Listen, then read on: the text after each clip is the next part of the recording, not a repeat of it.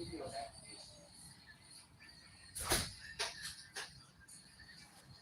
could tell the difference in this stain. It's a bit like oil, like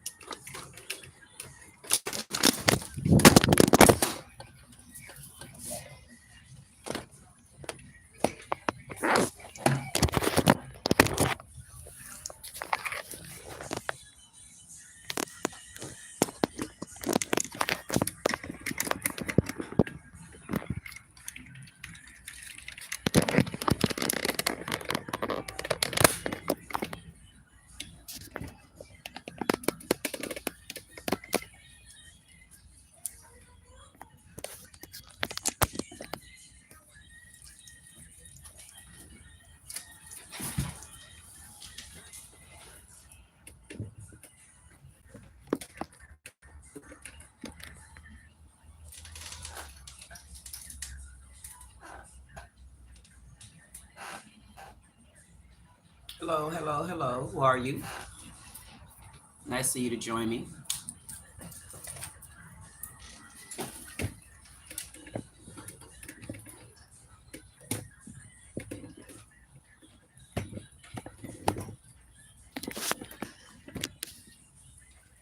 I was sitting here to my desk trying to get some work done, but I couldn't get any work done today.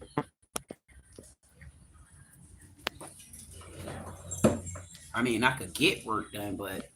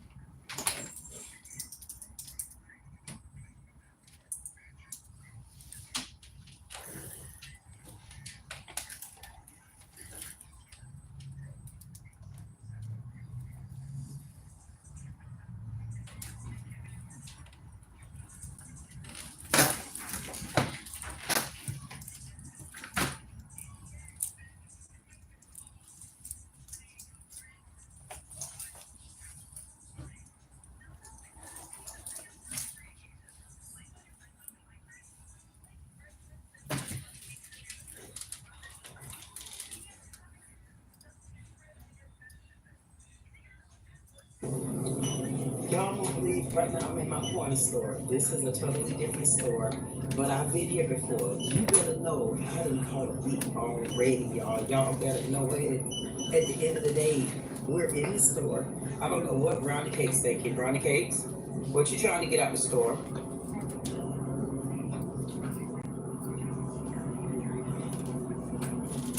These things cost my whole scarf. You got me messed up. I wish I would get that. No, ma'am. No, ma'am.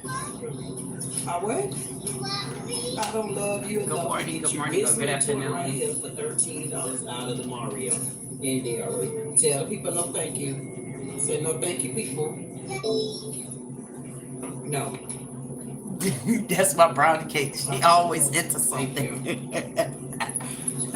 I am so upset right now until I can't even be upset, y'all. Listen, I don't know why there are so many haters out here because I'm still going to be who I am. It doesn't matter. It doesn't matter. I'm going to still be who I am. Haters and all. Listen, transgenders, I have no problems with you. But if you going to be transgender, why don't you tell the men who you are? Chloe. I guess I did because it gave it fireball. Now run and tell that transgenders, we don't care about you being transgender. We care about you putting your lifestyle on us. You're a transgender, nobody cares. That's between you and the men. Leave us out of it. And I'm not done with this conversation. I'm waiting for the house to fill up. Okay, hold on. I'm gonna show y'all what's in this corner store, and we're gonna make it real quick. It's a little bit different thing. I mean, I like the line up here. It's a little bit different.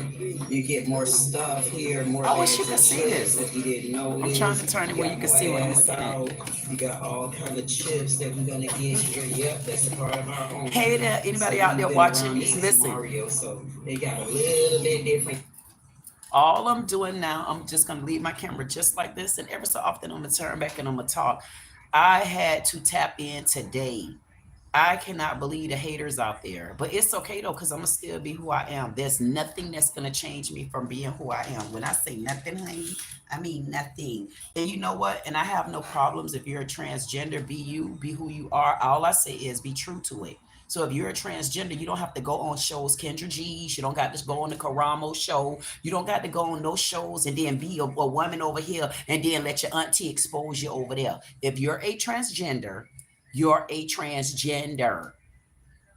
You don't have the same ovaries as me. Okay, I'm not a transgender. I am 6'2". Yes, I do wear heels. Some may mistake me for a man, but honey, I pushed out 2 of them. I should be the richest woman in the world if I'm a man. And you better know it. And no, I'm not mad. I don't give a damn because I'm going to be me. I'm going to be true. I'm going to be who I am. And that's why you're going to always hate me.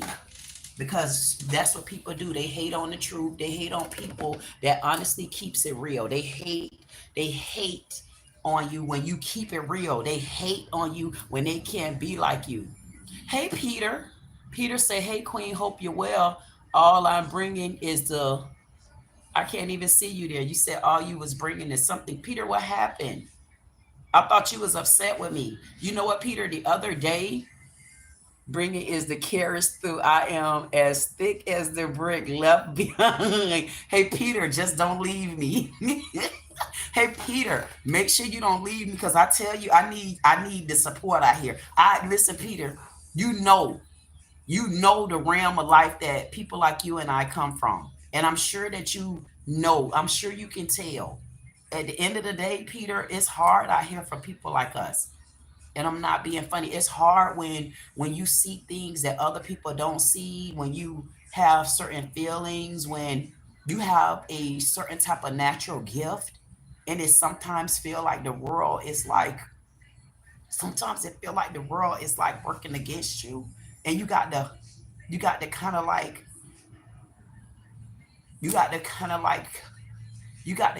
find your strength in it.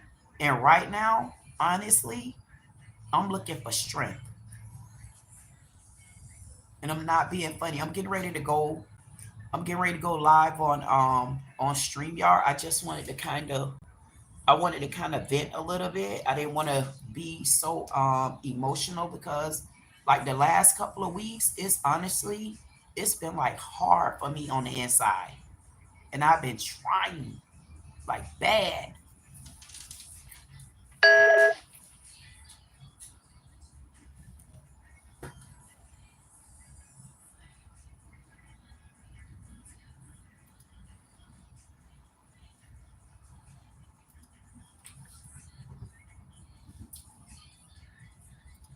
Y'all don't have makeup, your style, it's just your essence, your vibe. You need to know this. These are not by mistake. These are part of the light. Okay? Let's see what's going on the high vibrational end. What's something that is good about all of this? Look at that, the strength card. Once again, it's just giving you another thing. Some of you guys don't let anyone tell you to tone it down, okay? If that makes sense. I remember I was growing up before this lady was working at the daycare, and she would always come in, makeup done, hair done, lashes, nails done, and the principal, the director of the whole thing, asked her, tone it down, son. You know what I'm saying? She was offended and she quit. Now she probably went on to do some great things, probably became a fashion guru or something. But the key is maybe wherever they're telling you to tone it down, maybe you're in the wrong space. Okay, because wherever it is that you're doing, wherever you're lighting it up at, they need that. They want to be intimidated by it. They will turn that way. Wherever it is that you're going, they want to embrace the light. Okay, they want that. So anyway, time to roar, time to do your thing, and that's a clue for somebody out there. You're around people every time you rise up, they try to beat it on out of you, tear you down, or bring you down, or humble you. Leaving it behind. Okay, and I like how these are both eights. You're leaving it behind, trading in all of that. So anyway, but it's confident. Like so everything is okay. I'm trying to get ready and I'm trying to prepare for tonight. Tonight is my small channel talent search. I actually was going to, yes, I am. I'm just on the cell phone now live right now, Peter. Oh, You know that tower with cameras and the flashing lights in the parking lot? I'm actually I'm on the mobile device, so I don't know how to like bring you in on this device, but I'm getting ready to also go live on StreamYard, and I'm gonna put the link in the chat, and and I'm just gonna go from there. It's been kind of hard for me the last couple of weeks, you know, especially when you don't have anybody to really talk to. You don't want to like you don't want to like overwhelm one person. I mean, I don't really have nobody to overwhelm, but really one person. And I see that it was kind of overwhelming with that person. So it kind of is a struggle on the inside at times. And because I'm a loner. I don't talk to anybody. I really don't like deal with anyone. Thank you so much, Peter. I appreciate that. You say you're looking very vibrant. Let me show you, Peter, what I have on. I came out, I feel vibrant. I just not bought, but I just got on just like a little, this is like a onesie top and the little skirt to go up under it with the shorts and stuff like that. But thank you so much, Peter. I definitely appreciate you saying that. I'm looking vibrant. Hey, Jug, how you doing? Jug too is here as well. So thank you so much, Jug. Definitely appreciate you. But it's kind of hard at times. It's kind of hard when you are like a loner. Um, you really can't trust people, and it's not that I can't trust people. I just choose right now to be in my space, because it seems like anytime I allow people in my space, to be honest with you, it seems like I allow people to take advantage. I allow people to kind of still take advantage, and I need to work on that. I need to truly find a way to work on that. The problem with it is when you working on so many different things, it's hard. When you working on so many different things, when you working on yourself, when you're trying to work on projects, when you trying to, you know, I got my little baby girl brownie cakes. I'm trying to make sure that she stay on the right path and not be buried into so much drama, with her side of the family over there. So it's like, I don't know, sometimes I feel like I got a lot on my plate, but then it feels like I don't have enough on my plate, if that makes any sense. And it could be so much sometimes. But I know I got it. But when you don't have all the tools to have it with, or you need tools in order to survive, you need things, sometimes you need people. But what happens when you can't find those people, and then I don't know, I got, I know how I feel on the inside, but then at times when I'm faced against like the world, it get kind of tough. And that's the problem. It gets tough when you faced against the world, or you faced against things that you can't beat. And those are the things that's honestly out of your control. And you got to learn how to handle those particular things. You got to learn how to deal with those particular things. It doesn't matter how strong you are. It doesn't matter how big you are.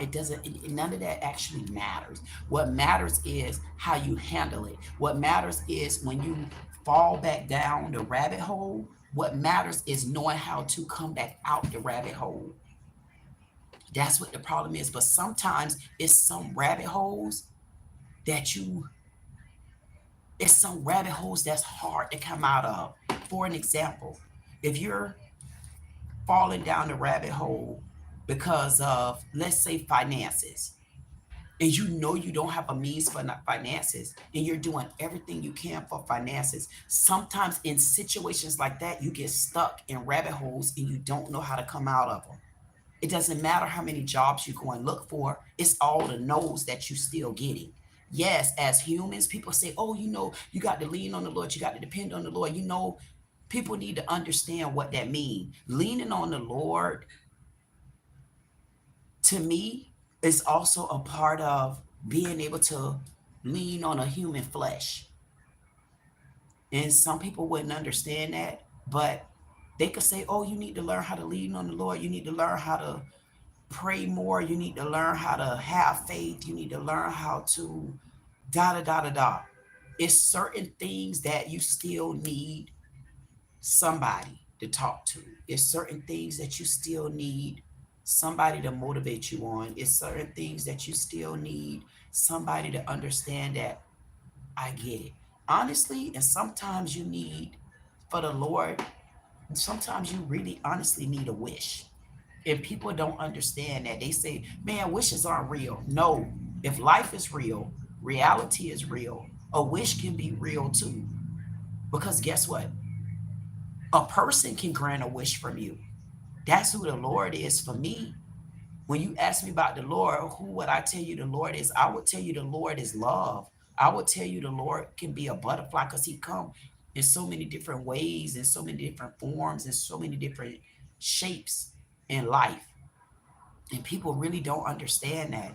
And I honestly, the reason why I connect with men is because I feel I understand that, me being raised by all men in a house, and you're an only girl. I seen the struggles that my daddy went through, but he couldn't talk about it with his friends. I hear the struggles that my brothers go through, and they can't talk about it with their mates. But why do they feel comfortable enough to talk about it with me? Maybe because they feel like I understand. And in all honesty, I do. People don't get that. Like, I'm a tall woman, and whether people get it or not, it could be a tall thing here, especially when you don't feel like you can relate to anybody that really understands you, because they look at you, a tall person, you strong. You a tall person, you got it together. You a tall person, you this. You a tall person, you that. And no, we need to sometimes take all of that off the table. Take a person's outside appearance off the table. Take a person's mouth off the table. Take a person's everything off the table and try to dig into where they at in their heart. And that's where I come in, where I like to I like to talk to people where I know I'm talking to the person. I don't want to talk to your beauty. I don't want to talk to your ugliness. I don't want to talk to your money. I mean, do you know how many men come that I could deal with that got money? Man, it's not about the money. It's about the it's about the being. It's about the being of it. The being, the being is to understanding, the communication, the lack thereof. How can we work through it? How can we work it out? You know, even when I went on this Kendra G show, people don't understand when I talk, I truly talk from my emotions. And I said, you know, I need to work on that. But no, I don't. I don't need to work on my emotions because emotions is a part of life. And if you don't know how to tap into your emotions, there's something wrong. A person that's so hard, a person that's so stiff, a person that's built up like a brick. I mean, how do you break down a brick other than pick it up and slam it on the ground where it crumbled? But why do you have to go that far? Why do you have to pick a person up and slam them on the ground for them to be open with you, for them to show emotions, for them to let you know that they are going through something on the inside? And I just happen to be one of those type of people. And I put my emotions out there so much with people, and I found that I dealt with people that's like bricks, like they're too hard. And if you dealing with someone that's like a brick, or you deal with someone that's too hard, or you're dealing with someone that don't know how to open up or let anybody in, man, you got a hard road right there and don't even realize it. How could you get through to someone that can't even get through to themselves? How do you get through to someone that does not show you how they genuinely feel on the inside, or they don't know how to even have like a compassionate conversation? Peter says, too deep, stay on a level of balance, ride the ride. It's called life, learn. And you know what? And that's what I try to do, Peter. I do stay on that level, and I try to continue to do me. I try to continue to find my balance within, and I do a okay job, but it is those days where that job honestly isn't enough. That job that you're doing is not enough. That that inner strength that you feel like you have, sometimes that could also be your weakness. That balance that you want to be like this. What happens to those days when you got to fall because you're so tired of keeping your balance? What about those days where you just want to not be on balance? You just want to be you. You just want to be able to not have to come with guards up. You want to be able to not have to be combative or not have to explain. You can't, it's hard to always have a balance. And that's what people don't get. It's hard to always have a balance. For me, it is. And I have a balance all the time. But guess what? Even through those balances, I have weakness. And I was kind of talking to someone last night, or yesterday, and I was kind of saying that on the inside, I'm hurting a little bit on the inside, and I got that strength back. Oh, you know, you're a strong person. You know, you're a gifted person. You know, you're a this person. You know, and I'm saying to myself, but like right now in this moment, can you please not worry about what gift I got? Or can you please not worry about how balanced I am? Or can you please not look at me on the outside? Can you please just listen? To me, sometimes with listening,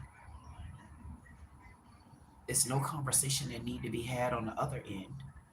And people don't understand. Sometimes listening, no one has to be talking.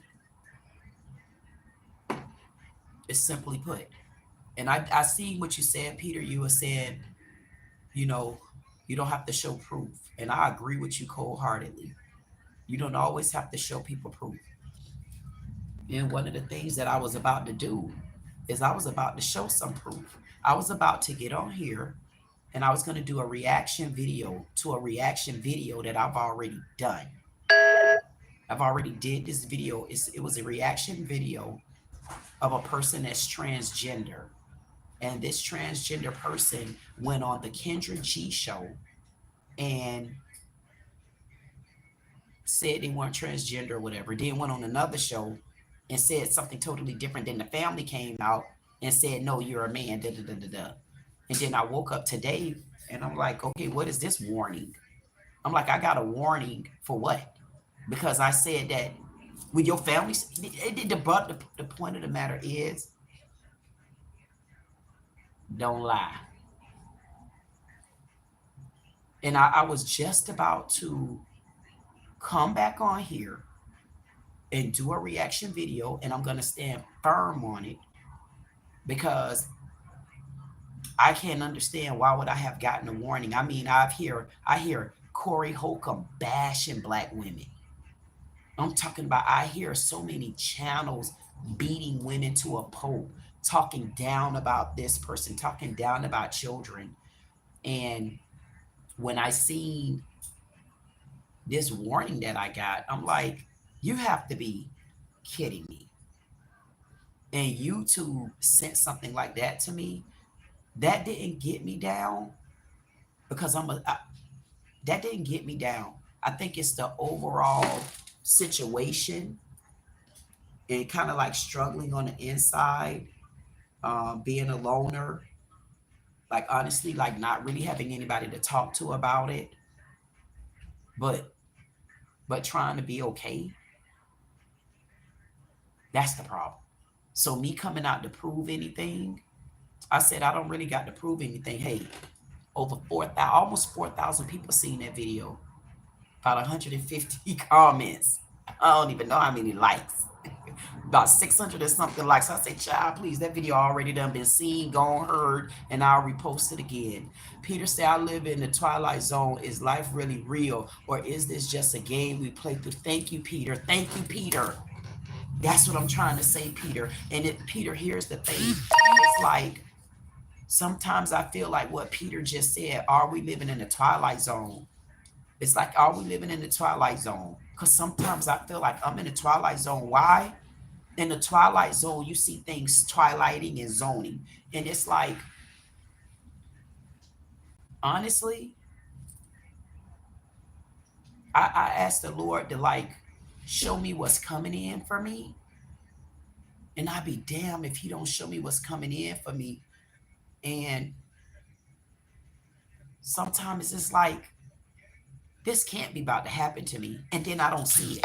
And then when I least expect it, I kind of see what I've already seen before. And I'm like, wait a minute, but if I seen that, how was I supposed to help that? Like, I'll dream about things. I'll see things. Like, even when it comes to my channel, honestly, I'll switch up like that because I am the blueprint. And I could see something coming and something to say, no, you need to go the other way on that one. We'll come back to it. No, we don't, I don't need to do that right now. No, come back to it. But it seemed like it still keep me down because I'm coming back, going back, coming back, going back. And I'm like, damn, just like Peter, you just said, it's like you're doing like this, like a bobblehead. It's like you in the twilight zone, like you can't figure it out. Like, you know, you got it, but what's the stopper? Peter said, you breaking through the veil of perception.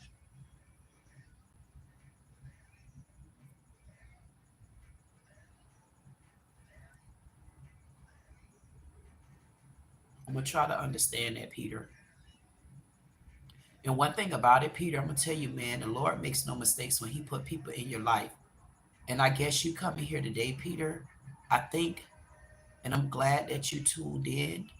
I am going to go live, and I probably do need to speak with you because I know that you will understand me, and I know that you will be able to relate to me. Peter said, nothing is real, just thought of the thinker. Always thinking. Always thinking. Thank you, Peter. And you know what, Peter, I definitely appreciate the comment that you gave me earlier. I definitely appreciate you on that. I got up this morning and and I went over to my office. I haven't been to my office in so long. I went over to my office today and I left immediately. And I came back and I changed my clothes and I'm like, no. I'm like, I cannot let life beat me up. I got to I got to continue to pick up the pace. I got to continue to work hard. I got to continue to try to give everything I could give. I got to continue to stick to what I know I'm up to. I got to continue to make those changes that I need to make, even if it's at the drop of a dime. I got to continue to pay attention. I can remember Peter and everybody out there in the chat. Thank you everybody for joining. Welcome, welcome, welcome in. I definitely appreciate you for doing that. I know y'all seen the title about the transgenders, and I'm gonna remain firm on that. When you're a transgender, there's nobody, I mean, I personally, I don't care about you being a transgender. All I ask is that you don't put your lifestyle on me. That's all I ask. You know, like I don't have anything to do with it. One thing that I was referring to, like with Tarjay came up with something a few years ago. Oh, you know, with transgenders, we're gonna allow you to come in the same bathroom. My personal opinion of that, I don't think that's right. I think there should be, whether you like it or not, that's the part of you crossing over into another world. I didn't like the fact that you can come in the bathroom with me, or you can come in the bathroom with my daughter, or you can come in the bathroom with my brownie case, because no matter which way it go, whether y'all like what I'm about to say or not, a woman pee pee in the commode, a man piss, and that's a big difference. So when I hear you pissing in the commode, I don't care if you squatting. I mean, come on. Not that we listening to you, but still, I just don't feel like that's right. And I feel like when transgenders get mad because you point certain things out to them, I mean, that's a personal flaw that I feel like you need to work on. I feel like that's something you need to take into accountability. That, like me, for an example, if I want to walk out the door and I want to have my ass out and I got on a pair of lazy Lukes, I mean, whether I like it or not, people come for you in different ways. They don't want to see my big ass out the door, even though I can see other flat asses. That's just a part of life. And guess what? When I walked out the door with those lazy Lukes on, big as my ass is, I already knew what was going to come. Especially when the right and wrong guys be looking back there at it. However, that was still my choice to walk out like that. But should people hit on me out there, like with their fists and stuff? No. Should they call me racial slurs or anything? No. But I already know people not going to be kind. So when you go on someone televised channel across different channels and you lie and say you're not a transgender, and we could see the Johnny Apple, we could hear it in your voice, why would you lie? Stand in who you are. Just like if I walk out the door with them damn Daisy Dukes on and I see you with lazy Lukes on, and I know my Daisy Duke ass gonna have some ass hanging out and some cheeks, I got to expect what's gonna come on the other end. Even though you don't got the right to touch me, you don't have the right to threaten me, I'm gonna expect the stares. I'm going to expect the whispers. I'm going to expect the comments. I'm going to expect those things. So as a transgender, you got to expect those things as well. Hey, Ban say this world is cold and chaotic. And it is, Ban. It's very cold and it's very chaotic. And what people need to understand is this world is cold and chaotic. But guess what? You cannot live in this world by yourself. I don't give a damn if you isolated in your own house. You still not gonna live in this world by yourself, because at some point or another you got to go out the door. I don't care if you going out the door to check the mail. I don't care if you got to run in the grocery store. If you running in the grocery store, you're still not in this world by yourself. You're still in this world with someone else. And that's what we need to start understanding. Period. And you know what? Man, y'all just don't know. I seen in my chat, and I can't even see the comments because I can see them as they come up on the screen, but they disappear. It's like I had to come back and talk to my men. And that's why I try to tell people, for me, it's very, very, very important for me to do my men only live. The devil rules for now. God is taken back and he pick a side. And thank you, Peter, for saying that. And I definitely agree with you on that. These are these, to me, these are the days of hell. These are the days where the devil gonna sneak in on you with a big booty and a smile. The devil gonna sneak in on you, tall, dark, and handsome. The devil gonna sneak in on you, short, stout, and bow-legged. The devil gonna sneak in on you, blonde hair or black.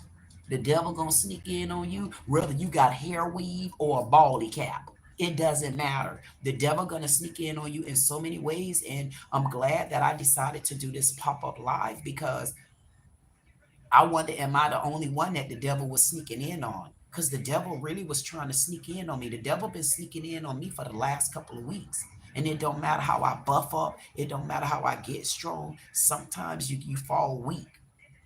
And when you fall weak, what people need to understand, you do need a pick me up. You need a pick me up. And I needed a pick me up. I did. I needed a pick me up bad. And I don't feel ashamed about coming on here saying it. Who needs to worry with the booty? I cannot. I couldn't.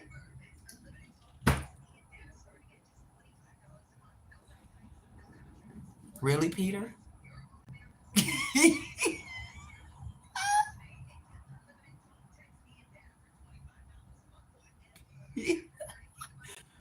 Really, Peter? Really? Y'all gonna make me take this. Let me take this out the door. Let me take this out the door. You guys are so horrible. Listen, I'm gonna turn this way. The only reason why I had to do this is because honestly, where y'all at? Y'all see me today. Yes, the girl is in it. Honey. Listen. Thank y'all so much for today. I promise y'all I need it. That's all my gifts back there. One day I'm gonna show y'all. I did a live already one day. So right there on this rolling chair, I have so many gifts from the casino. Oh my goodness. I got so many gifts from the damn casino till y'all won't even believe it. And honestly, I need to do a giveaway.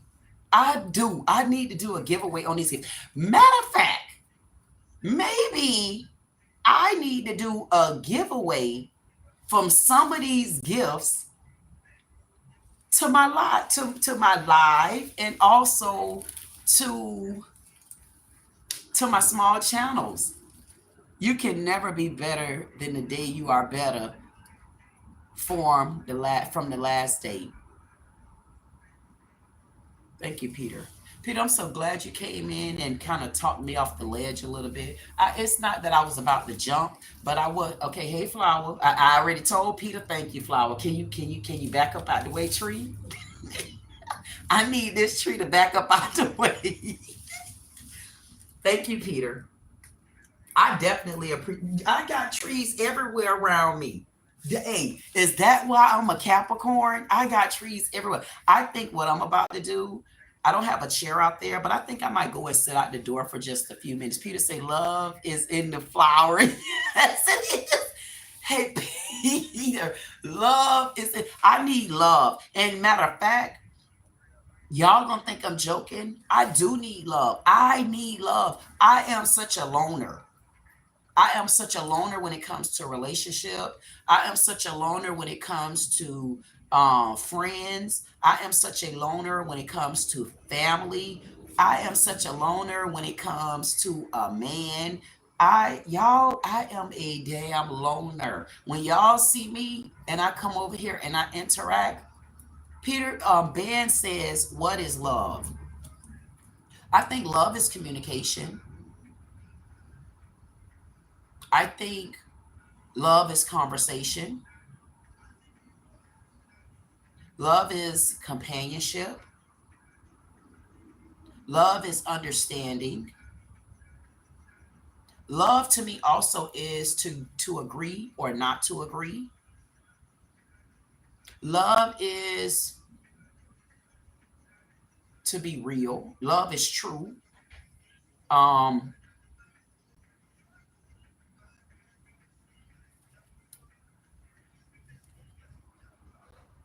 love is commitment. Because people don't understand, you can even have love in a commitment, but that don't have to be a commitment in a mate relationship. It's a commitment between people or two people, persons, family, friends, group. Um, what else would I think love is? Love is peace. Love is freedom. Peter said, I'm the beast you are looking for. You are a beautiful part that makes the missing beast. You know what, Peter? And when I tell you, Peter, I am honestly, I am, it's so many men, Peter, that come for me and they think it's not that it's hard with me because I'm not a hard person. I don't have to be hard. I was in a 31-year marriage. I'm happily separated. I do need to file for a divorce when I can. That's on my agenda. But there's no connection. I got 2 kids from my separated husband. I got my brownie cakes. That's my god baby. Or she's our god. That's our godchild. We call it her in the family. And I guess people, when they don't understand, they think that you're built up of just looks. And I think that's what I kind of went through for a long time, where people think that looks make a relationship or looks make you want to be with a person. No, that might get you in the door, but looks don't even get me in the door, Peter, to be honest with you. Peter, Ben, hey, God, and I seen you come in. I forgot to speak to you, but hey, God and Jug, I seen Jug speak to you guys. So, hey, everybody, welcome, welcome, welcome in the chat. Welcome. I definitely appreciate you. If you see all my men in the panel, make sure you speak to them as well, because yes, I am based around my men, and I feel comfortable talking to my men.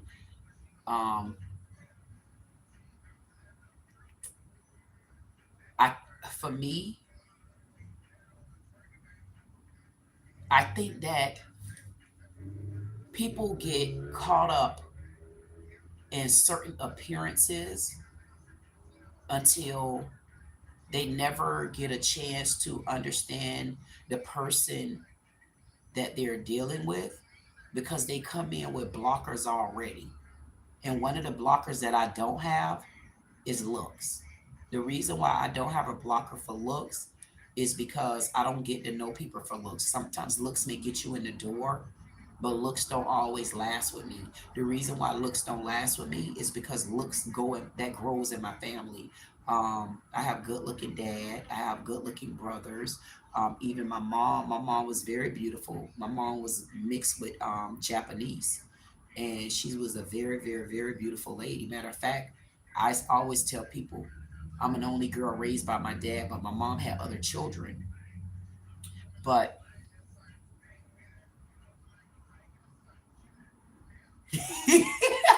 Peter said he's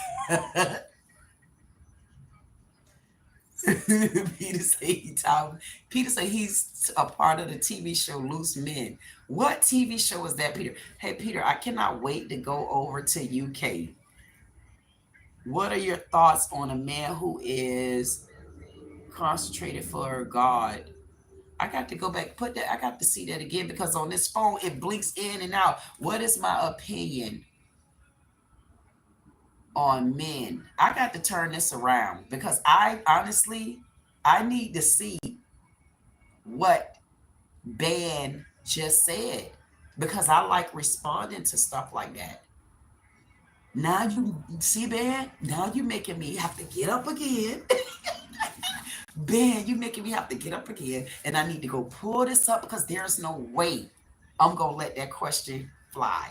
You better know it. I know I'm not playing musical chairs. I got to address Peter. Okay, Ben say consecrated of God fully as a virgin, and opposed to a man who is committed to one woman. Oh, Lord, Ben, you asking me some good stuff, honey bunny. I'm gonna have to get on up in here. Get in here. Get in here. Get in here. I'm coming around, because guess what? I definitely want to see what Ben just said. I do, Ben. I'm so interested in that comment. Yeah, so I'm doing an open skirt. This is an open, it's nothing but pants. This is just pants. Let me back up. See? It's pants. But it's an open skirt though. It's one of those things that you could wear.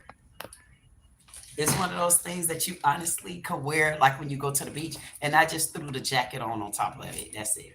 So eye is in the beholder. Yes, it is. The eye is in the beholder. And I want to see exactly what you said, Ben, because it's so interesting to me. And I want to see what Peter had to say too. And this is what I try to tell people. Honestly, if you know how to sit amongst men and have a conversation, and I think sometimes that's what the problem be for me. I know how to sit with men and have a different type of conversation. And sometimes they get a little rough talking to women with me. I don't know what it is. Listen, man, y'all tell me what is it? What is it why me as a woman? Why is it so hard for women to kind of get along with other women? Like, I want to know. I could sit amongst women. I could sit amongst the women. And I promise you, I could be okay with them. I could do everything I can to support them. I could do everything I can to get along with them. You're looking and understanding to why we men are doing exactly. Peter. So Peter, I'm sure you can relate to me when I tell you, for some reason, my men, I have the easiest conversation with them. I was on someone's stage, and from what I heard, this same young lady was on another stage with all men. Now, mind you, I'm always with all men. I'm never with all women. This young lady went on the stage with all men and basically ran off like never to return again. I can't do this. They rude. They this. And I'm saying to myself, they rude. I was just over there. And they wasn't rude to me. And I'm saying to myself, guess what? It opened up the doors and said, and you wouldn't be one for me. Even though I would give you a conversation. I wouldn't make that a long-term relationship. I'll just deal with it as I deal with it. Opposites attracts. We need each other, Queen. We do. I'm telling you, Peter, we do. And I can't wait to come over to UK. I really can't. I can't wait to go to UK. I don't know, Peter. Honestly, something in me is just telling me it's like nothing here for me. Maybe I'll come back, but I feel like I'm meant to travel. I'm meant to be free. Peter said, I have a brain injury though, and it's violent. No, it's not. You don't have no brain injury that's violent. I guarantee you don't. You don't. Because if you had a brain injury that's violent, you wouldn't be able to sit on here and hold sustainable conversations. Kool-Aid. And it's the red one today.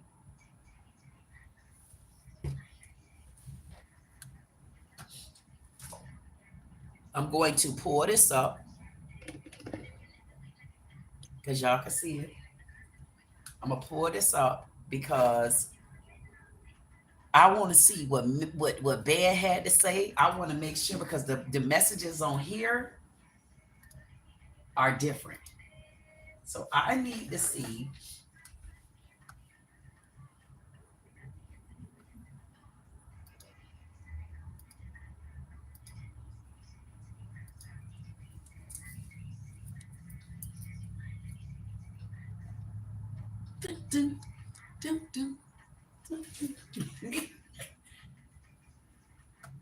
Okay.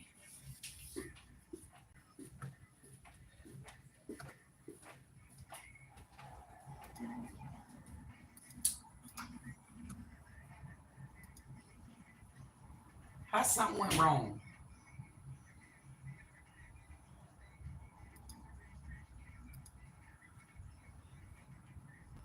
I'm trying to come in. I can't see the messages. I wonder if I can't see the messages because it asked me about I did this vertical thing. So I wonder if the vertical things is the reason why these messages are disappearing and all kind of stuff like that. Let me see.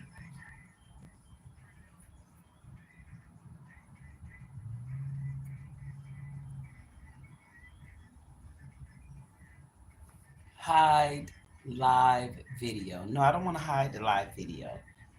Create a highlight. I want to create a highlight, but I like to do things with my men. I ain't joking, y'all. I like to do. I don't know why I like talking to my men. Peter say, love the light that shines from you, Queen. You know what? Thank you, Peter. I definitely appreciate you for that, Peter. Because honestly, I'm telling you, Peter, I'm not a, I promise you, I'm laughing because I don't know, anytime I'm like telling the truth about something, it comes off funny to me, but I promise you, I'm not a miserable person. I'm not miserable. I'm not hateful. I am not, I'm not depressed. Yes. Peter say, Ben said, yes. Ben said, do you need me to? Yes, do it, Ben, because I'm trying to pull it up here. And I'm here, but it ain't giving me the damn things. Oh, I know what I could do. I think I could get it. I'm gonna come here. I'm gonna go there. I'm gonna go there. I'm gonna go there. Okay, here. I guess I can. Oh, maybe I could change. I could go here. Switch. I'm gonna go into. Y'all know I like to cook, right? I should show y'all some of my dishes that I cook. Okay. Y'all know I like to cook, right? I should show y'all some of my dishes that I cook. Okay. Y'all know I like to cook, right? I got it. Boom, boom, boom. I got it. I'm about to find out what y'all trying to say to me. But I'm going to turn down the volume.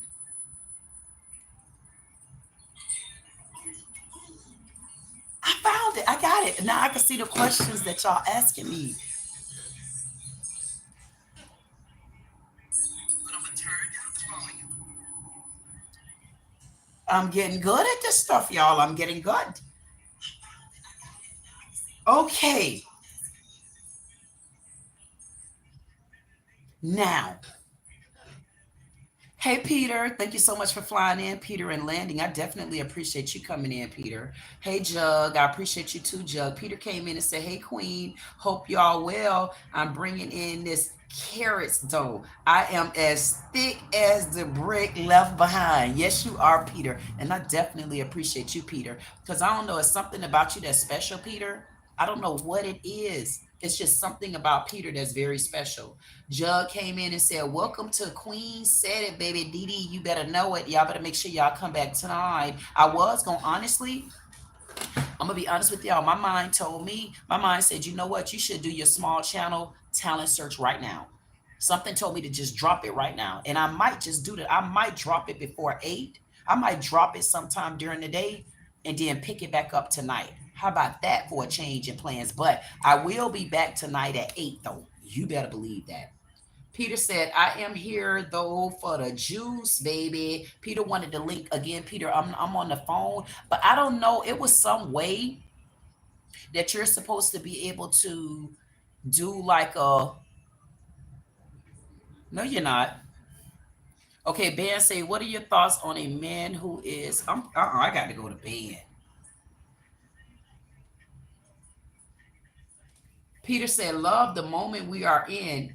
God dressed you to look well. Thanks for showing the body of God. You know what, Peter? You know what, Peter? I was going to go out the door, and I might still go out the door just to get some fresh air because I noticed one thing that I be needing, I can go from building to building. But when my body, honestly, y'all consider this too. That's why it's good to know who you are and understand what, like for me, some people not really into their zodiac signs. Hey Martin, how you doing, Martin? Some people not honestly into their zodiac signs and stuff, but I am, and I'm glad that I am. Because one thing that I noticed about me and my zodiac sign, I'm a Capricorn. A lot of times when I be feeling a lot of like stress on my body, aside from honestly needing a good massage that I give, like I give a good massage. You got to know how to give a good intense massage. Aside from needing like a very good tense massage that I know I need, especially with my body being like 6'2", I'm a big woman. I mean, I only weigh 205 pounds, but still that's big for a woman. um I find some of my body relief is me going out the door and getting into the earth. Like walking out the door, letting the sun kind of hit me a little bit. Peter said, finish the plate of food or don't sit and try. You're a full belly, correct. I agree with you, Peter. And I have to walk out that door sometimes and I got to get some fresh air. And I got to learn how to lay. So when you see me doing stuff like this, honestly, and y'all see me doing my little dances and stuff, honestly, I'm gonna go back to doing stuff like that because it honestly helps my body. And I'm gonna start back doing. I met a lady. Her name is Luho Vlog, and Lu is a like a DJ over in Korea. And Lu and I met, and we got along beautifully. And she has a channel, Luho Vlog. Make sure you go and subscribe to her. I hope I could drop her link in the chat. But she's a very good girl, and I'm gonna reach out because I want her and I to start doing some things together, so it'll allow me to baby, baby, baby, baby, baby, baby, baby, baby, baby, baby. It'll allow me to like move my body, baby. Move my body, baby. Move my body, baby. And I'm not being funny because I really do like to dance. I mean, don't look at this age. Don't look at 50. Do not look at that age 50. And y'all know I like to dance. Y'all know, and you listen, and y'all know I like to dance with them heels on, baby. Baby, you better know it. I don't like dealing, like I could, like right now, I should get up and I should just do a little bit of dances or something right now. Peter said, truth is hidden amongst them lies. Yep, I agree. Thank you, Martin. Martin said, hey, beautiful queen. Thank you, Martin. Martin, you know I needed that. Thank you so much, Martin. I appreciate you flying in and saying that. And you know what, Martin? I'm definitely looking forward to speaking to you and Gotten because we got to get some resolution here. I mean, you and Gotten gonna have to get along. Y'all gonna be mad with each other. Y'all got to be mad with each other, but don't let the ops come in. Ben said, for someone who's 50, you look like you've aged gracefully and have taken care of yourself. You know what, Ben? Damn, that make me feel good. I'm off. Thanks, Queen. Till next time, learn more. Hey, Peter, come back and see me Sunday. I need you Sunday, Peter. So make sure you come back. I'll be live, Peter, probably around about 7, maybe before the end, because I got to make sure that I start staying on schedule. And I'm gonna definitely work on that. I'll see you next time. I had to blow you a big kiss, Peter. And I gave you some of those. See you later, Peter. Thank you so much for flying in. Thank you for landing. I appreciate you. And I'll see you again Sunday. So Ben said, what are your thoughts on a man who is a consecrated man of God, i.e. a virgin, as opposed to a man who has commitment issues and is essentially a player? You know what, Ben? You want me to tell you the truth about that? I'm going to be honest with you. And if it's anybody out there listening, put your ears there. For me, Ben, I've been married 31 years. I have 2 children from my husband, and I lost 1 kid in 2007. And I feel it was a little girl. And I feel like the Lord blessed me with my little brownie cakes. But through this ordeal of me being separated, honestly, I have no problems with committing to myself as I've started doing. I have no problems, honestly, committing to myself and being born again all over. And that's what I'm on the road to. Like, like people think it's all about sex, it's all about, being intimate, but what they don't understand, you could be intimate with a person without being sexual, and that allows you to get to know them or get to know a person. I I personally, and it's a lot of people out there that don't want that, but I have no problems with a man that's a virgin. Honestly, I would prefer a man that hasn't been with anyone, at least in a certain time period, because I know it's far and few out there that can honestly say that they haven't been with someone, or that they don't need to sleep with anyone. And that's a hard pill to bite, swallow, and kind of spit out. But the reality to it is, you got a lot of people out there that's like that. And once you set yourself up, I mean, and I'm not being funny. I honestly, one of the people that was in my life, one of the ex friends that was like a sister to me. I know for a fact she haven't been with a man since like 2000 and maybe five. And I know this for a fact, not because we go that way, because I don't go that way, but because I know her, and we talked about it a lot, and she'll tell you it don't bother her. It don't bother her, and she has gotten very complacent with that lifestyle for her. The difference between her and I is this: I would not get complacent with not being intimate with a man. I would be complacent with not being I would be complacent with not being intimate with any type of man. Like, I don't have to go and sleep with a man because you a piece of man. I mean, me personally, I don't need a piece of man. See, there's a lot of women out there that will accept a piece of man over no man. Me, I could do without. I don't want a piece of man. If I wanted a piece of man, I wouldn't have separated after 30 something years of marriage. I wouldn't separate. I would continue a piece of man. And I walked away from a piece of man. And if you ever talk to him, he might have said it's best that he walked away from me as a piece of woman. I don't know. All I could tell you is this: me walking away from a marriage just puts me in a position to take control and be able to start. Um, it put me in a position to take control of who I am, what I want, and who I want to lay up with. There's a lot of men out there that bash women because we make decisions like this. But I think they're not understanding, on the other hand, they made those decisions too. So to see a man that's a virgin, I'm gonna be honest with you, I'll say praise the Lord and stick to it. And if you want me to be honest, not only will I say praise the Lord and stick to it, I will honestly say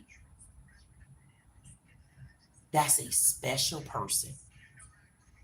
Even if you been down the road before and gave it up, and you didn't see, what I was about to say is the way this ex friend gave it up, I wouldn't give it up for those reasons. I would give it up because I know that the right person that deserves me is out there, and the right person that I deserve is out there. That's why I would give it up. I would give it up to wait on that. Thank you, Peter. Peter said, I want to come. Thank you, Peter. That's how I feel. I mean, I don't think people understand that a lover gonna come. All of that comes, but you just learn how to take your time to get it. Take your time, get to know a person.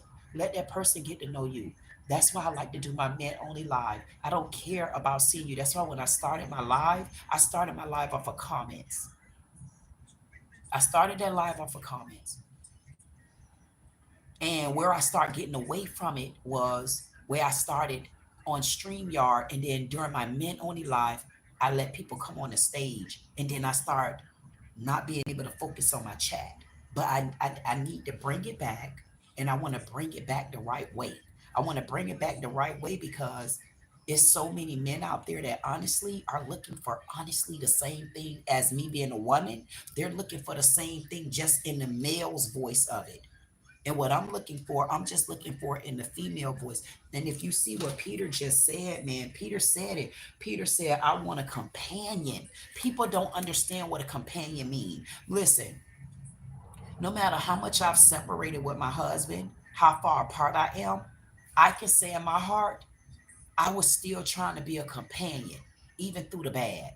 I was trying to be a companion. That means no matter what went on, I was still trying to be there. I was still cooking dinner. I was still even raising children, and my children are grown now. You know, my daughter, 22, son, 25, but I still felt like I was trying to be a companion, trying to be in a relationship. Because the longer you're in a relationship, then if you don't know how to keep that relationship active and keep that relationship live, you ain't in a relationship no more. You in something else where you really start, you trying to figure it out because it has drizzled out.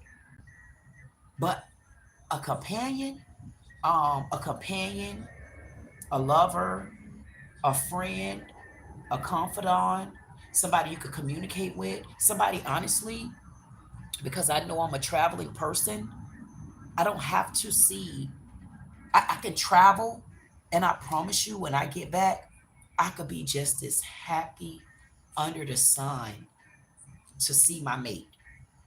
And that's what I love. Peter say, do you know how words are used, Queen? Wait, let me do this. So Peter say, do you know how words are used, Queen? If so, answer the next question. Peter say, I'm a therapist. Ask your question, Peter. And to go back to why Peter is posing his question, I want to go back to Ben. Ben said,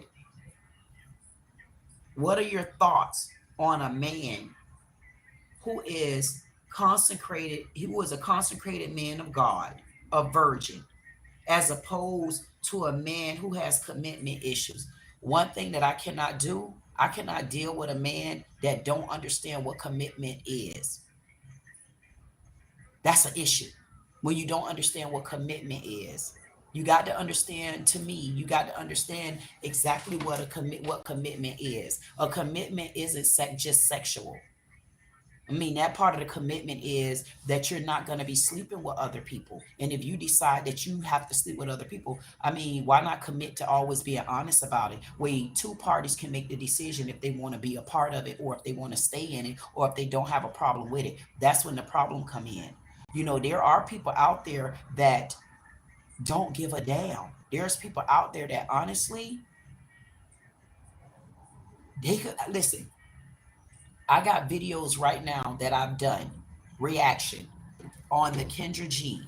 And there was a lady on there, and that lady was in her 50s. And or she might have been in her 40s because I felt she looked old as hell. I'm like, damn, girl, you look older than me. And I just turned 50.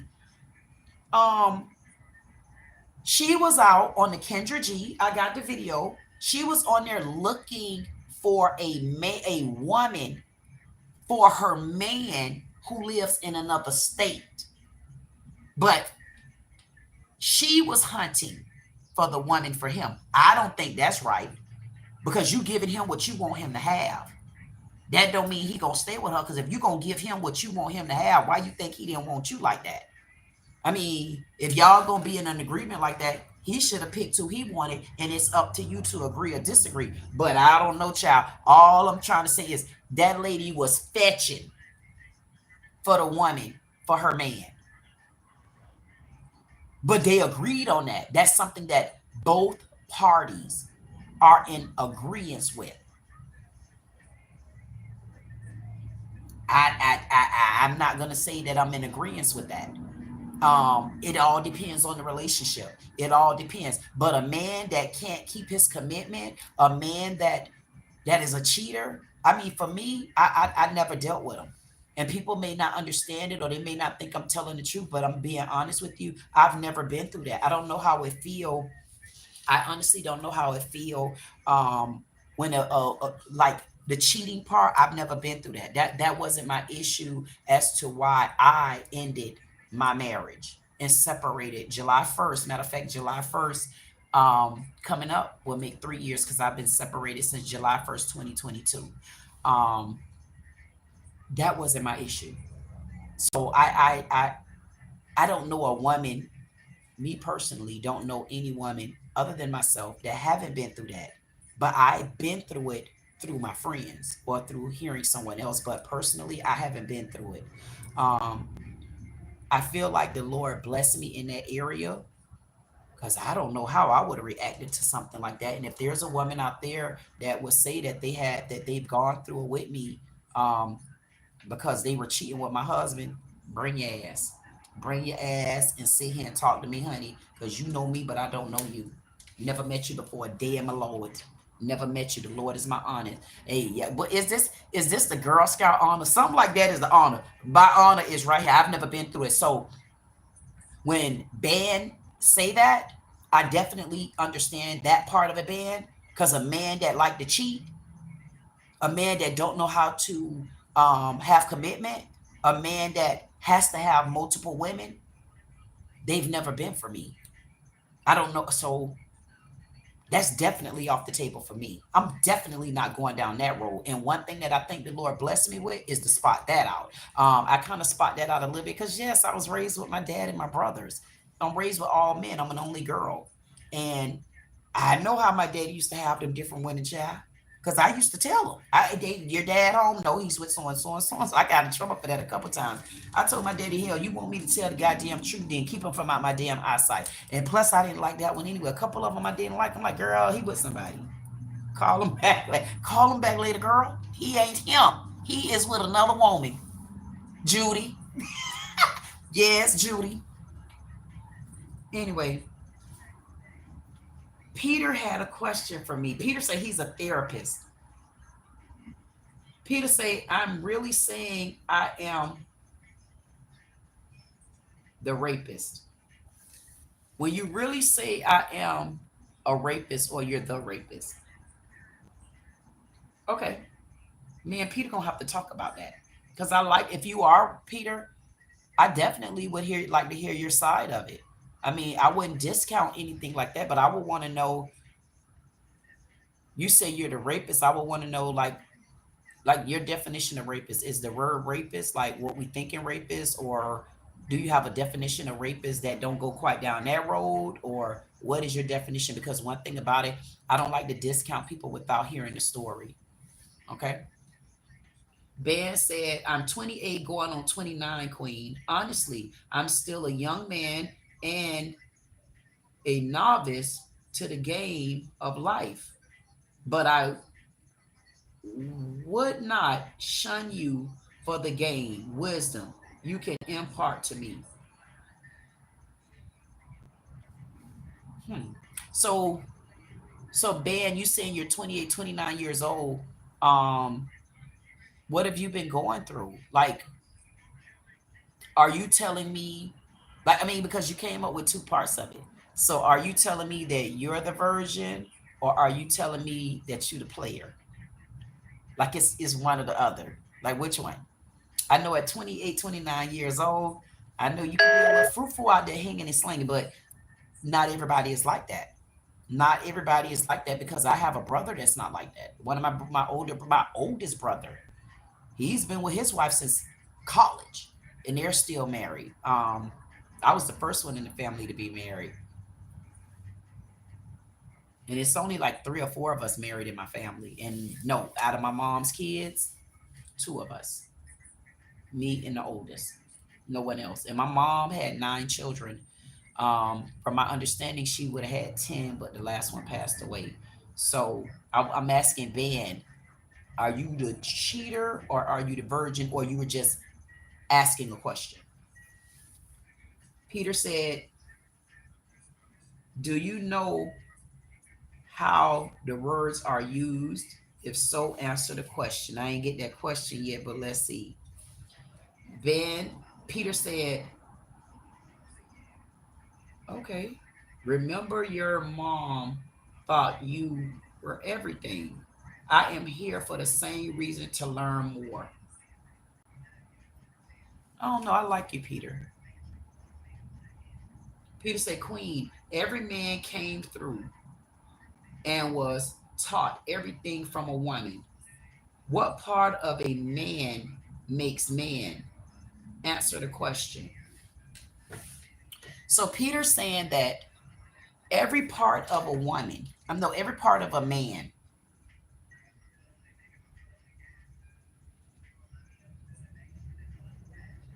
every man came through and was taught everything from a woman. What part of a man makes a man? See, Peter, now that's, to me, that's a double question, because Peter is basically, what Peter is saying is every part of a man was taught by a woman. So what makes a man a man?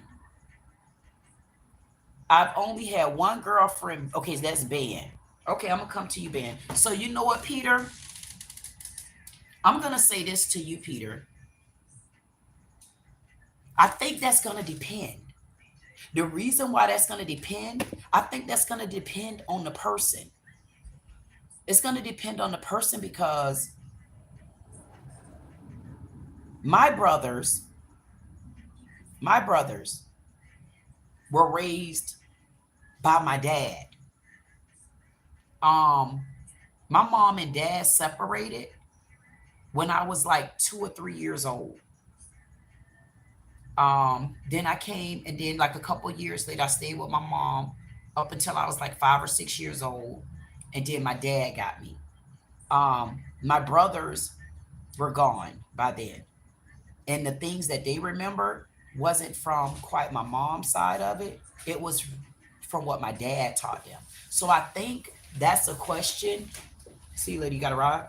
I think that's a question, huh? I think you didn't. Oh, you want me to take it? So go with the car.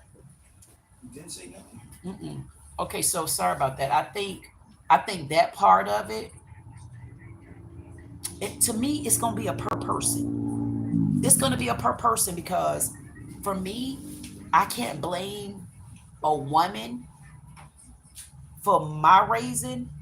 I could say I remember things with my mom, but I have to also gear it back over to my dad. And then even with my brothers,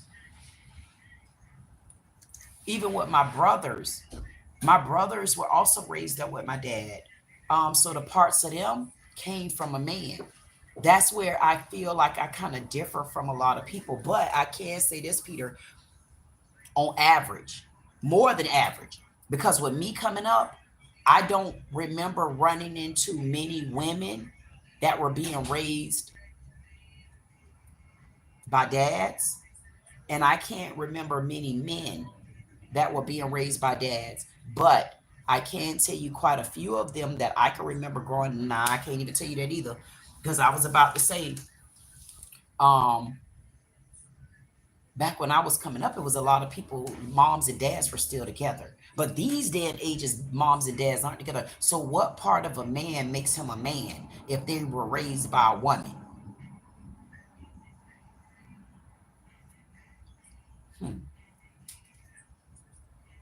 That's a good question. But that's a good question, but I think that's an individual question. Because I feel like you could still be a man even being raised by women. Because when you think about it, Peter, I mean, this conversation can go so deep, but when you think about it, even with the man in the house, isn't a woman's hand there a little bit more? I mean, thankfully, my dad taught me how to cook. Thankfully, my dad taught me the womanly things. Thankfully, I'm a girly girl and was raised by all men. and my brothers. But I got other brothers that was raised by my mom, but they men.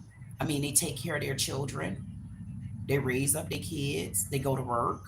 I got a brother that just, child, he do what he want to do. But that I can't say that for the other ones. So I feel like you could still be raised by a woman, every parts of it, and still be a man. Because when you leave from around your mom, then who are you intertwining with? To me, you're intertwining with other men. And I don't really know men that was just raised up by women with no male influence at all. I mean, I'm sure there's some sort of male influences somewhere there.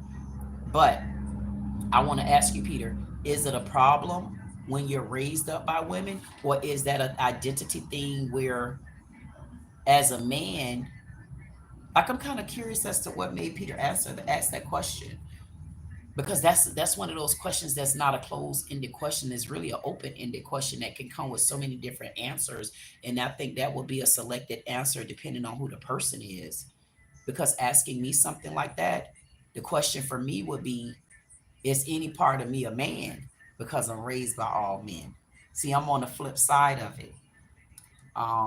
But everybody that I pretty much know were raised by women. The men, I know a lot of men that was raised by women, but they still men. They still take care of their house. They still stand firm on things. Um, I don't know. I do know, but I can only know it for me because I've seen so many women, so many men raised by women and still men. Okay, I'm gonna give you a perfect example. I don't know Peter.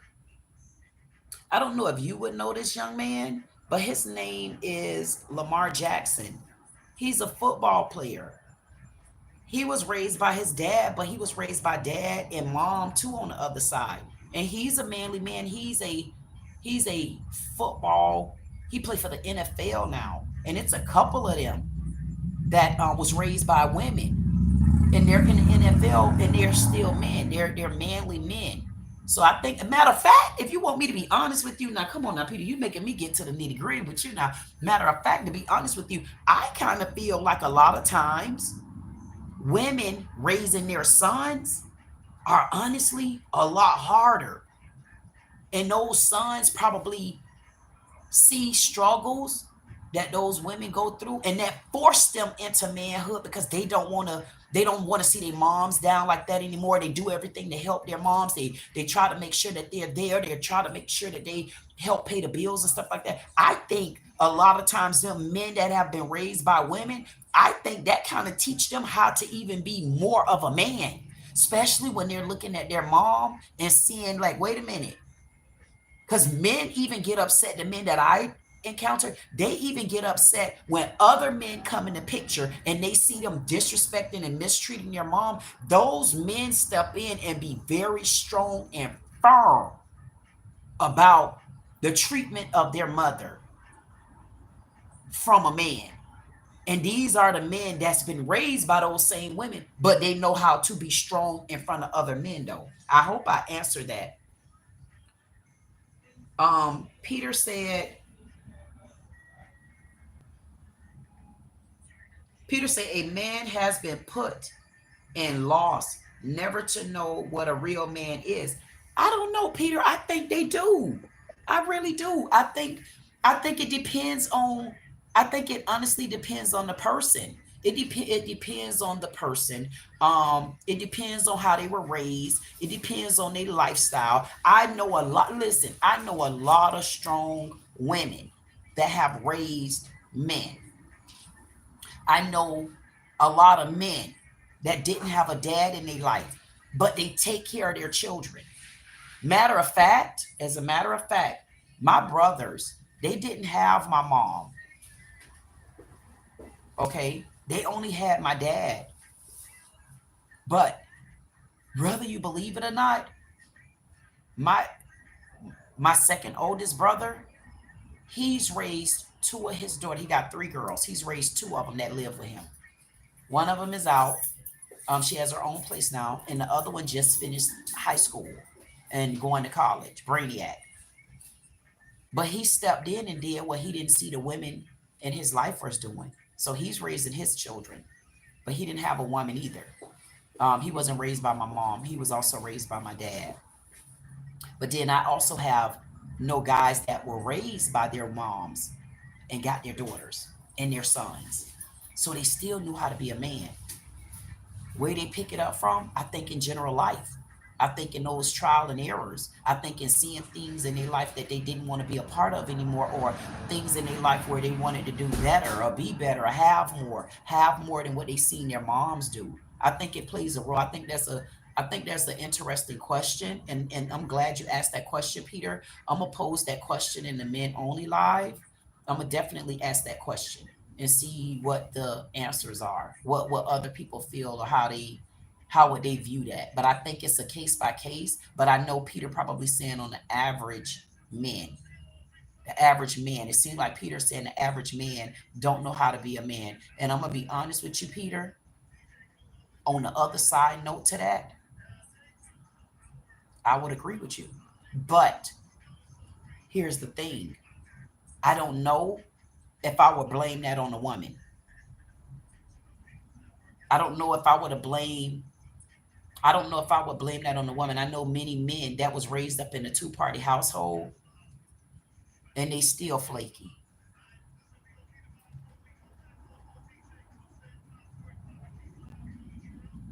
Peter said a man has been put in loss, never to know what a real man is. I'm so glad you said that though, Peter. You know what? That strikes so many poses with me because just being on social media alone, like this one that I'm talking about, this one is a transgender that want to be a woman like me, but want to get on social media and lie about who he is. Like, don't lie about who you are. If you're a transgender, say that. But that's a man, though, regardless to what. I don't know what type of household that man was raised in. I don't know if this man that's the one want to be a woman because they ain't no body parts been removed. And I don't give a damn body parts removed to not have a baby like me. Nah, don't start me on that damn conversation because they come for me. I'm going to send their ass back. And I mean it. Thank you, Peter. Because Peter, you going to get me in trouble even though I can't get in trouble.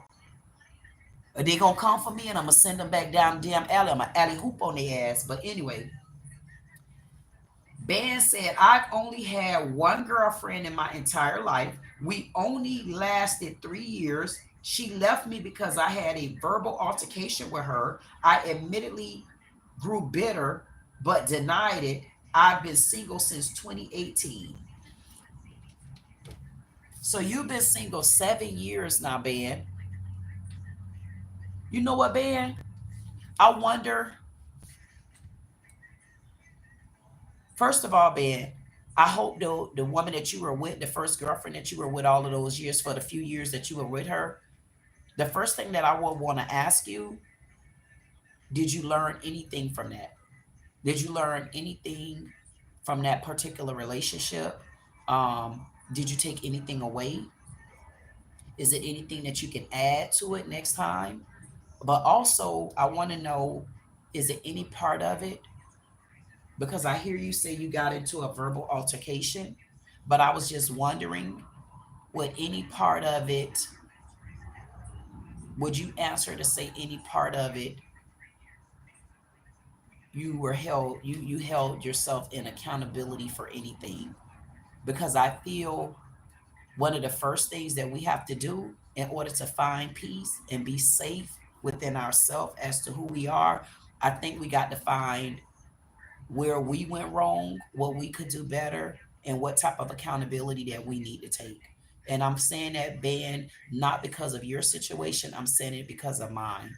What I had to do, because I could have went, I could have been just throwing jabs and my husband did this and he didn't do that and he was crappy and he did. I could go on and on and on. But what I had to do was I had to regroup and relook. I had to regroup and relook and hold myself accountable and see what is it that I could have done differently, if any. Even if it get down to the point of what I could have did differently was leaving sooner and not staying. That's a part of accountability as well. Another part of accountability is inside of my own self. I see red flags, but I need to hold myself accountable because I had ample time to get out because I had my kids. Even though 25 years old these days, it's still a long time to wait to have kids at this age right now. 25 years old, like my son to be 26 years old and he don't have any kids. I don't have any grandkids. My daughter gonna be 23 and I don't have any grandkids. So they're waiting. But everybody I know, I don't know too many people that didn't have kids either as a teen or before they turned 20. I honestly, back then, I'm one of the far few that waited so long in life to have children. So I had enough time to exit the premises, and I did it. So I had to sit in it, and I had to deal with it. And then back then, you don't have those same resources. So what I had to do, I had to find accountability in myself, and I had to say, you know what, the next round, because like I keep trying to get it out. The young lady that I know before me, the one that's in my past, her not having any kind of intercourse with anyone, she's fine with it. She's this, she that, she don't want to be bothered. And I get it. Because for adult, once I separated, I didn't want to be bothered. But I'm still open. I'm open to marriage again. I'm gonna be divorced. I'm open to marriage again. I'm open to relationship again. I'm open to commitment again. I'm also open to the communication of it, and I'm not open to baggage. Like I didn't want to bring baggage in, and I think I'm in a position where I didn't have to bring baggage in. Why? Because in all honesty, I was out of a marriage years ago, so the baggage part of it been gone for me. Like I'm okay with it. Like some people still bring the baggage to the next relationship and they hold a man accountable for what they went through. But one thing I could say, the main thing that women hold men accountable for and they can't let go in their insecurity lies when a man cheat on them. See, I can't say I had those aren't my insecurities. That's not my insecurity because I've never been through that before. So I can't say that part of it as an insecurity to bring to another relationship. That's the part. Now I'm gonna tell you the insecurity for me that I will bring to another relationship and I would never let it go is a man that do drugs. You smoke a little bit of marijuana, cool. You a social drinker, cool.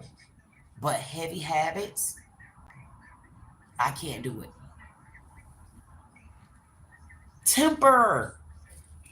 Hey, Temper. Thank you, Temper, for flying in. Temper flew in for me. Temper flew in for me. Temper flew. Hey, Temper. How you doing, Temper? How's everything going over there? Thank you, Temper, for flying in. I definitely appreciate you, Temper. Hey, I came to G2K last night and I didn't see you there. But you know I was looking for you, so thank you for flying in, Temper. I definitely appreciate you. I went in last night because I seen something where G2K wasn't feeling it. I think he had surgery or something. I said I'm gonna fly back in again. I didn't want to get him too overwhelmed because I could tell. So Temper, duh, I spoke to you, Temper. Yes, I did speak to you. I apologize. Temper, didn't I? No, I don't think I seen you. Last night. I was there. Oh, did I see you, Temper? Maybe I did see you, Temper. I didn't think I spoke to you last night. Or did I? Hey, if I didn't speak to you last night, Temper, hello. And I was definitely looking for you. Because Temper don't be playing when he be over there. I like when Temper be over there to G2K. I know that. But Temper, were you over to G2K last night? That's what I'm asking. Were you over to G2K? Because I'm trying to see, did I speak to you last night over there? I don't think I did.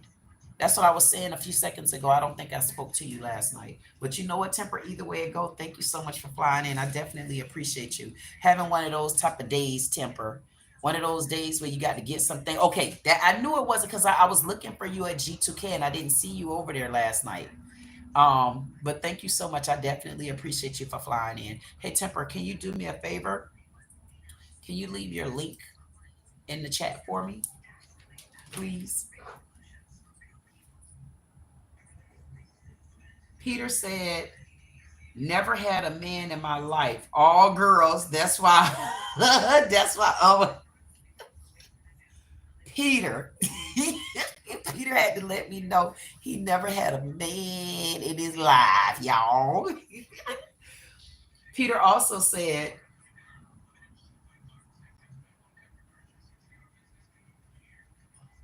why do we disintegrate and become divided? I asked because that's a good ass question. Why do we? Dog, and I I meant to make you a mod too. I'll add Jug got you. Okay, you good, Temper. Hey, Temper, I'll add you on as soon as I can. I'll go and think because you there now. So I'll add you on so when you fly in, you'll have that same access. I definitely appreciate you again, Temper, for flying in. But I'll make sure that we get you that wrench. You know what, Peter? I don't know why. That's a good question. Peter asked and posed the question, why do we disintegrate and become divided? Why do we become divided? I think it's people. People themselves become divided because they already divided on the inside. A lot of the times when I see people that come with that type of division, honestly, that starts from within to me. That's not something where they just decided to be divided unless they have specifically gone through something. But other than that, I feel like it's something that people go through from the inside. And then they don't have then they start with their negative stances on people. They just start dividing families. I even seen people divide their children. Can get along with this one and then don't like your other kid. They do things like that. That's so, and it's like, but how? I don't know how to come up with an answer to that other than it's individual people and it's the lifestyle, or it's how you've been raised up, or it's what you're used to seeing, or it's how you're used to being. I feel like it's stuff like that. Because that division thing, man, I'm telling you, it's bad. Listen, Peter, you Peter be posing some very good questions because you would not believe it, Peter. Temper said because it's what we're taught. Exactly. It's because it's what we thought to do for conditioning. And I can agree with you, man. It is. It's like that because you got some people, they could be so hateful. And you wonder, why are you so hateful like this? Like, where did this hatefulness come from? It comes from within. It comes from a lifestyle. It comes from how you've been raised. It comes from things you've been seeing. It comes from things that you've been going through. And I'm speaking, and I can only say that in speaking in lieu of what's the word I'm using? Like when you've been through it before.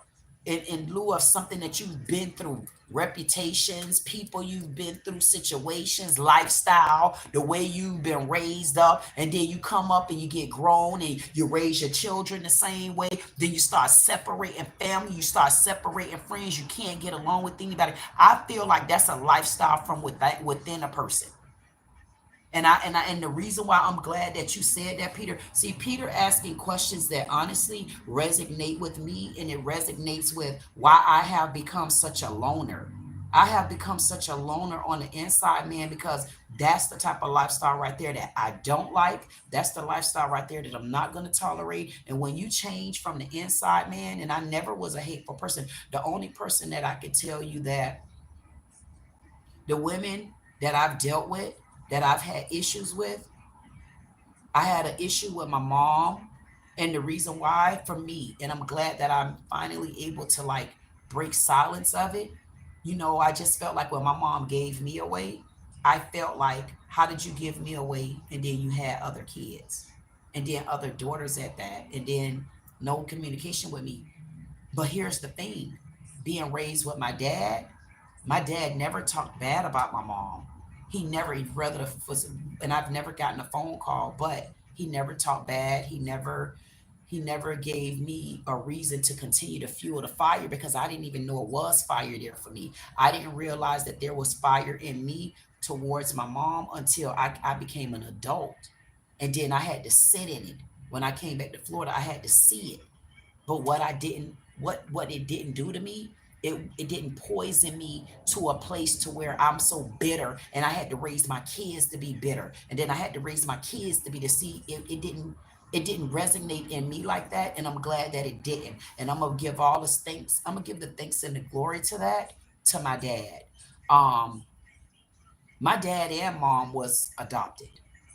So my dad was adopted and his mom lived right around the corner, the next street over.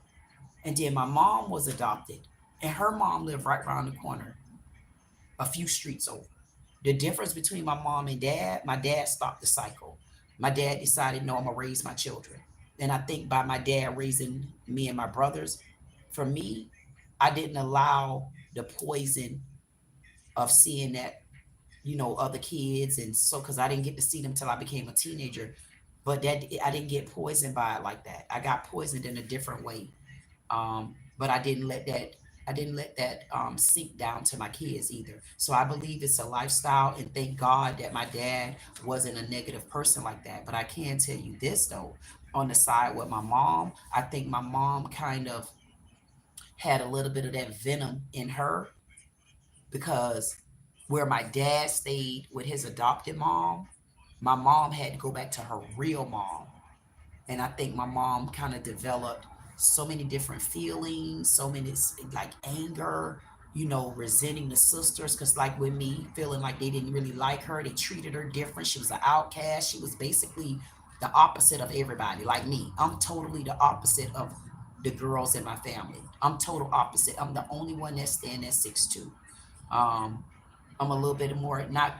I'm a little bit more sassy, meaning I'm one that like I like to dress, I like to be girly, I just like to be who I am. I don't like tennis shoes. If I have to, I wear them like when I'm getting ready to go jogging.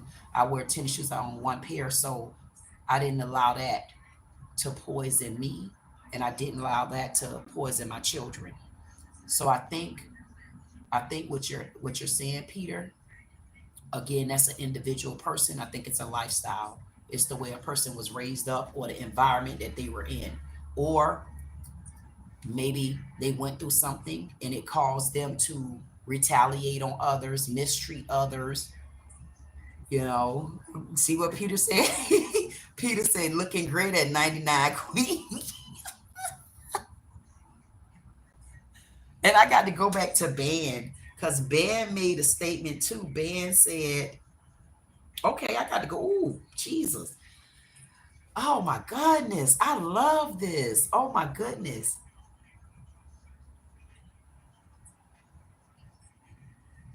Ben said, no, Peter said, Ben, remember, your mom taught you everything. I'm here for the same reason, to learn more. Yeah. And people could say what they want to say. I hear so many men.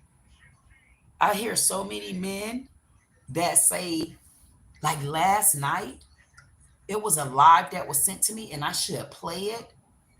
Oh my goodness, the men. I don't know why sometimes I hear so much venom in black men. I don't care how many black men are watching me. It's a lot of venom in black men, especially when it comes to black women. And it's so appalling. It is so appalling. And it's not just black men that I don't know. I have one brother in particular that got a huge issue, not just with black women, but with women, period. And sometimes, not sometimes, 95% of the time, when I see that type of bitterness and when I hear that type of bitterness and see that type of behavior, I always wonder, was it a relationship that made men become so bitter? Or to me, does that stem back to mom? I need to know that, because the one brother that I know, that I know for a fact have a problem with women, but I think it's more so of my mom.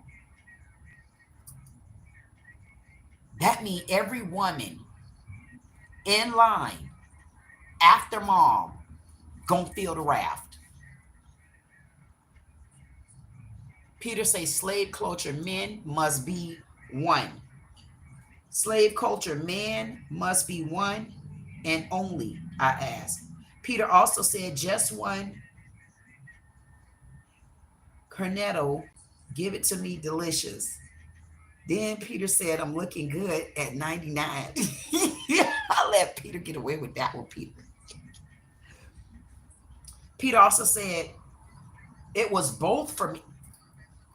I was about to hit on that next, Peter. Peter said, it was both for me. I'm trying to stay in God's word to clean me up from the inside. You better know it. You better. Thank you, Peter. Thank you, Peter. Man, listen, band. This last comment, Peter once said it. It was both for me, meaning it wasn't one parent. It was both for me. And listen at this.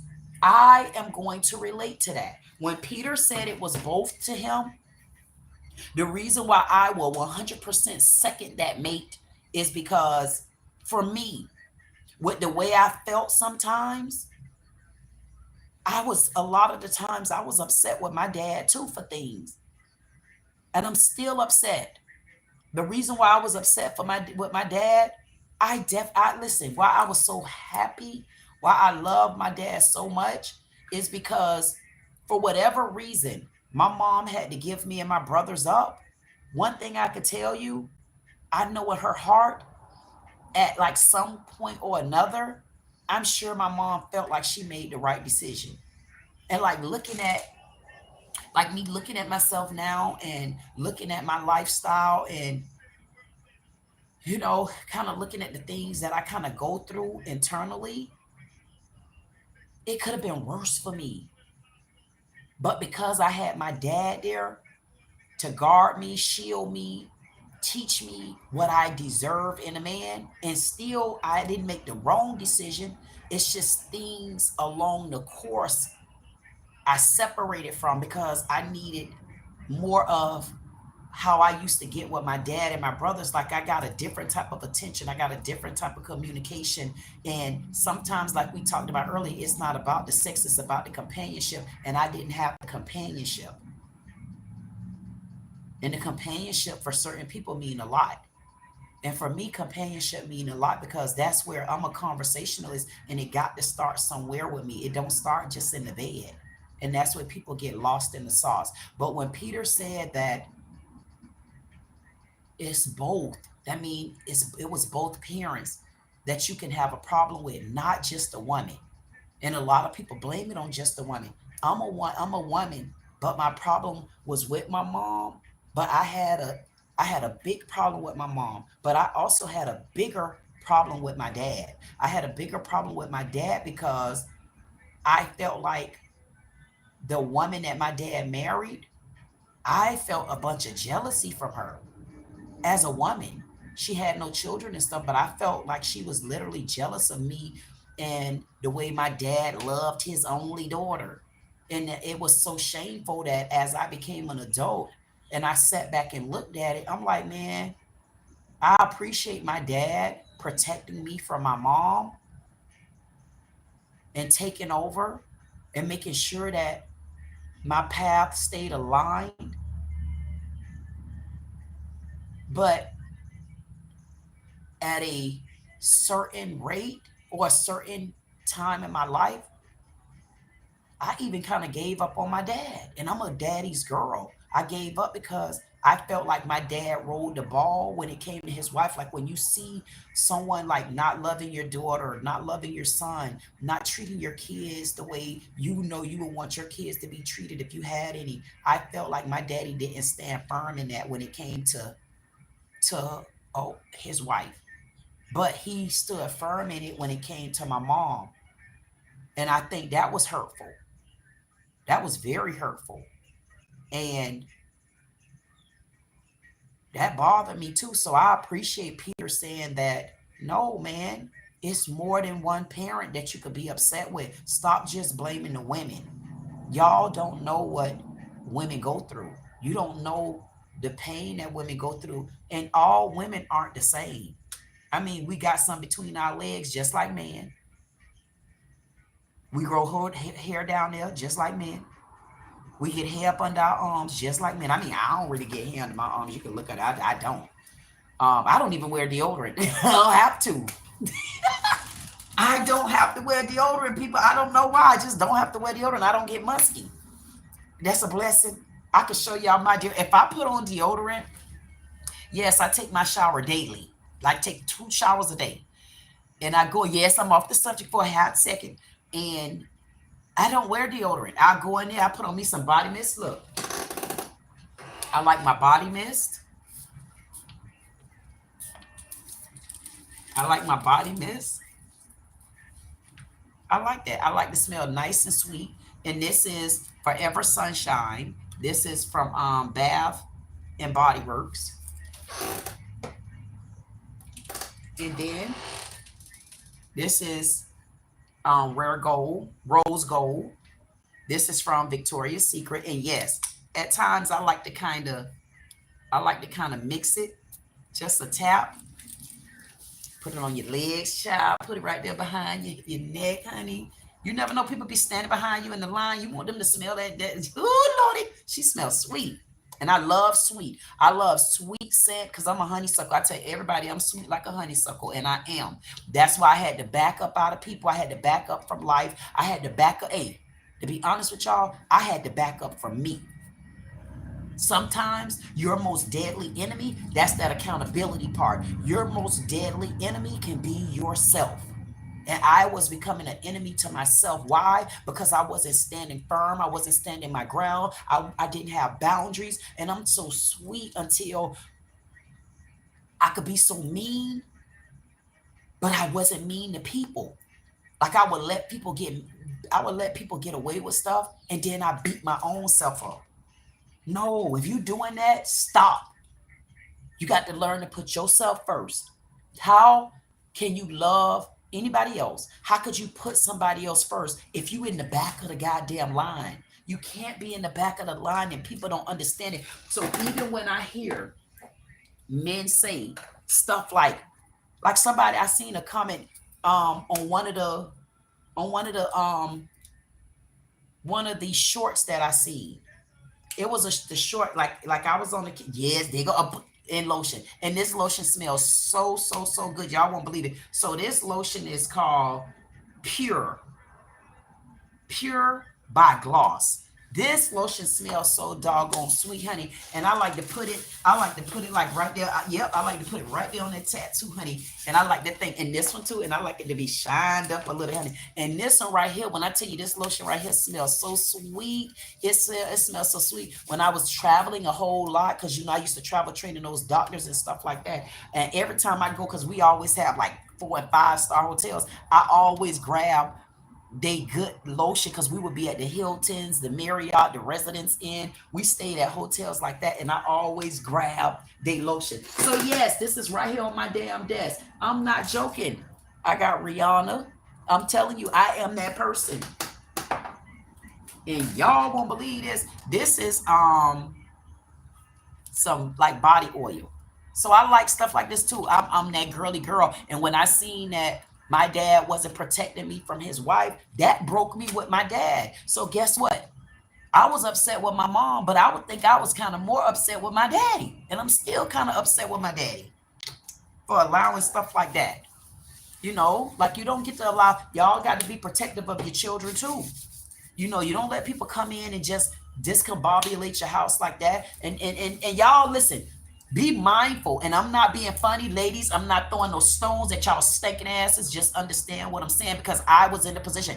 Y'all got to understand, as stepmoms, especially if you're a stepmom with no children, man, y'all learn how to love another human without the sexual intimacy.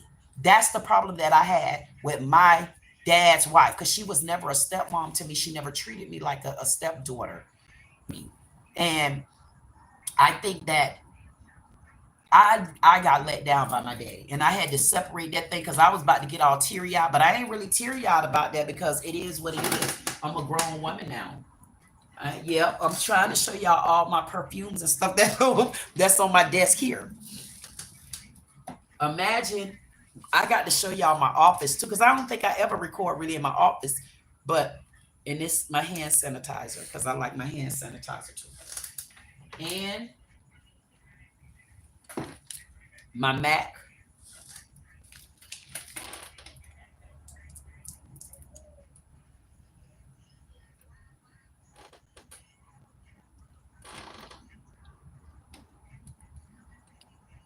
Lip gloss. I don't wear lipstick. I could wear lipstick if it's from MAC, but I'm really not a lipstick girl. I like lip gloss. It's the lipstick. Nope, and I'm not off subject. I'm doing just what I'm supposed to do. And this is another one. This is from MAC. This right here, this one from MAC. This is the Nicki Minaj.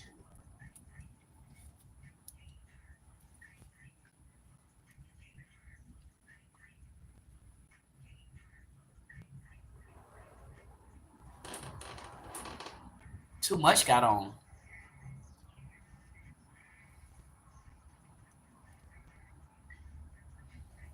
And so many men would say, oh, I don't like when women wear makeup out. But them be the same ones in the damn clubs getting the women full of makeup and full of weave. And be quick to get on social media. Oh, I wouldn't date her. I wouldn't this. I wouldn't that. And this right here, boys and girls, and my boys that's out there, I like my men. Man, I love my men. I ain't being funny with y'all. I can't wait to really get my men cave pumping, baby. And the new name, honey, it's the Men Only Man Cave. It ain't men only time anymore. It's Men Only Man Cave. And y'all better give a shout out to that known name. And I'm giving a shout out to all the support that I definitely get. And thank you, men, for supporting me. I definitely appreciate y'all. This right here, this is for my nails. Yes, these are my nails. They normally are longer than this. But you just take this right here. That's why I love my men, because I get to tell y'all what I get to do with myself. So I just take it, and you just put it on your cuticles right here. See? And that keeps you from being so ashy. And then you do both hands. And listen, and it smells good. You better know it. And y'all want me to tell y'all something too? You just do like this.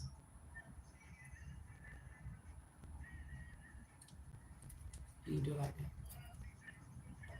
And you can see it got the things in it.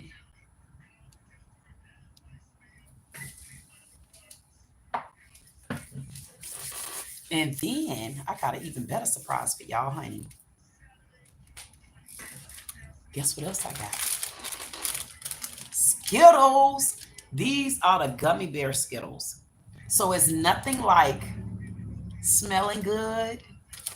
Woo! Having some good smelling hands, having some good smelling neck, and some good smelling arms, and some good smelling face, and some good smelling legs down there. Yes, honey, everywhere got to be good. And I'm gonna show y'all ladies one day what y'all need to do if y'all out there watching, because these ladies ain't gonna join me while the men there. I don't know why women got a problem with me. I'm like, I get along with everybody. I could help you, I could support you. And one thing them women do, they'll turn on me so quick. I'm like, damn, didn't I just help you? Didn't we just have a lengthy conversation? Like, what happened? Like, what happened, ladies? What happened? What happened? Child. Anyway. Gummy bear. Purple. Red. Favorite color?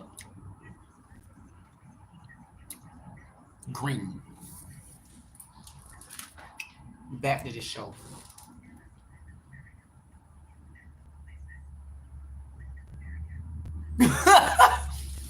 Did y'all see y'all see my bot? My bot just told Peter to stop spam. I'm gonna train him. I'm gonna train him. But wait a minute. I know I see Addie.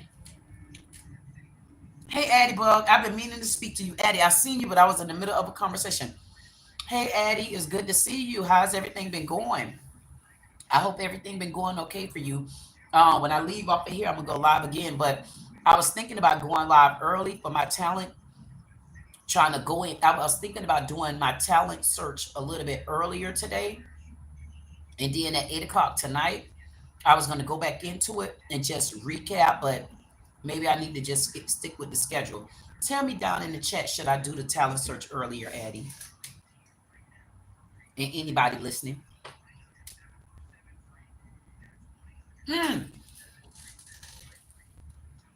Peter said, I think I'm your next husband, Queen. Just let time be the player. Wow, Peter. You know what, Peter? And it's, to me, it's all about understanding. One of the guys, like I was trying to say, in one of the shorts that I see, because I went on the Kendra G show. And I went on the Kendra G show looking for love, honey. When I tell you, I did not know that. Had I known that lady was on there and she was doing her looking for love thing, guess what? I wouldn't have went on like that. But me thinking she was just having an open panel.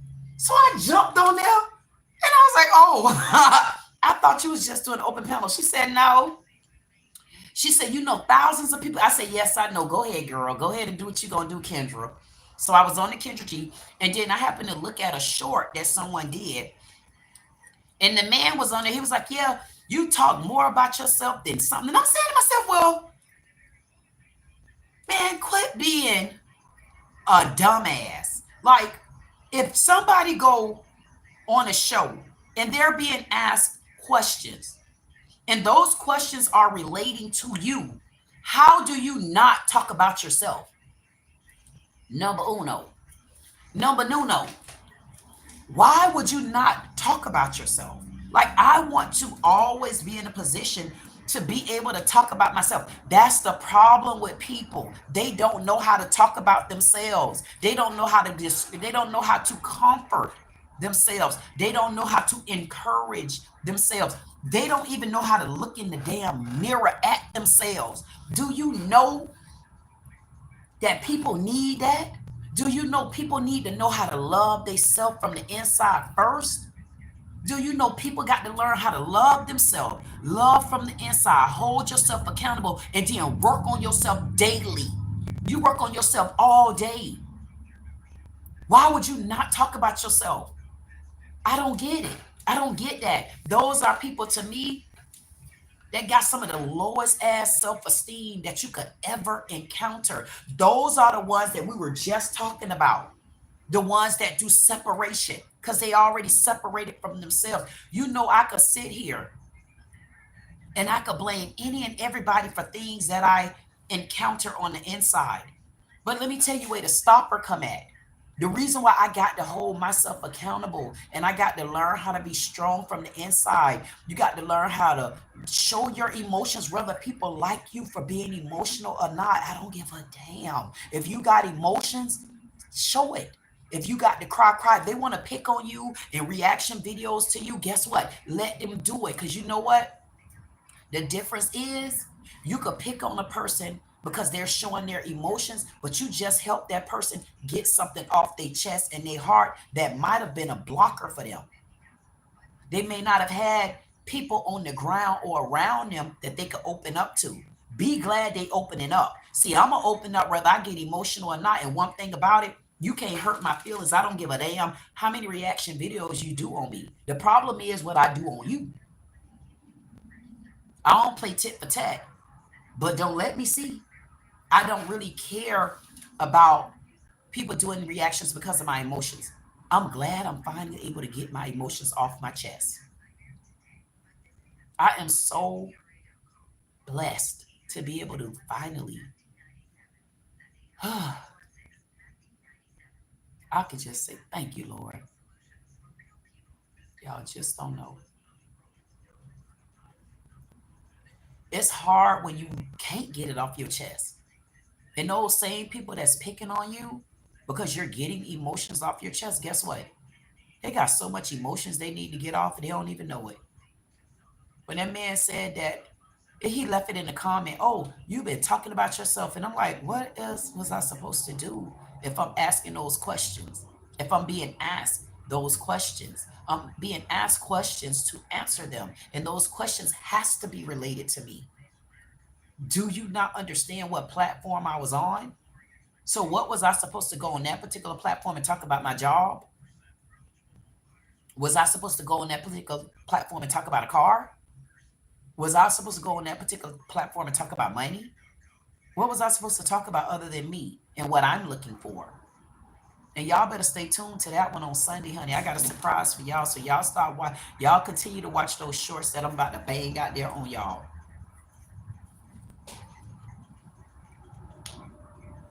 I'm not upset with my daddy. I was upset with his wife, and you will not believe it. To get back to that story and not get off track, but I do have to do intermissions at times. In June of 2022, right before I separated, about 2 weeks before I separated, I went to South Carolina and I went to one of the huge mega churches. It's called Royal Baptist Church. My grandmother helped build that church, and the pastor was preaching. And one day, matter of fact, I might show it today. I might just sit there and watch it on live. The pastor was preaching about the alabaster box, and it's Royal Baptist Church, and the church is also on Facebook. And I have the video. I'm gonna get it. Matter of fact, I got it on this phone, and I'm gonna pull it up. If not today, it'll be this weekend. Anyway, he preached about the alabaster box. And what people don't understand about that alabaster box, that's the burdens that we carry on the inside. That alabaster box is about the pain that we never let go of. That alabaster box is all about things that you have no control over. And it's within. So that alabaster box, until you learn how to clear your alabaster box, you in a world of trouble. You have to know how to clear that alabaster box, and that's not something easy. So in June of 2022, it was around about the 14th, something like that, I went to church that morning with my dad, and his wife was there. And I was late. I was supposed to be on time, and I wasn't. I had done partied till 6 o'clock that morning. Did. And I went to church that morning, and the pastor went to preaching about the alabaster box. And he gave a story about the man on the train.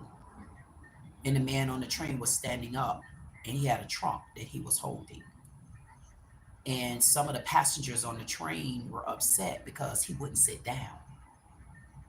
So they told the guy on the train, that the instructor, that this man won't sit down. So he came over. He said, listen, sir. He said, you know, you can have a seat.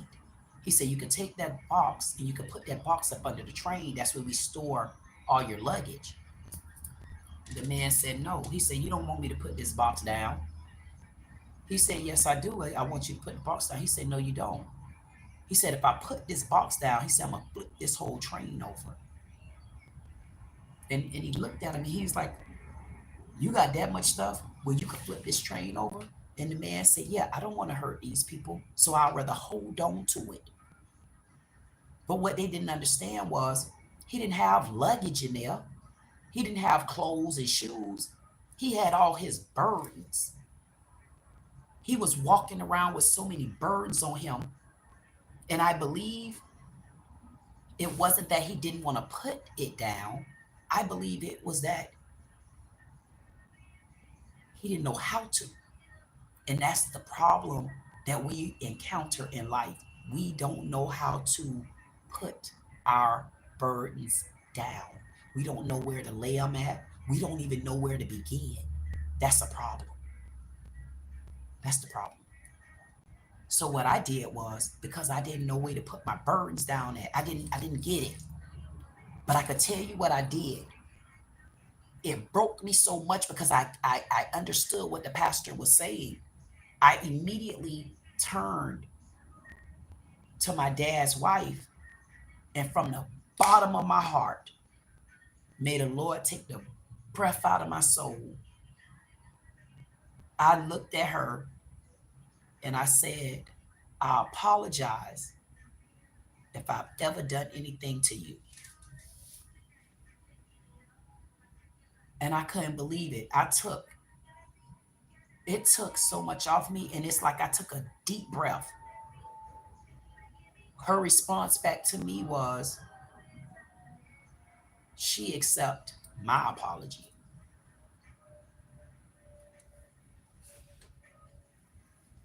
And I accepted her accepting my apology for whatever my wrongdoing was. So I did my part. And that was the first step. And I apologized to her. And once I apologized to her, I made a vow that I wouldn't hold that type of anger anymore. I made a vow that she wasn't worth that type of energy of mine. So I held myself accountable in that situation. You may ask, what did I do to her? Nothing.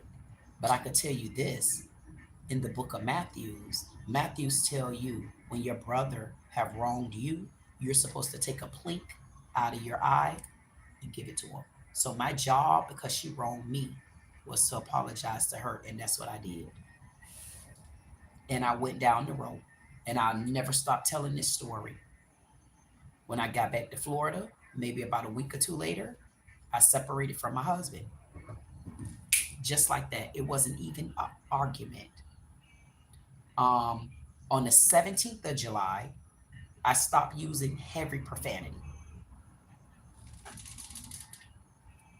And that's the F word, the B word, the MF word, the S word. I stopped using that, but I'll cuss your ass out in a goddamn minute. You better know it, damn it.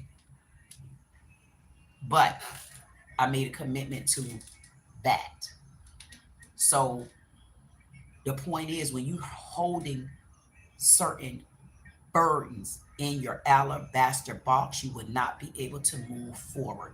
And when the guy mentioned about me talking about myself, you damn right. I'm glad I'm to a place where I can start talking about myself. I'm glad I'm to a place where I can stand up for myself. I'm glad I'm to a place where I set boundaries for myself. I'm glad I'm to a place where I learn how to be with myself. I'm glad I'm to a place where I had to find peace within myself. I'm glad I'm to a place where I will accept you as well.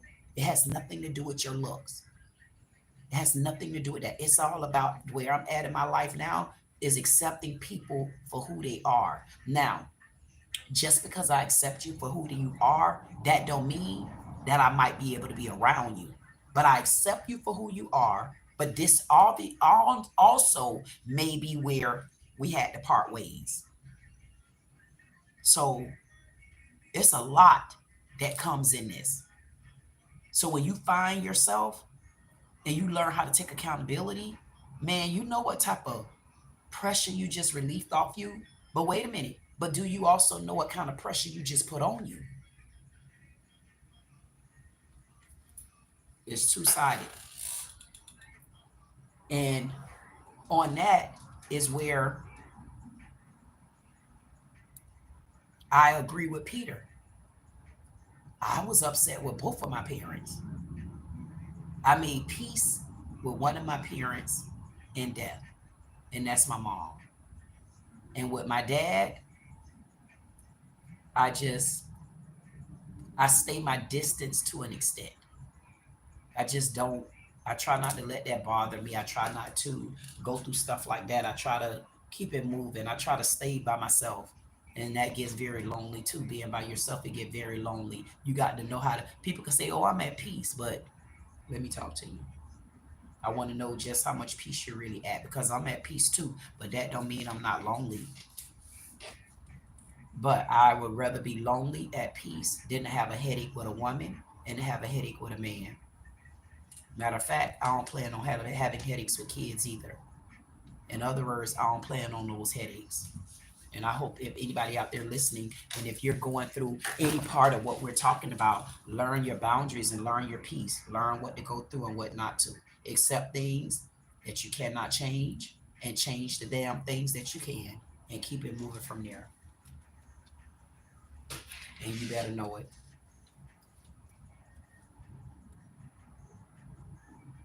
And guess what? Some people may say, well, what that got to do with transgenders? Learn how to accept who you are. If you're a man, tell it.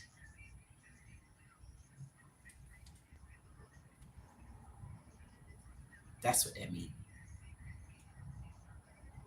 Ben say, you did the right thing, Queen. Thank you, Ben. I appreciate you for that. And soul searching, Ben, is a lot. When you soul search and you find out who you are and you set boundaries and you find peace within, man, you better get ready for the next round.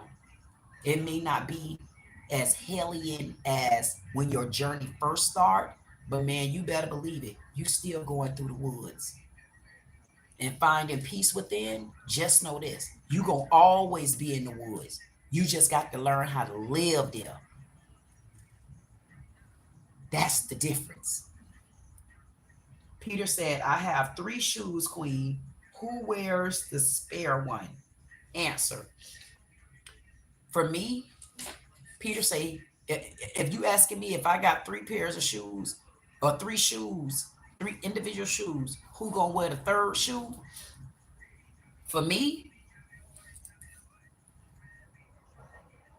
I don't know if I'll give up that 3rd shoe.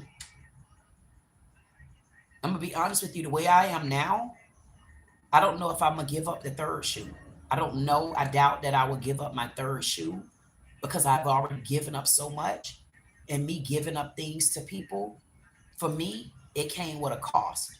And if I have to give up my last these days, it's gonna depend on who, what, when, and why. Those are my boundaries. I've given away so much of me. I've given away materialistic part of me, things from me. I've given up physical parts of me. I've given up emotional parts from me. I've given it all. And now I'm selective. So in order for me to answer that question from you, Peter, it will have to be, when I get put in that situation, I will have to determine if that other shoe is viable. It has to be, I have to be giving that shoe to someone that I know really needs it. If I know they really need it, then I will give.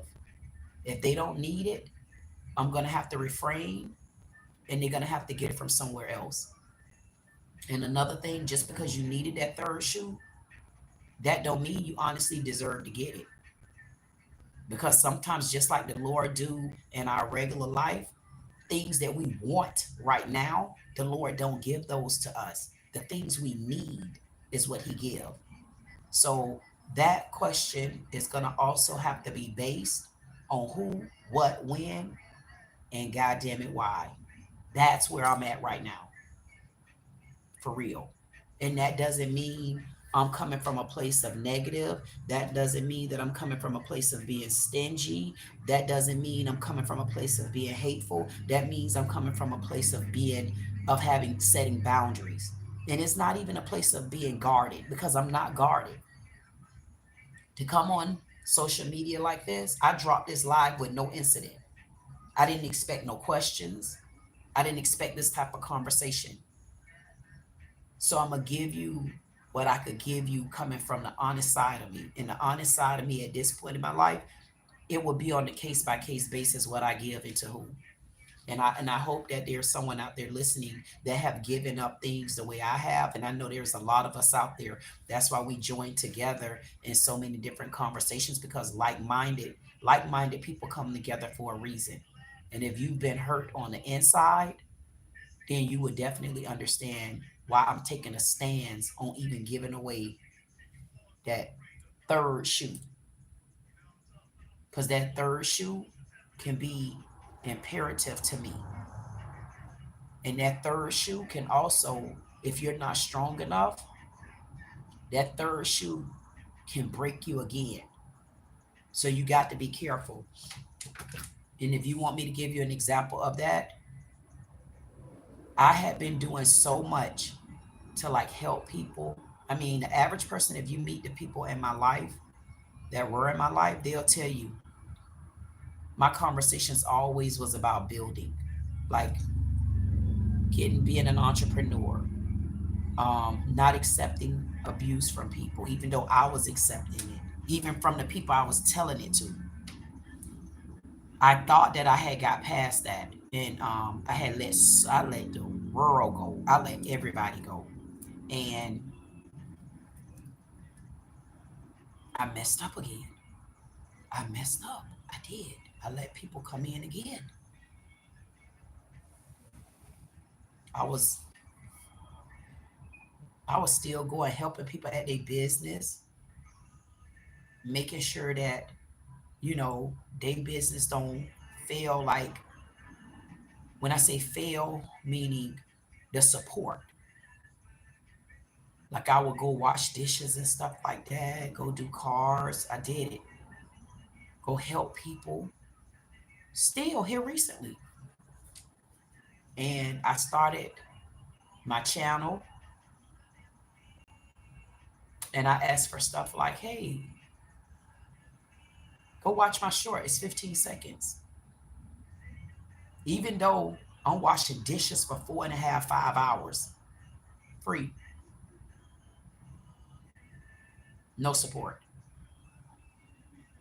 They would not get that third shoe, because to me, they felt their foot was more important than mine.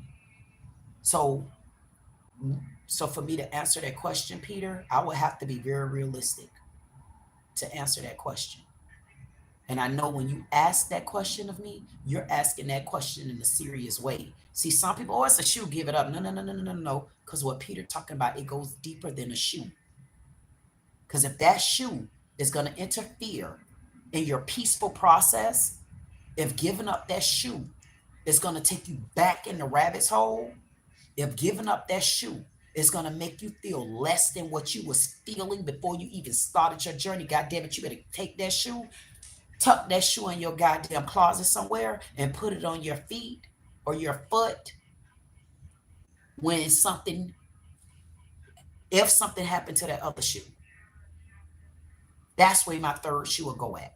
Now, if there's somebody that I know need it, and I'm not giving it from that type of space, or I don't have to go look back and feel like, damn, man, I shouldn't have even.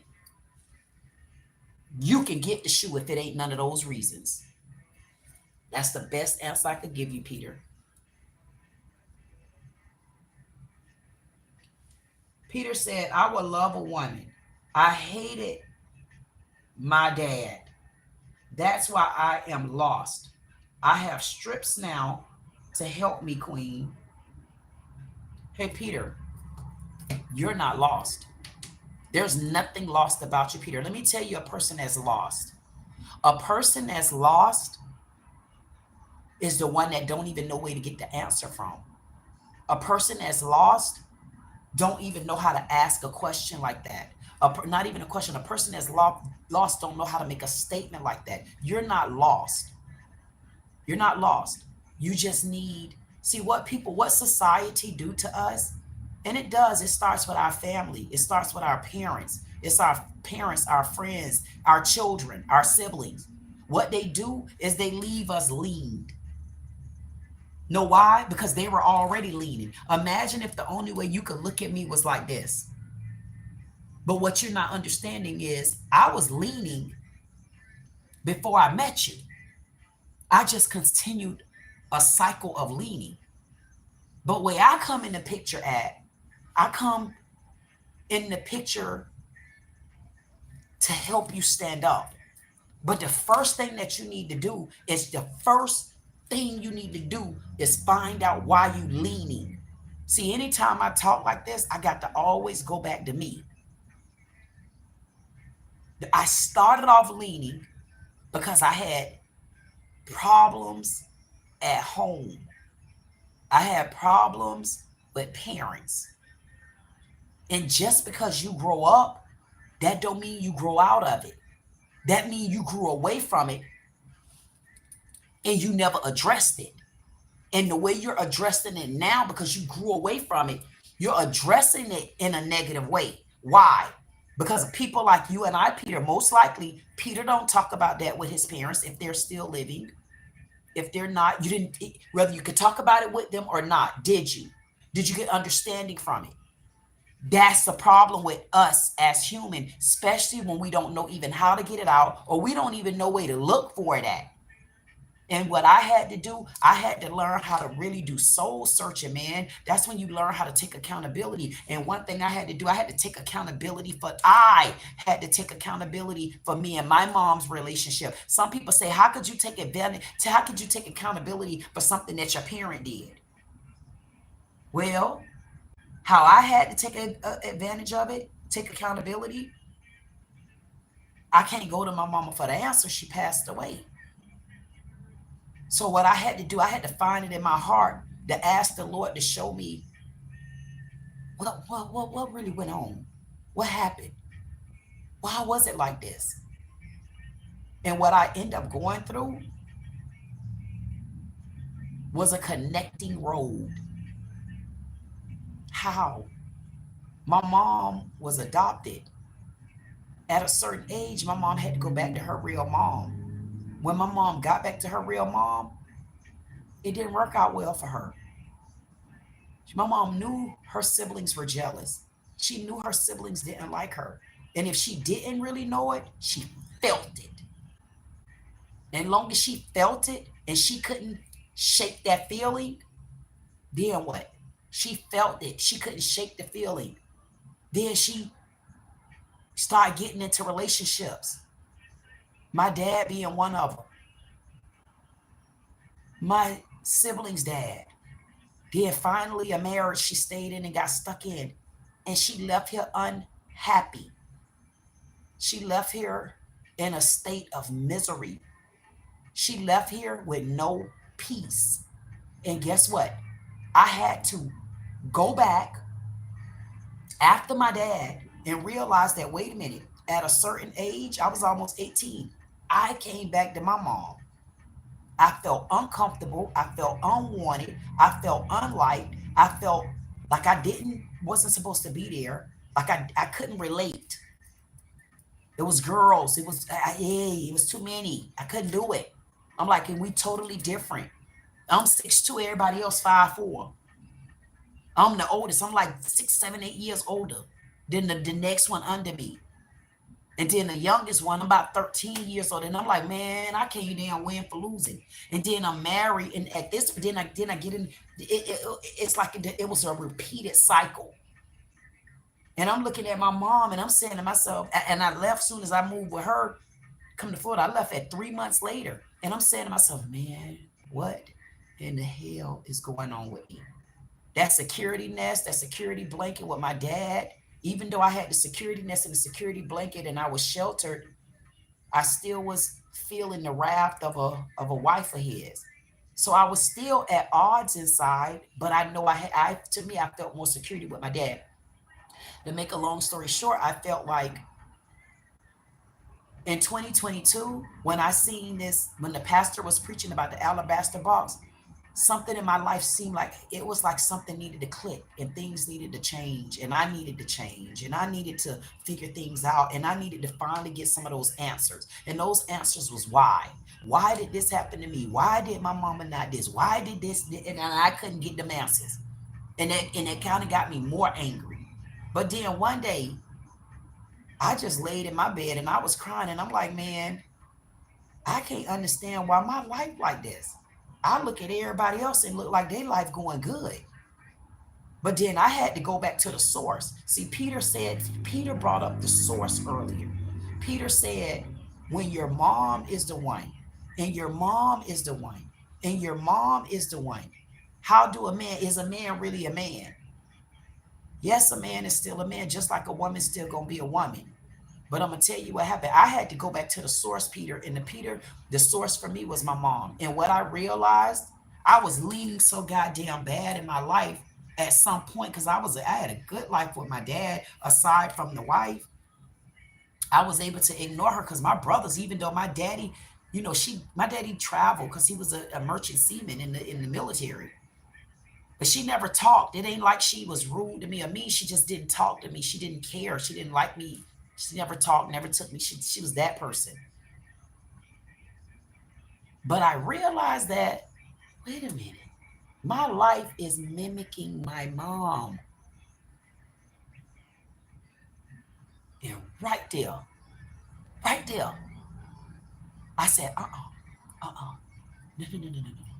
If I leave here and I leave like this, nobody is going to break the cycle. Nobody. And I had to figure out, what can I do to break the cycle? One of the things I had to do to break the cycle was every relationship my mom was in, as far as a man, my mom felt like she was mistreated by men.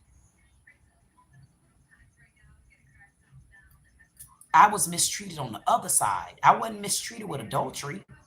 I was mistreated with a lack thereof in other ways. And I was not going to leave this earth like that. And that's when I started working on myself. And I started noticing and I started pinpointing what the problem was. The problem is my heart too soft.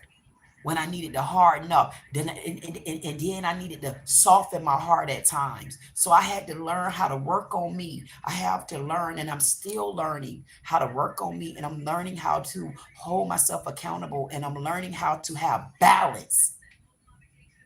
See, when you lean like this, there's no balance. You can easily tip over. But I had to learn how to start putting myself up. And I had to learn how to stand.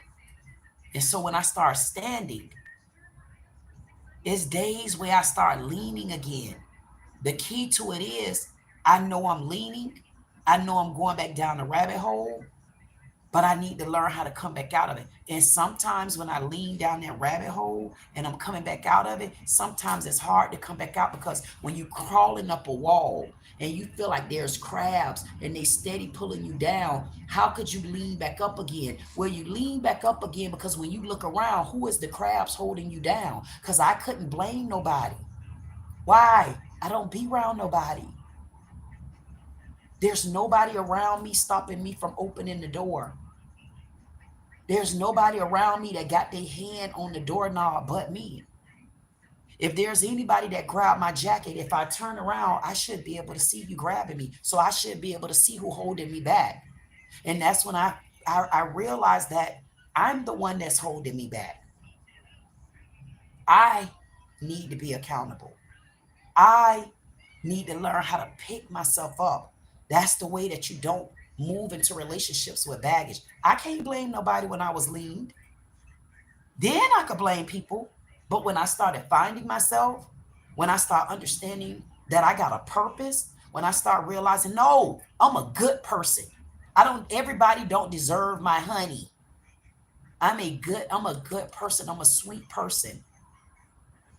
I'm a good person. And you got to understand who you are. And don't let nobody take that away from you. Don't let nobody dictate anything different from you. When you see things that you need to work on, man, work on those things. Listen, the Lord also put rams in the bush. He'll send you soft voices to let you know, hey, tighten up. Hey, you're going back down this road again. Hey, you're leaning down. But once you wake up and you can put yourself in a different position, or you can step outside yourself and you can see who you are, and you looking back at it, like they say, look back at that ass. Yes, honey, you look back at it, honey. When you know how to look back at it, you know how to get in it. You know how to stand up in it. And then you know how to walk away from it. And that's where I'm at in my life. So being lean to the side, not the problem. We need to get to the core of why you leaning. And a lot of times when you lean, you got to go back in your house.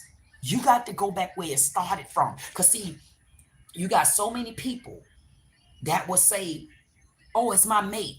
It's my wife. It's this one. It's that one. But nobody looks in the mirror. And I looked in the mirror. I didn't have a choice. I didn't have a choice. I'm a prideful person. I even had to learn how to drop my pride sometimes. I had to learn how to show my emotions. I had to learn how to be real with me. I had to practice 3 things that I promised the Lord. And those 3 things were, I had to learn, make sure to tell the truth. I had to make sure I keep the Lord to the head of my heart. Not the building, not the Bible. I had to come back to my heart. And then I had to learn to be me. I don't care who like it. And I just seen something. A lady was speaking. And the lady, it was about Capricorns. And I just knew she was speaking at me. And she said, listen, Capricorn. She said, I don't know who I could play it. She said, I don't know who this queen is. She said, but I'm going to tell you this. There's going to be a lot of women that got a problem with you. That's not your problem. And don't you sit in that. You keep going. And that's what I've been doing. I could meet a woman, even online. I've met about 3 or 4 of them. Within an instant, they gone. And it's like, okay, what happened? And I reach out. I try to message. They don't respond. They don't turn back. They don't look. It's okay. But what I'm realizing is when you're dealing with people that's broken from the inside and they know you fixed, honey, they ain't gonna like you. That go for men too. And the reason why I talk to my men and I get like this with my men, it's a safe place for me. Some people, how can men be a safe place and they on social media? Man, screw you, screw your mama, screw your daddy. You know why? I'm safe with the men. I'm safe with them because if they're gonna talk about me, goddamn it, say it in my face. And they will. Whereas in a woman, when they talk about you, they're going to talk about you behind your back, or they come in your chat and they get nasty with you and they do all kind of old stuff to you. That's why this one, Chloe or whoever he is, that's why you want to be a woman, wearing panties, knowing you need on boxers. They don't know how to act. But I come to real men. Real men. And there are a lot of real women out there. At times, they're just hard to come by. It's hard to find them. Just like men say, it's hard to find a good woman. And women say it's hard to find a good man. But when you ground yourself the right way, I guarantee you, the right genders are going to come. And that's where I'm at. And I had to go back to my own household. I had to find out where the disconnect came in at. I had to find out where I was broken at. And when I look in my hand, see, most people don't have that. See, I got a whole line across. See that? I'm a line across. And then over here, I'll sit amongst the one, it's 1.5% people in the world that have this on the hand. But it's only 1% that have it on both hands. And I got it on both hands. But what I had to look at, I said, Lord, If I got hands with no cracks, look in y'all hands. Why am I where I'm at? And I looked at my hand and I said, wait a minute. When I get all the way over here in the corner, all the way over there, guess what? It was supposed to be a break in my life. It was supposed to be a time when you grow up. It was supposed to be a time when you hold yourself accountable. It's supposed to be a time where once you get it right and you do what you're supposed to do, you're going to see that life. It took me 50 years, 50, to start getting it right. But one thing I had to do, the one that hurt me the most was me. The one that I felt caused my hurt was my mom. I had to go back to the sources. And that's what I did. And now, where I'm at, you got to understand, sometimes along that journey of trying to find answers or trying to find who you are, you got to find that answer within none. Because then you're not going to get the answer to all answers, all questions. You're not going to get the answers to all the goddamn questions. You're not. And because you're not going to get the answer to all the questions, what do you do in lieu of? Stay lean to the side? Or you learn how to accept things that you cannot change. And I would never be able to change what happened with my mom giving me up to my dad. I would never be able to change that I got siblings, sisters that don't treat me the same, that really treat me like I don't exist, but they exist within each other. You still gonna have family that gonna crap on you because they've been broken. But what I had to do, I had to make sure that I didn't stay broke. And if there are cracks in the foundation, as long as I know how to spot those cracks and mend them, that's where I'm at right now. You don't owe anybody anything. You don't owe that answer, just like Peter said. Why are you in the position to be proving? The only one you need to prove to is you at this point. Whether people believe it or not, you don't have to prove nothing to the Lord. You don't have to prove nothing to your guardian angels. Nothing. So if I don't have to prove anything to the Lord, if I don't have to prove anything to my guardian angels, I want to know why am I proving anything to man?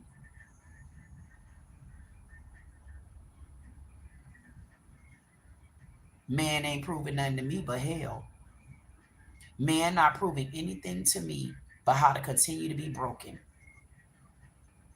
And the minute they see that you are in a different headspace, the minute that they see that you're a blessing walking in the room, the minute they see that you are highly favored, man, they put them claws on your ass. So what can I tell you? Find who you are. Have a conversation with someone that you trust, where you can honestly open up and get to the core of what's wrong. And then you can start healing. But you are never going to heal if you don't know who you are. You got to know who you are in order to move forward. You got to learn how to put self first. Self first comes with a couple things. accountability, and standing in it. But you still first. Don't let nobody change you. However, you cannot see your back the way other people can. What made me say that? You can't see yourself the way others can. So because you cannot see yourself the way others can, guess what happens?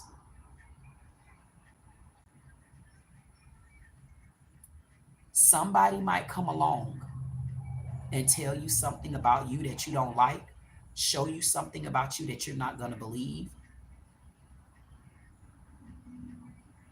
But one thing about it, you know if it's true from the inside. Because you could be all the loner that you want to be. You could be all the put together that you want to be. You could be all the I got it going on that you want to be. You could be all of that in one. But I can guarantee you, if your little happy ass ain't happy, it gon' damn sure show. And I will see it. And on that note, I'm gonna go back to the title of this video. It doesn't matter if you're a transgender.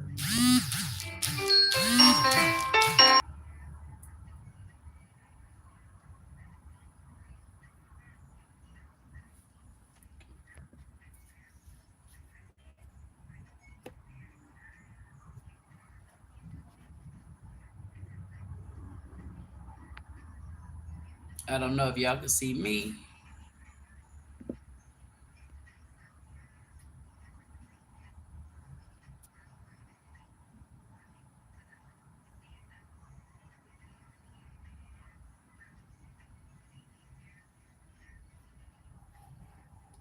I don't know what happened. I don't know if y'all can hear me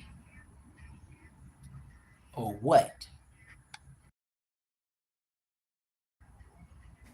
But I'm still here.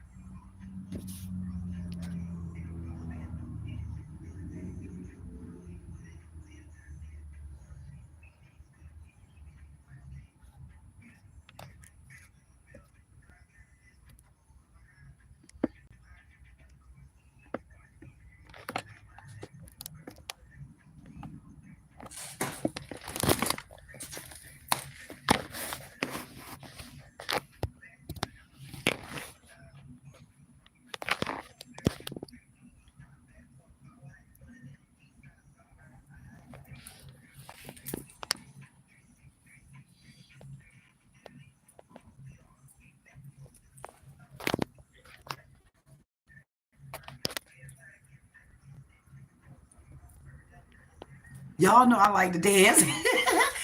Listen, that song that came on, boy, that thing made me want to pop out.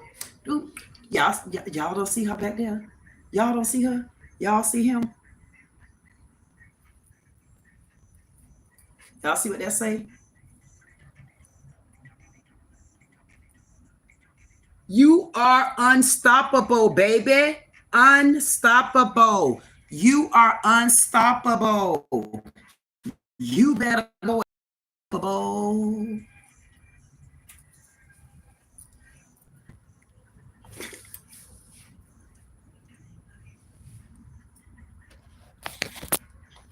Am I turned the right way?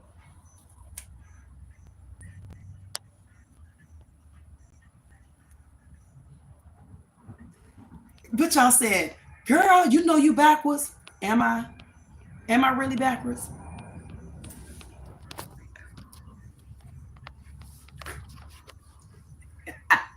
I am backwards, aren't I? I wonder what happens when a person is backwards.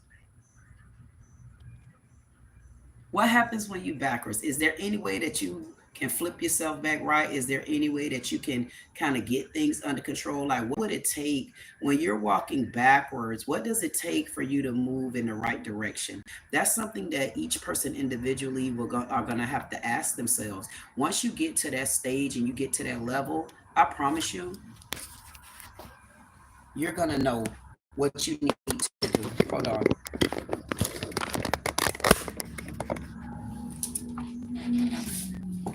you're going to know exactly what you need to do in order. And honestly, and I'm not being funny, I don't know what made us turn the live into this, but I'm glad that we did. And Peter, I'm so glad that you came, because honestly, Peter, I think it's your time, you and Ben, I think it's your time to open up a little bit and honestly be honest with yourselves, to let's kind of let's kind of hone in on things that we can do to make things better, not life, but you need to learn how to make things better for you on the inside, like I have to do. So me coming and opening up like this, it makes me feel good. It makes me feel good that I'm even to a space to where I got somebody I could talk to now, because I honestly didn't have people to talk to. The people that I was talking to every time I got off the phone, and it wasn't really many people, but whenever I would talk, it I always got off the phone, just two people, but I always got off the phone feeling like you could tell there was no attachment. You could tell there was no real compassion. You could tell there was really no one that they didn't want to hear you. They don't want to hear you. They don't give a damn. They don't care. And you got to find that in your own self. You got to find how to care on your own. You got to find what you need to do a pick me up. And sometimes, especially on the weekends, like after I do my live, not my live, after I do my small channel talent search, even though my talent search is very, very new. And I see a lot of people on social media doing things, and they get the crowd and they get to this and stuff like that. And it is a little disheartening when you don't get the support. But I'm okay with it at times. I'm okay because with hard work, you're gonna have to hard work gonna come with tears. Hard work gonna come with broke nails. Hard work, and one thing about broke nails, you can get them repaired. One thing about tears, they dry up. So if I have to drop a tear, it'll make me stronger. Sometimes I have to soak in my misery a little bit, and then I have to find a way to pick myself back up. Um, and that's what you got to learn how to do. You have to learn how to pick yourself back up, and it's not going to be easy. Not until you learn the process of it. Not until you learn how to go through the selfishness, the loneliness, and then finding peace. Once you go through being selfish on the other side, you're going to find peace. I'm sorry, next there's loneliness, because being selfish, it has to come with lonely.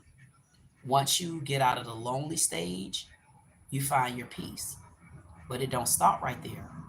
After you go through those three stages and you're ready to start going back up that ladder because you done been down so long, go back up that ladder with caution. And that's when you need to practice your lights. Red light, green light, yellow light. Always start with your yellow light first. Before you move with caution. Don't just jump out there in the ocean head first to what you used to do. That's when people like us, we get hurt on a different side. We get hurt from the inside. And it's a lot of people out there that's hurt on the inside, but they don't have anybody to talk to about it. I was a witness to that, but I was always there for other people. It didn't even matter what time of the morning. So for me to be new to YouTube, I'm not new to this. I'm sure you could tell. I mean, having these type of conversations and stuff like that, is something that I had to learn within me. I knew I always had it. It's something I've always been like this.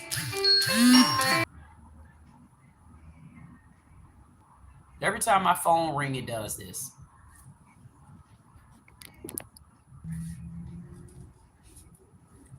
It's that phone. Every time somebody call my phone, it does this. So, you know what? I want to make sure that I tell everybody, welcome, welcome, welcome. Thank you so much for joining. Thank you for flying in. Thank you for landing, listening. If you leave a comment in the chat, you best believe I'm gonna get to it. I just We just having such an intense conversation right now.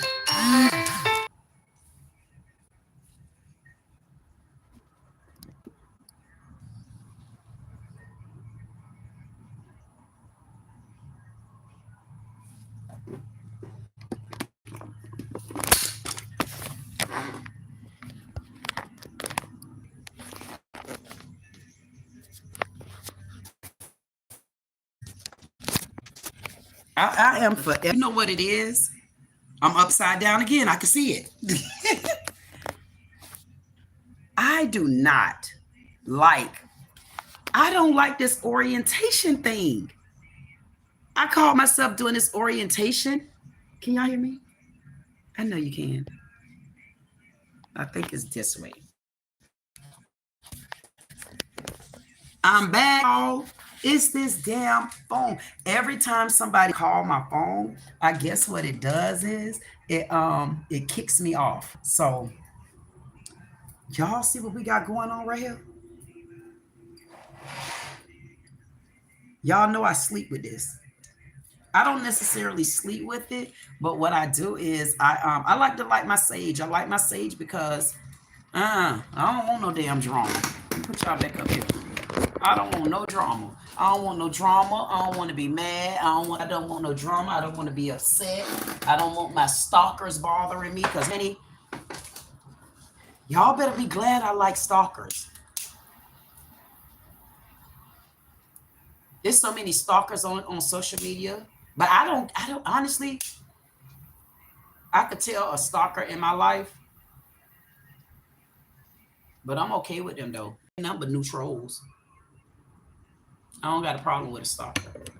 They got problems with me. People got problems with you when they can't control you, when they can't tell you what to do, when they don't run, put that fire on their ass. I see your future. This is my crystal ball, and I'm running it with my sage.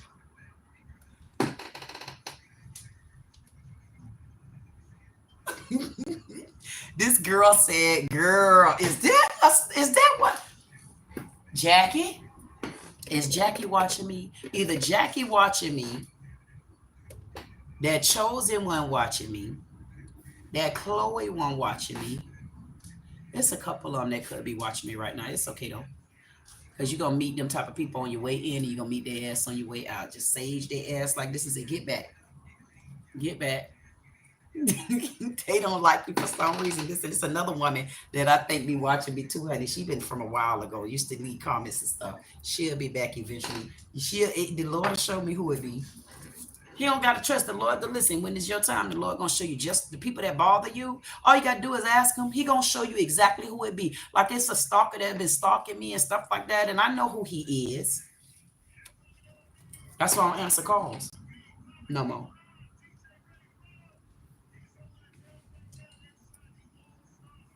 This Kool-Aid. Thank y'all. Everybody. I was going to take this out the door. I was going to talk out the door, but y'all know what? I got this good live that I got. I cannot be calling that no live. I have, what's the thing called? My small channel talent search tonight. So I think something keep telling me to do my talent search early. I don't know why my mind telling me to go early. Addie Bug say, Kool-Aid, you damn right, Addie. Thank you, Jug. Jug said you good. Thank you, Jug. Ben said, yeah, you're back. Thank you, Ben. Addie Bug said we can. Addie Bug, okay, y'all could hear me. Yep, Jug said I was froze. Buffered. Temper said true understanding is knowing yourself. Put God first. You better tell him Temper. True understanding, you got to put the Lord first. Put God first. Listen. And I'm going to tell them this too, Temper. You have to put yourself there. I don't see people think, oh, when you get married, this, that, and the other. The wife come first and the How can someone come before you? Like I want that to be the truth. How could you love someone else when you don't love yourself? I'm talking about, somebody tell me that in the chat. Is there any way that you honestly can love someone else and you don't love you? Is there really a way? Is it really a way to do that? Is it a way to love someone else and not love yourself first? I had to learn that that's hard to do. Like people, okay, like the word submissive. People get so scared of the word submissive. Oh, there's no way. Submissive. What do you mean? Submissive means a lot, man. You know what it means to be submissive? If you're a submissive person, I'm going to be honest with you. It's easy to be submissive. For me, it is. Some people don't, because you know why? People honestly, they don't understand what submissive is. They get so scared and they run away from the word submissive. But I don't understand you running away from the word submissive because you don't know what submissive means. Because how do you get in a marriage and you're not submissive? That's a question. I really want to know that. How do you get in a marriage and not be submissive?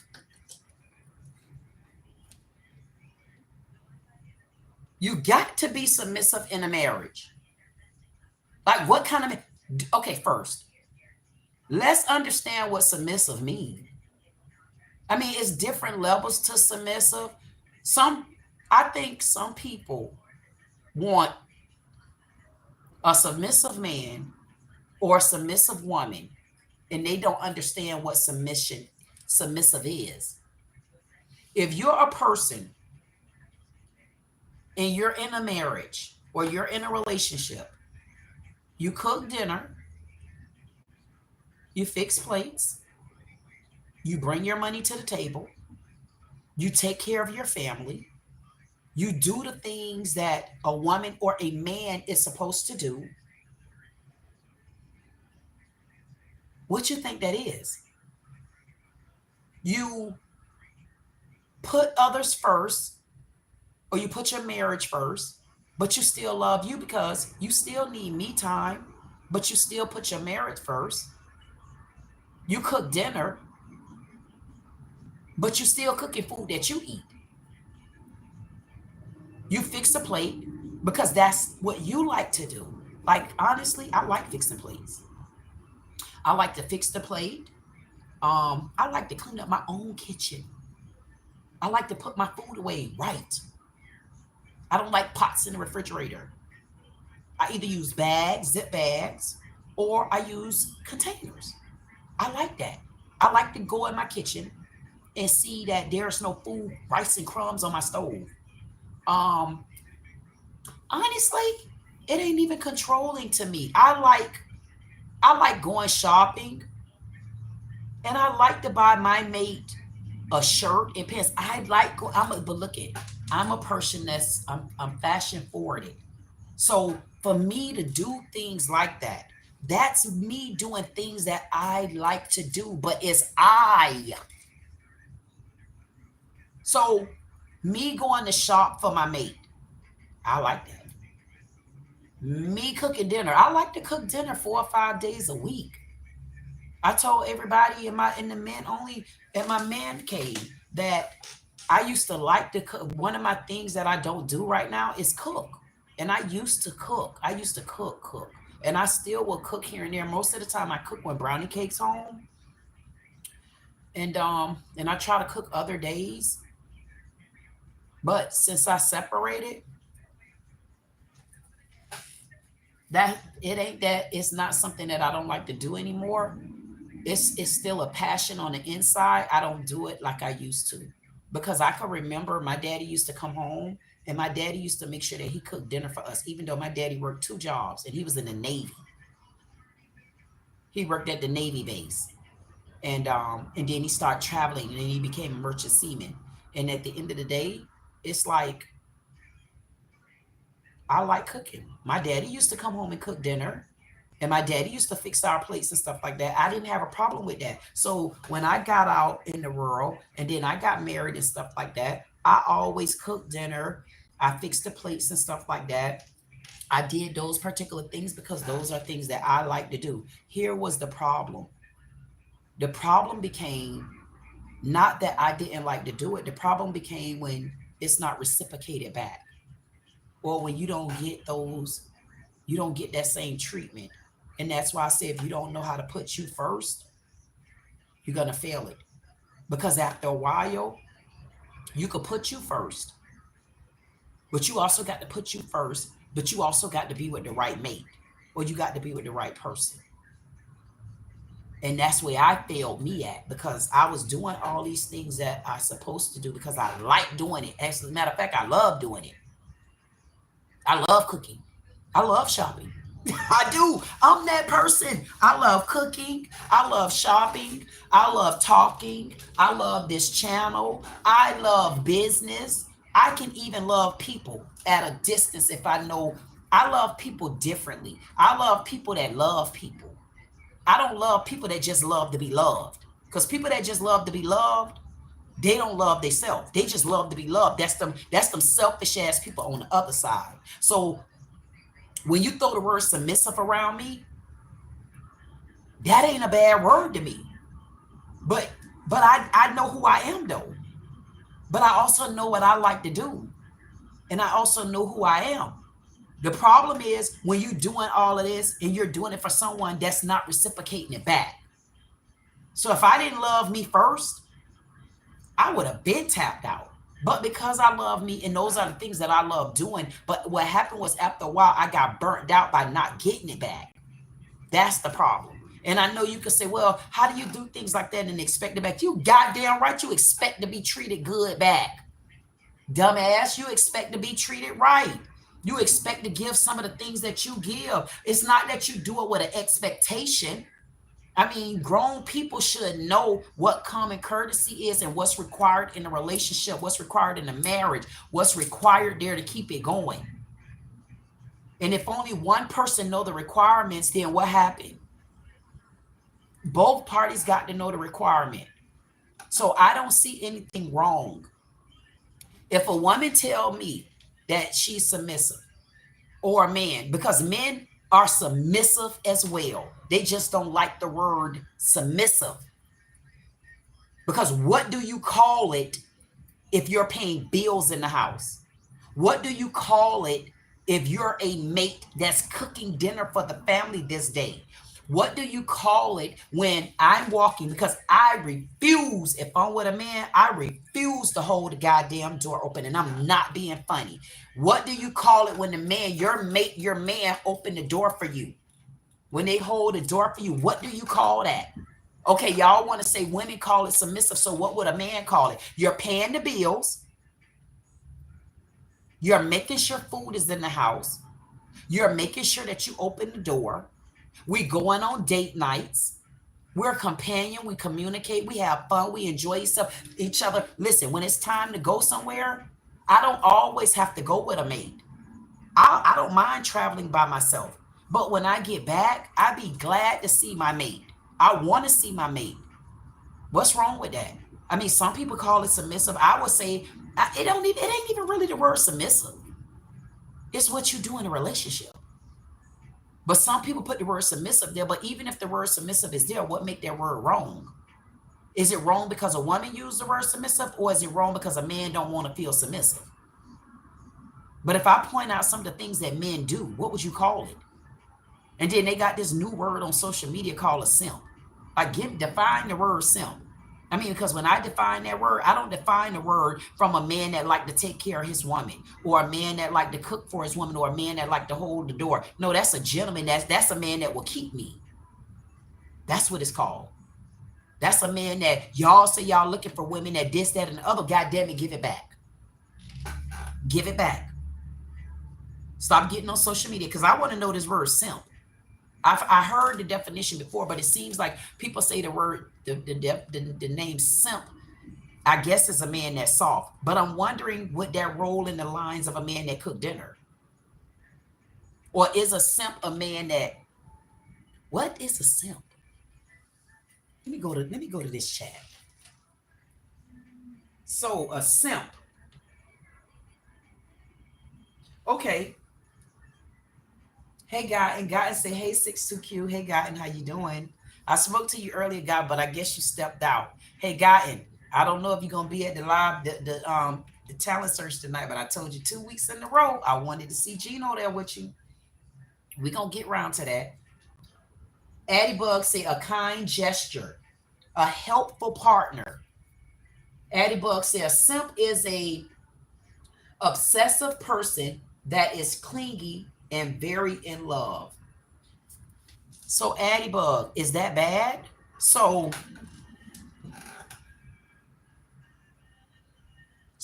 Addie Bug says a simp is an obsessive person that is clingy and very in love. But I'm gonna be honest with you, Addie Bug. If that's what you call a simp, he up my alley. Like I want a man that whoa, hell to the no, yo, to the no. I don't want no man obsessive. Do you know how many obsessive asses I got around me? Man, hell no. When you say obsessive, he could have it. I don't want no obsessive man. What I want now, aside from the word obsessive, a man that's in love, I can go with that part. A man that's in love, I will. Hey, come on. You want the queen? I'm here. A man that's in love, there's nothing wrong with that. But a man that's obsessive, a man that's dramatic, a man that's argumentative, a man that don't let a damn thing go, a man that question everything, I ain't having it. I don't want that. I don't want that. I don't want to be bothered with it. It's too much. It's territorial. It's a woman. That ain't the same for me. Now, that's what simps do. If simps are obsessed, I thought for me, when I hear these men on social media beating and bashing black women, especially black women, man, they beat, oh, Jesus. They beat women, black women to a pulp on social media. And them the same men that can't stand next to me and talk. Them the same men that don't wear the right type of breeches. Them the same men that be jumping around goddamn banana trees like monkey Indians. And I'm sitting there listening to some of them on social media. I'm like, my God, to be like Jesus. It's so many men on social media that go to talking with their Twitter, YouTube, Facebook fingers, and they go to ta ta ta ta ta ta ta ta ta ta ta ta ta, and you be like, what you saying? Ta ta ta ta ta ta, and then you get them on the phone. You be like, hello, hello, I'm here. Well, you ain't got nothing to say now.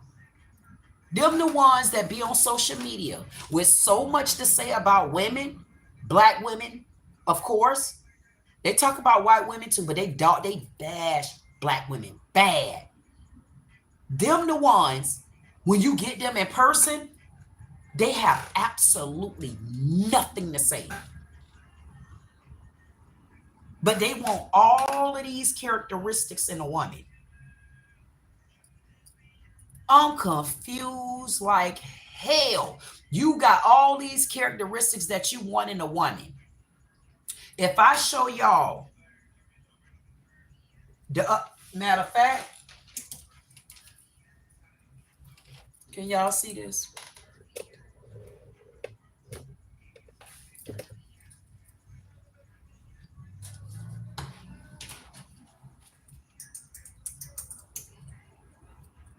Watch this. Yep. Okay. I'm going to show y'all what I mean. Now, this right here bothers me bad.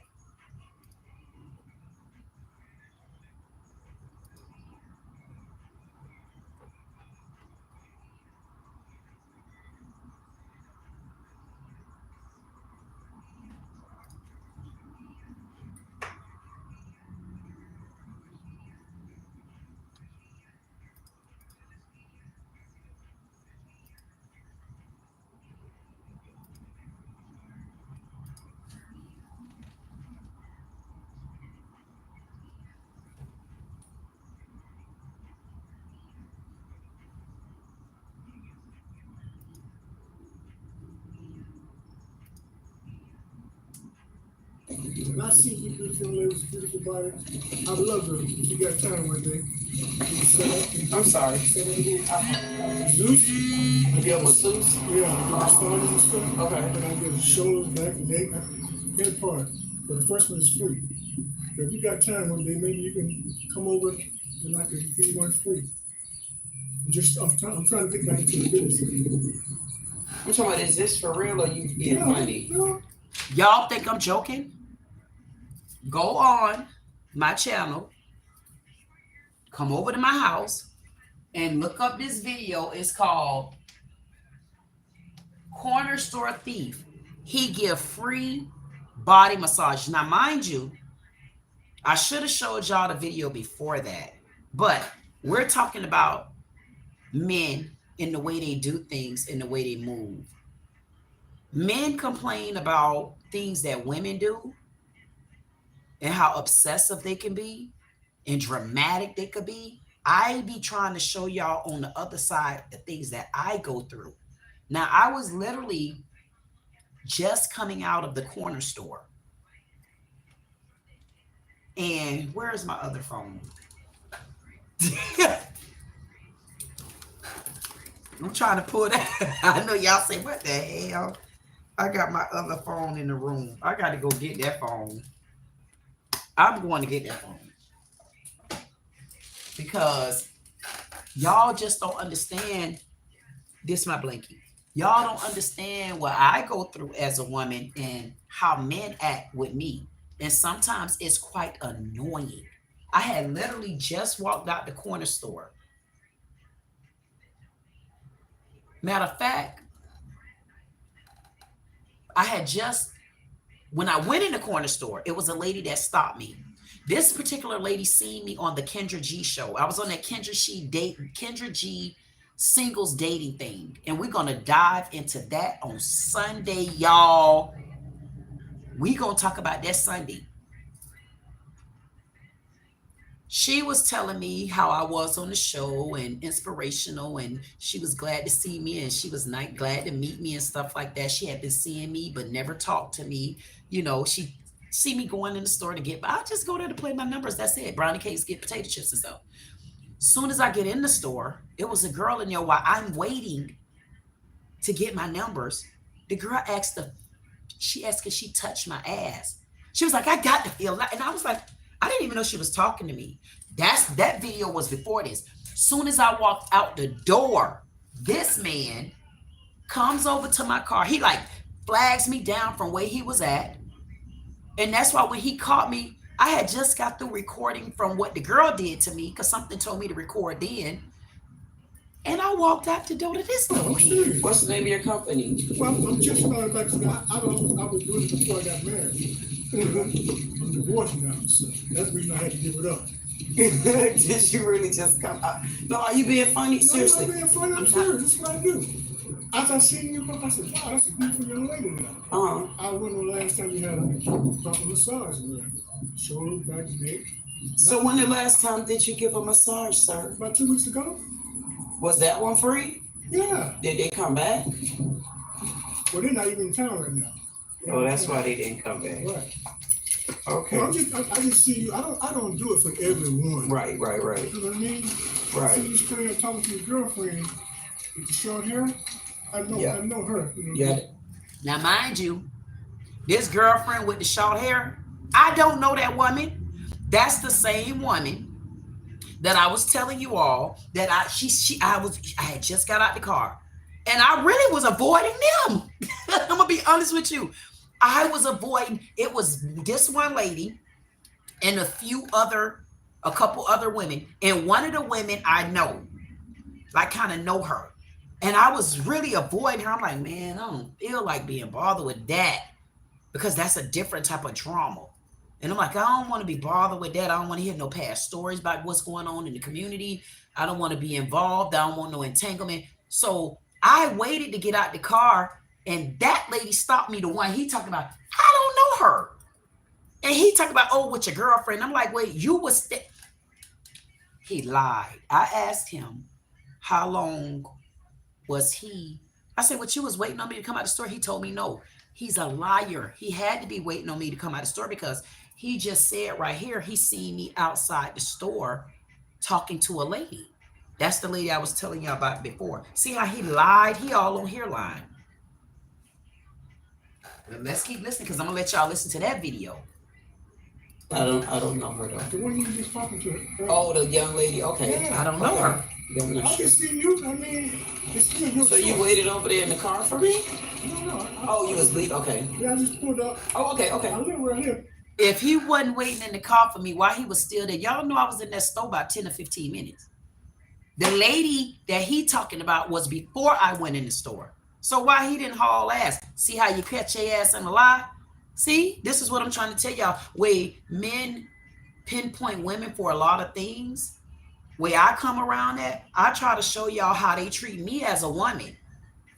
It don't have nothing to do with other women when it comes to me. It has everything to do with the way what my interaction is with men. And my interaction with men is the opposite of how men try to say their interaction is with women. But I came bearing my receipts, honey. I got these receipts for y'all asses. Let's watch it. Upstairs on the balcony. Yeah, I live right here. I'm just saying, you got time. You think it's no joke now. Right. You got time. Come in 5-10 minutes. I just do your shoulders or whatever you like. Oh. Now, mind you, didn't y'all just hear me tell y'all about a deep tissue massage? And he said he do a very, very, very, very, very good massage. But I think that's kind of weird that he would want to do a massage on me. Like he waited for me outside the store. And then gonna tell me he's starting up his business again, but he want to start it up on me. Then he said he started it up with a woman that he already did one on, but she going back out of town. So clearly the woman that you gave a massage to, is that a woman that you've been dating? Or was that a woman you slept with? So what made you think you could come to me with those innuendos? See what I mean? How y'all like to blame women for things, but we need to understand that men.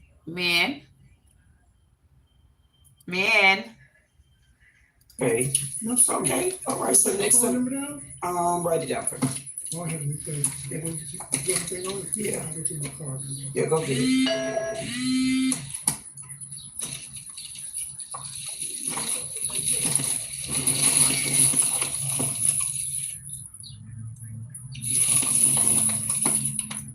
Who think this is a joke? Me. I don't. This man literally gone to his car to get a pen.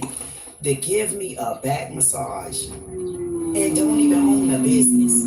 What the hell? I mean, I just left out the damn corner store. Y'all think I'm joking? Look, I literally just left out the corner store. Look at the man coming. Look at him coming. He coming.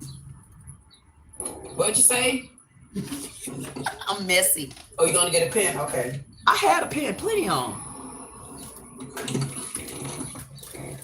What woman leaves This man home? really wanted to get a pen. Hold on. Okay. You don't leave home Okay, without a I will. pen. Yeah. Okay, nice meeting you, Gino. Okay. Pen. All right, thank you. Pen. Another sip. Pen. I see you beautiful ladies, beautiful body. I love her. You got time one day.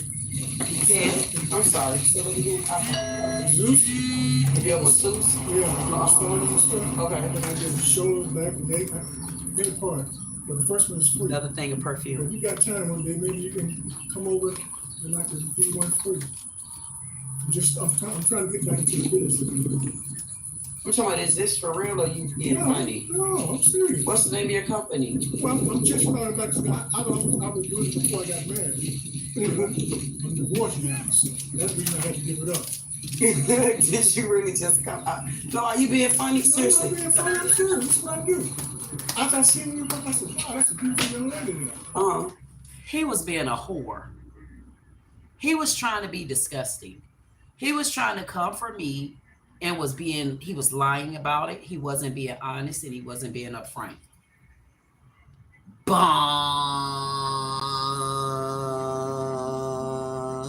No, I'm not frozen. I ain't stopping there. I got to take y'all back to part one of this. You better know it. Where is that? Right? Him. Every goddamn thing you do. That's it. Only the foreign people bring us the shit.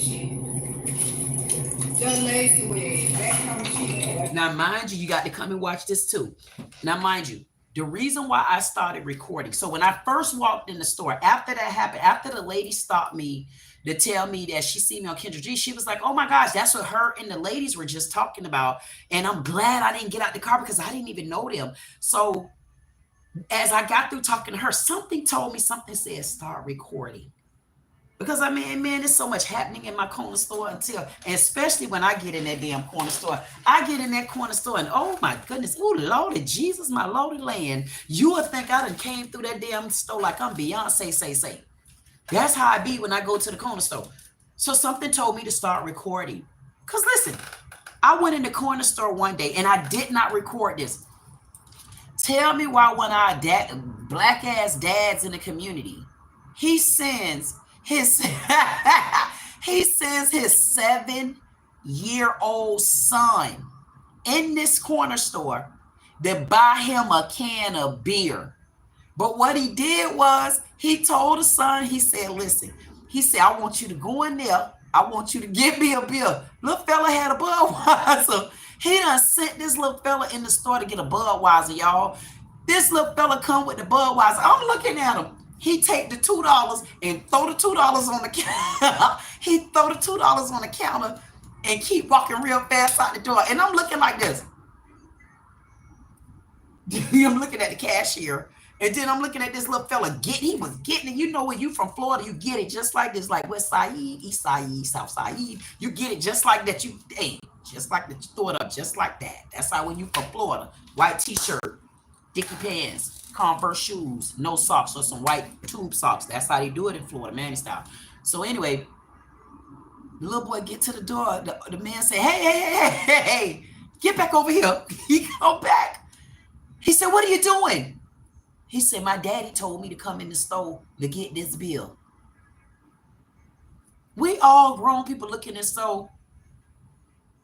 The bad part about it was we all knew his daddy. I didn't even get to record that. That should have went down in history. Let's get back to this shower cap head that asked to touch my ass. That's what this video about. So when I walked in recording this video, the lady was in there talking about the prices. And the guy that she was talking about it to, he is a Jamaican. And I guess he's Jamaican and he loved Trump. And she was telling him, no, our prices are high because of people like you. And that's what this conversation is about. So I caught this conversation. And I walked off because I was really trying to show y'all a picture that the girl came in the store, the one that wanted to touch my ass. She done came in the store with not only a shower cap on, bedroom pants, and bedroom shoes in the corner store, y'all.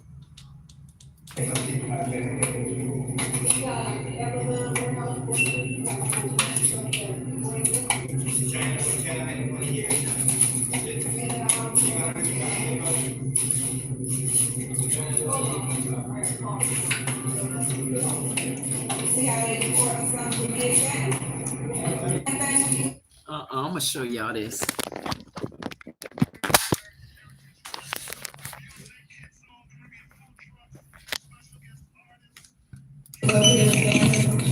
That's it. Only the foreign people bring us the shit. Just lazy with it. That comes Right there. Wait. Right there. This the girl right here.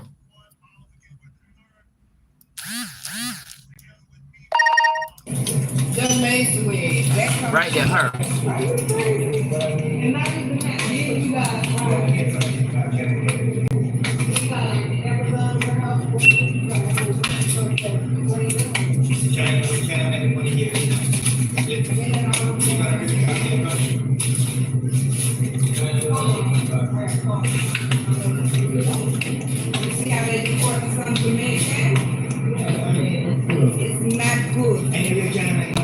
trying to get mulatto. That's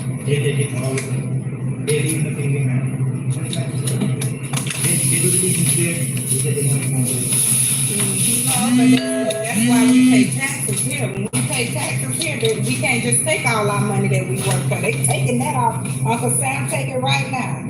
What you get after Uncle Sam get his piece, then you can send that home. They still, America gonna get theirs. They gonna get theirs. You can send your whole check home. Guess what? America just took your taxes, so you still didn't get all that you worked for. Cause he gonna get his. Period. They know that. They just being evil. My numbers. This might be a crazy off the wall question. Y'all listen up. This might be a crazy off the wall question. Y'all better play them numbers too. Listen to her now. Listen. Oh, can I touch you? Can I touch you? Can you touch me? Oh my. What? Bro, you got Can you touch me? a hand back there. Did she just ask me, can she touch my butt? You can touch, I don't go that way, but you can touch my butt. Oh my God. I thought the same thing, but I ain't want to say it. Did you get it? Is it back there? Is it good? Is it? It's so Is it?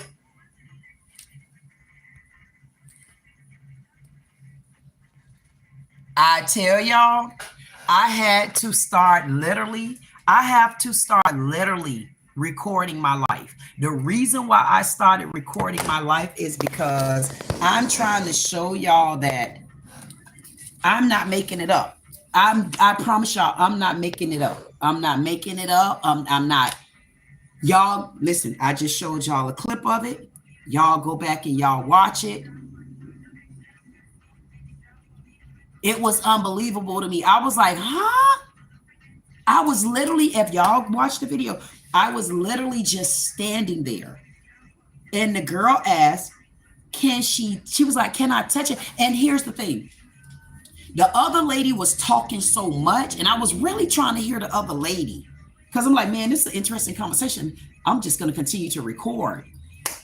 And the girl was like, I can't help it. She was like she was, and she wasn't she wasn't on no drugs. She was just like, I can't. And I was like, what's wrong with this girl right here? And not knowing that she was actually doing that because of me. I'm like, what the? And she was like, can I touch it? I'm like, can you touch what?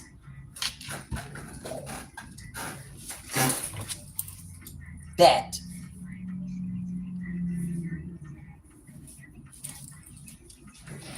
That's what she wanted to touch. But I had on, like, it was like out, like I had like the tights on. I didn't have this like outer skirt on. It was just tights. I had tights on with my blue jacket. And I was like, what the hell? Now, that brings me out the door. So I get out the door.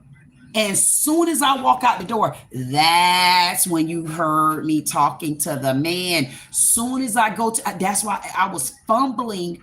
When you look at that video, you will see me fumbling because I was trying to record it like, this can't be for real. But he was dead ass serious. If I would have known what I was going out the door for, I would have recorded that too. But I didn't expect that. So when you watch that video, you will see that I'm actually fumbling around in that damn video, trying to get the recording of it. Because I say, man, people gonna think I'm damn it joking. I'm not kidding. I'm not kidding. Wait till I turn this phone. I got to charge this phone. And then I got to go get my up. Yes, I got about 6 damn phones. Now what? I do. And they all work except one. But I still use that phone because it got footage and stuff on it that I need. Kool-Aid. Addybug say, people in a relationship should be equal to no one. It should be equal. No one is better than the other. It should be equal all the way. I agree with you, Addybug. Ben said, those men are doing that from a place of hurt and bitterness. Addybug say, love should be equal on both sides. Addie also said there is nothing wrong with loving your partner that loves you so much and wants to be there for you. I agree with you, Addie.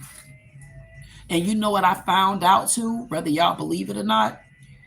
One thing that I noticed, some of the hardest men that, some of the men that people, I see, I know y'all got a glare. Wait a second. Okay. Some of the people, that's worse. Okay. That's better. Some of the people that, some of the men that some people think is so hard and so this, so that, is so the other. These last couple of years of me being separated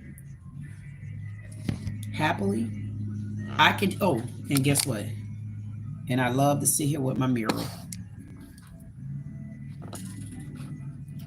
Am I gone?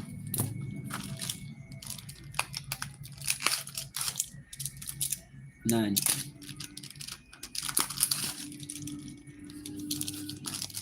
Them ones that y'all think is so rough, or these men this and they sold that and they sold the other.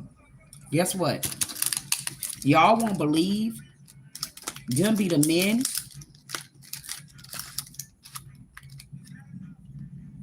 that really do be looking for more than you think they looking for.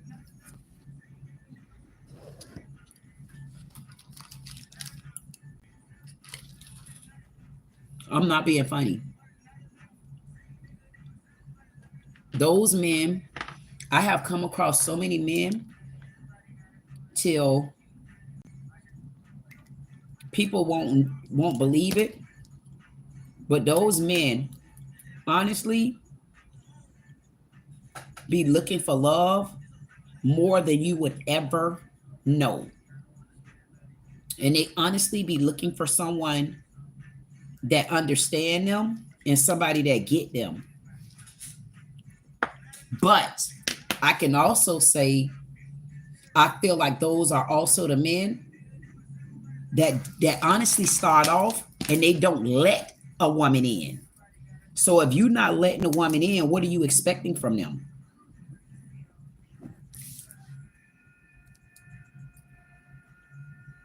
Like, how do you, like with me, people probably will be like, oh, she, you know what? She come and she don't let nobody in and she this, that, and other, but that's not true. What happens is when I get knuckle sandwich heads like that guy and they do dumbass stuff like what he did, and they do dumbass stuff like what he did, like coming up to me talking about a damn back massage and all that type of stuff. I mean, imagine how simple, stupid that sound to me. Even though I don't know if he was dead. He talked like he was dead serious, but imagine me with the type of the men that always come for me. Like, I don't have I embrace anybody. I don't go that way. But when it comes to men, I try not to be mean. I try not to be rough.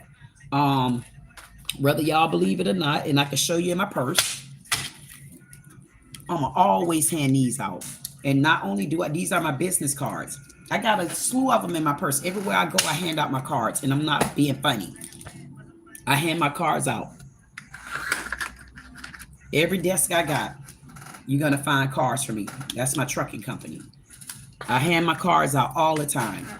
The problem with it is the type of men that come for me are the ones that it's like, okay, what are you expecting? It's like how the guy went on Kendra G. Went on the show one day. Oh, women be asking for, men with 6 figures. I say, you a goddamn lie. You watching the Kendra G show, knuckle sandwich head. You know good and damn well the average woman. And come on, man. I hate when people get so cutie and snooty booty knowing good and damn well they barely even know somebody with them type of figures. Number 15. Next of all, so if y'all saying women come with these intentional circumstances and unintentional ignorance, what do y'all think men do? I'm not being funny. And I'm not even bashing. I don't give a damn. I don't have to bash men. That's why I do a men only live. My men, they know I don't bash them. I'm telling y'all how I see things on the other side from men. Because that's who I interact with. I interact more with men, and it's not a joke. And I'm not exaggerating. Starting from me growing up, I interact more with men. So the things that I be seeing it means a lot for me to see that men, honestly, at a lot of the times when they come for me, they do the same things that men say women do. I mean, coming to me talking about a back massage, number one, that was foul. That was like slaky. Like, man, if you don't get your tongue twisting, twangling ass on, I know something. I'm like, man, this man must not know. I would eat his ass up in 15 pieces. But I'm not here for that. Now, then I go in the store, and then another man trying to hit on me, green tennis shoes, lime green shoes is what I call them, like my nails. Y'all go back to the first live, like the third live I did. I need to clip that video too. Then this man sees me in the store one day last week. He want to get in the store. I say, man, I know good and well this goddamn man ain't around here acting like Chloe. Is you a man or a woman? Chloe, you a man or a woman? How you around here in my face trying to hit on me, calling me by my government name?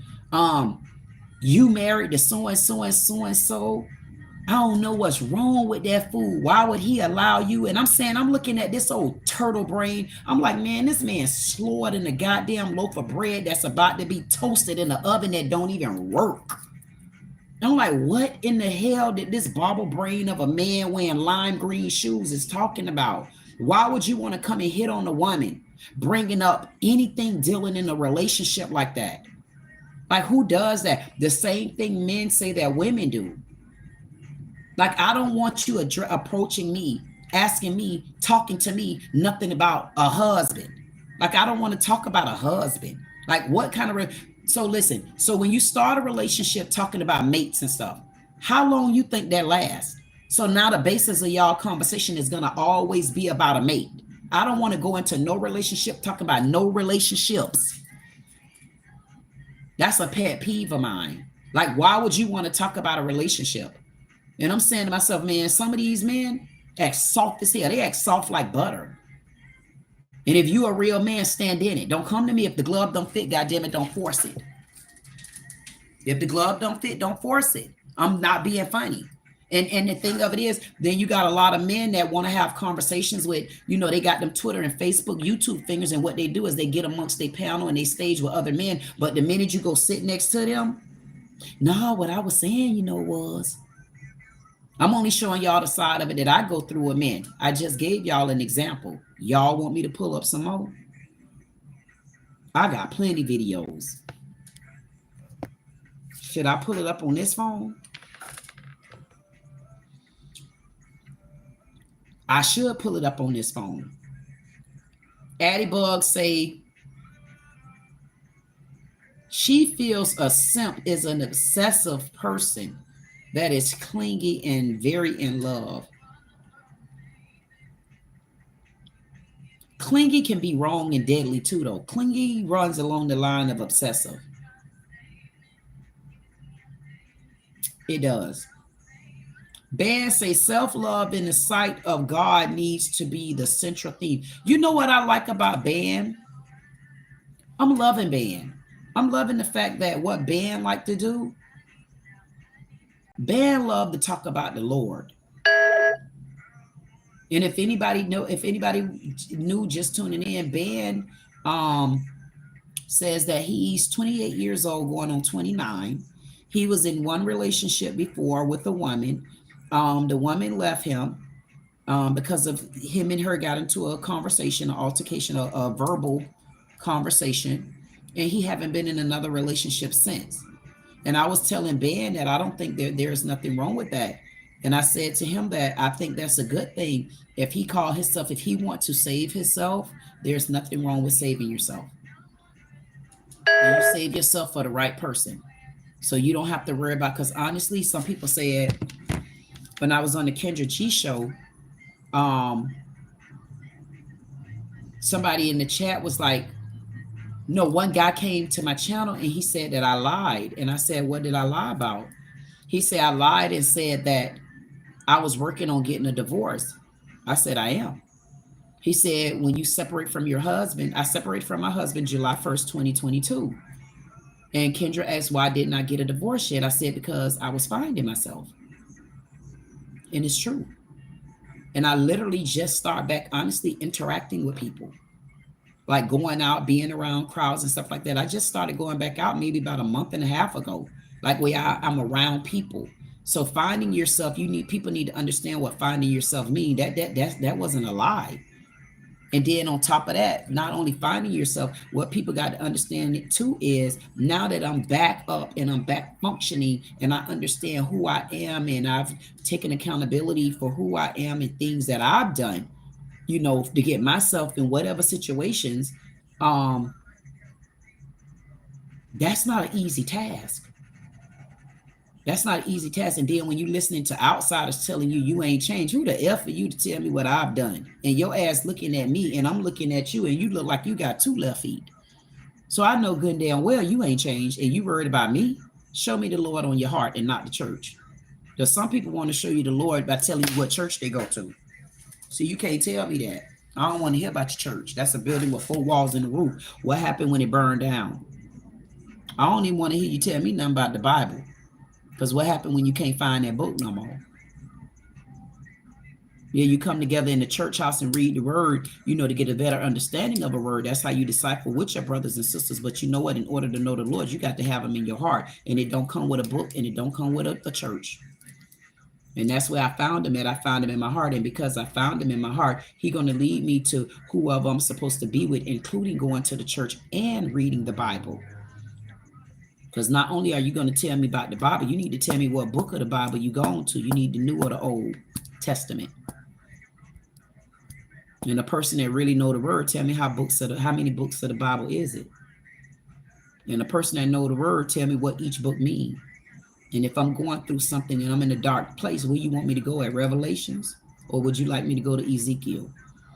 If I'm going through something with family, brother and sisters, and how we need to come back together, where you want to send me at Psalms or you going to send me to Matthews?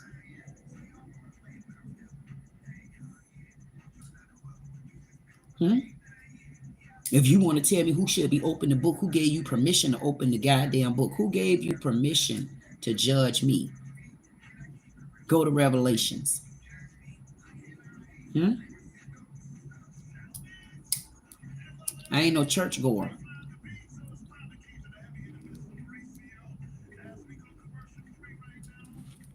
Anything else?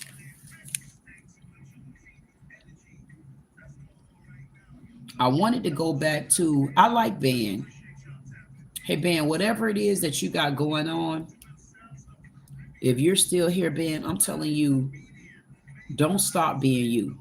Don't stop being you. Don't change you. Don't let the wrong person come in. Don't get poisoned. Continue to be who you are. And I'm going to be honest with you. You're in a position to where you should come, Ben. If you don't have your own channel, you should come and just speak. When I do my Men Only Live, you should come and speak at the Men Only Live. And my Men Only Live is Monday, Wednesday, and either Saturday or Sunday. It depends. I like Saturdays too, but sometimes Sundays is a little bit better. I think Ben have a lot to bring to the table. Thank you, Jug. Jug, say like, share, comment, subscribe. Hey, if you don't do anything else, I say get to know me. Thank you so much, God, and I definitely appreciate you flying in. Thank you, Addie Bug. Appreciate you for flying in. Thank you, Ben. Hey, Ben, I definitely appreciate you for flying in. Between Ben and Peter, I don't know how our conversation. See, I started the conversation. Y'all know I don't stick to a topic anyway. I just wanted to bring up by whoever this was that got upset with me. I did something. I said somebody's mouth. And it was true. This man, Chloe, went on Kendra G, acting like a woman, not showing himself, and I should show the Kendra G video. Went on Kendra G, acting like a woman. Everybody in the chat was saying, you a man, you a man. Everything, you can see it here. I said, yes, man. And then one of my subscribers sent me a message and showed me that, no, this is a man. Go on the Como show. Camo, K-A-M-O, Camaro show, whatever his name is. I should pull it all up because I could even pull the video up because I still got the video. And the auntie exposed him. He was on the Camo show trying to expose the auntie for stealing food stamps. Meanwhile, you all on social media telling people that you ain't no man and you know you're a man. And so I made a comment because he was like, yeah, I just want a man, you know, I just want a man who they got pretty teeth. And I'm saying to myself, how you gonna talk about somebody with pretty teeth? And your mouth is like a horsey. Like the dentures and stuff moving everywhere. I'm like, damn, do y'all know how many times I done heard somebody bashing people? I said, was that a bash? So have you seen my teeth moving? And I'm on social media actually lying. And I'm trying to blame my auntie for stealing. I want to know, what in the hell mail gives you the right to talk about somebody else stealing stamps when you on here trying to trick men? That need to be another one of my topics. I want to talk about that. I'm going to talk about that. I'm going to probably talk about that tomorrow.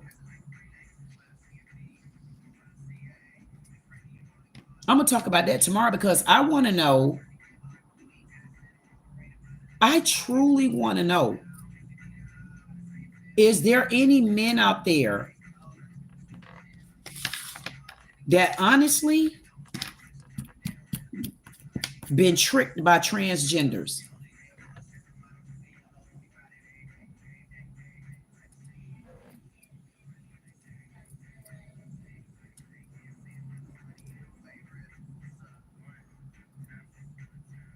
Y'all hear that music?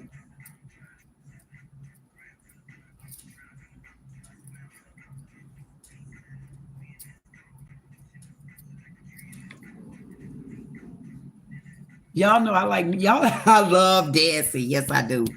I love it. That's why I need to make sure I start dropping the link for her name is Lo Ho Vlog.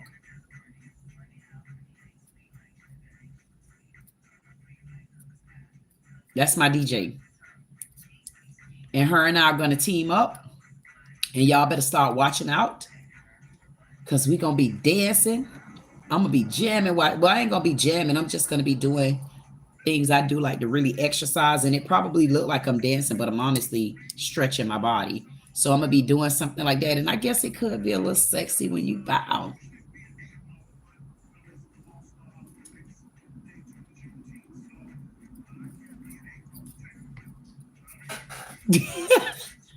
Y'all know I got to get ready for this this live.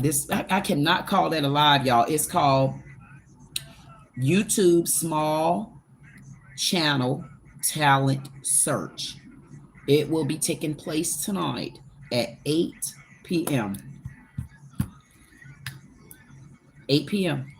If you have a small channel out there and you are interested in showing your channel, come at 8 p.m. tonight. The rules are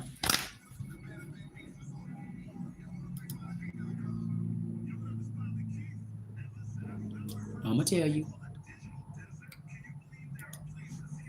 The rules would be, because I did a post,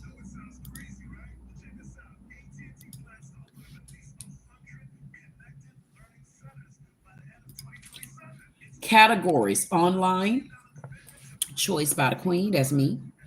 That means I will go in, I got 5 channels that I will be showing.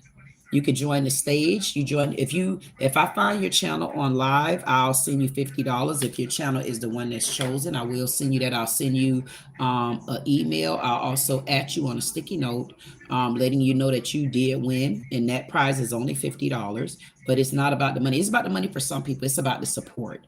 I'm here to give you support to let you know that somebody is interested in you as a small channel. Show your face.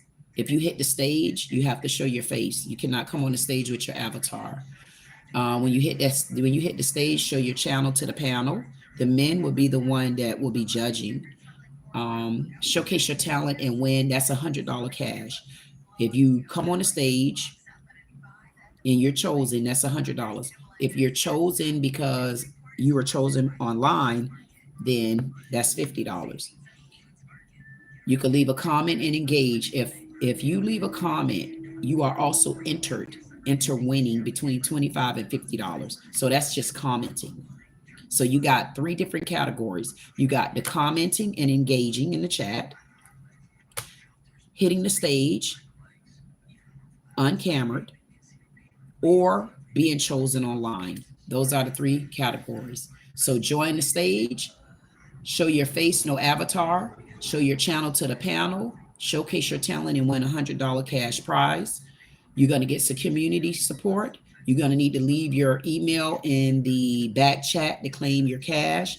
You got 3 days to claim it. Refer a channel to be entered in the channel search. So if you come and you don't want to enter, but you know a channel that is a good channel and deserves some sort of spotlight, drop their link in the chat. If you can't drop it in the chat, just leave it in a comment. Go to any of my videos and leave a comment and I'll get it, but preferably the chat. The guidelines: if no stage presence, leave your channel in the chat or email me for a chance to have your channel entered to win $50, support, and a community of love and help. You can call, text, or you can leave a voicemail message on this particular phone right here. I will get it. I'll return your call in a timely manner if you need me to call you back. If not, if you text me, I will text you back. It's no cost for you to enter the talent search, and refer a friend, refer a channel. The rules are subject to change anytime after the talent search ends. So when we start the talent search tonight, these are the rules.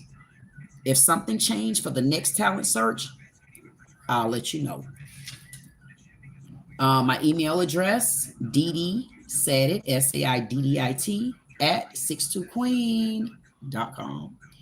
The chat line is 561-599-8367. What you can do, if you need these rules, you're more than welcome to come to my channel, go into the community post, and you'll see the rules there.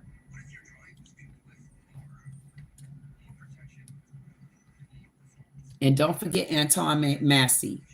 I'm still on the hunt for him. So tomorrow, I'll probably be doing, who do I have for tomorrow?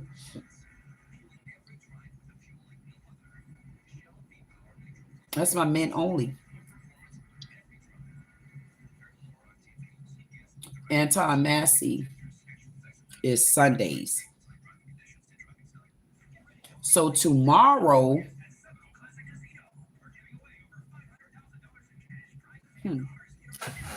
tomorrow, I might want to have a conversation tomorrow with Gatton and Martin. I think so. So we might be doing it tomorrow. Ben said, Addie Bug, you're right about that, brother. It's one step at a time. I'm realizing that now. Of course, it's one. Ben said, I remember dancing at a homecoming back in high school. There were those were some of the best memories. And if you notice too, I mean, even me going to high school and, you know, coming and just living in the real life world now, my younger days was way better than today. Way better. I mean, people were more loyal. They were more understanding. They were more there. They were more true. They were more inspiring. They were more goal-oriented of wanting something, whether they followed through with life or not. Me and my days back then was a lot better. I'm talking about playing ball. When I came to Florida, it seemed like my path changed. And now, so I started my channel June of last year. I just did an anniversary. They sent me something where I posted my first video, and my first video is where I went on the phone and I was telling the story about being put on house arrest for something that I didn't do. And excuse me, I actually started like in July or August. I think I really started posting my videos, I think in July or August, something like that, because I didn't even know what I was doing. Things just weren't the same. And then when I turned 50 is when I really seen that I was getting it together right. And I'm like, okay, I feel like I'm back on the path I'm supposed to be on. The problem with it was I still needed to continue to work on myself, continue to hold myself accountable, continue to do the right thing, continue to let the wrong people go that's not supposed to be here, and continue to take caution with letting people in and not trusting them. Be cautious, because I'm one that trusts first. Even though I watch you, but I give you enough rope to hang yourself. The problem with it is I don't got time to get rope like that no more. And I'm not going to. And you better know it. Jug said, don't forget to tune in at 8 p.m. Small channel talent search. Come show your channel to the panel. Addie Bug say, Ben, remember, you don't have to see the whole staircase. Just take one step at a time. Addie always say that. And it's one step at a time. And whether you're going up the ladder or you're coming down the ladder, it's still one step at a time. The thing about that one step at a time, even if you happen to miss a step, it's okay. Start back over where you messed up at. You don't always have to start back over from the bottom again. That's what y'all can take with you.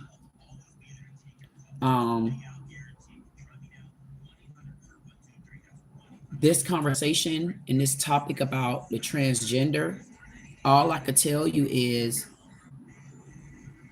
I don't have a problem with transgenders. The problem that I heard was just you tricking men. Like, don't try to trick men. Don't do it. That's not right. That is not right. Don't try to trick men. First of all, tricking men will trick your ass out of here. Number one, because you got men that's not going to play those games. You need to learn how to be honest from the inside, be honest from within. When you know how to be honest from the inside and you know how to be honest from within, then you wouldn't have had to been on so many shows covering it up, hiding and not have showing your face and stuff like that. But at the end of the day,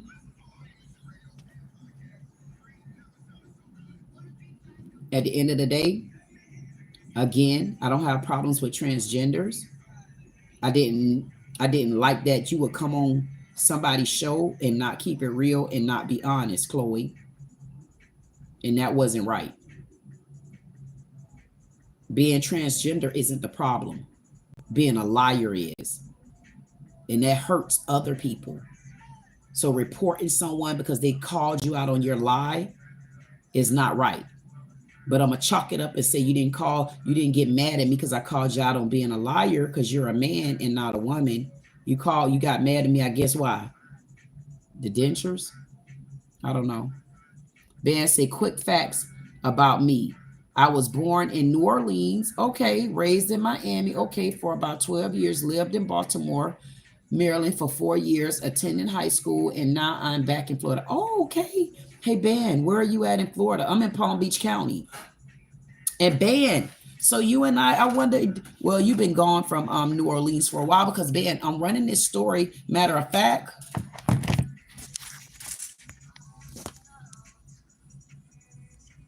Anton Massey.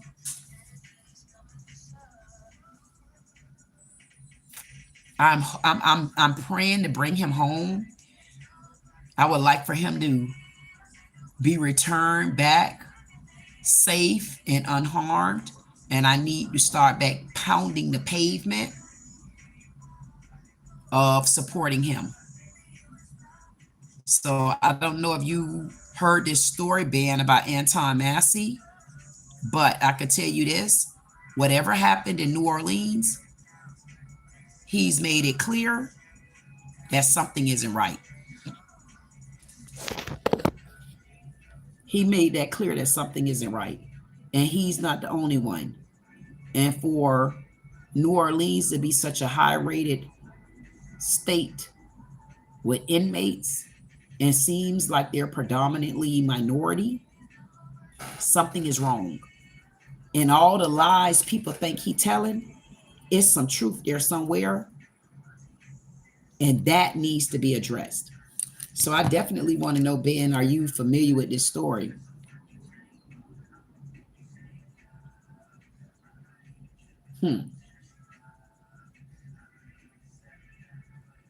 And Jug said, respect, Ben. Ben said, me personally, I'm spiritual. I'm not religious, nor am I a church goer. I just study the word from time. Ben, that's what I'm telling you. And this is what people don't understand, man. Listen, it's honestly, you know, when I went on the Kendra G show, Kendra asked the question, does the man, because I told her I'm 6'2". She said, does the man have to be tall? I said, no. She says, is there an age? I mean, the thing of it is, it's so many mature men out there that honestly are coming younger and younger with maturity versus older men. Man, y'all just don't know. It's a lot of older men out here that honestly, they've so immature, man, until it's not funny.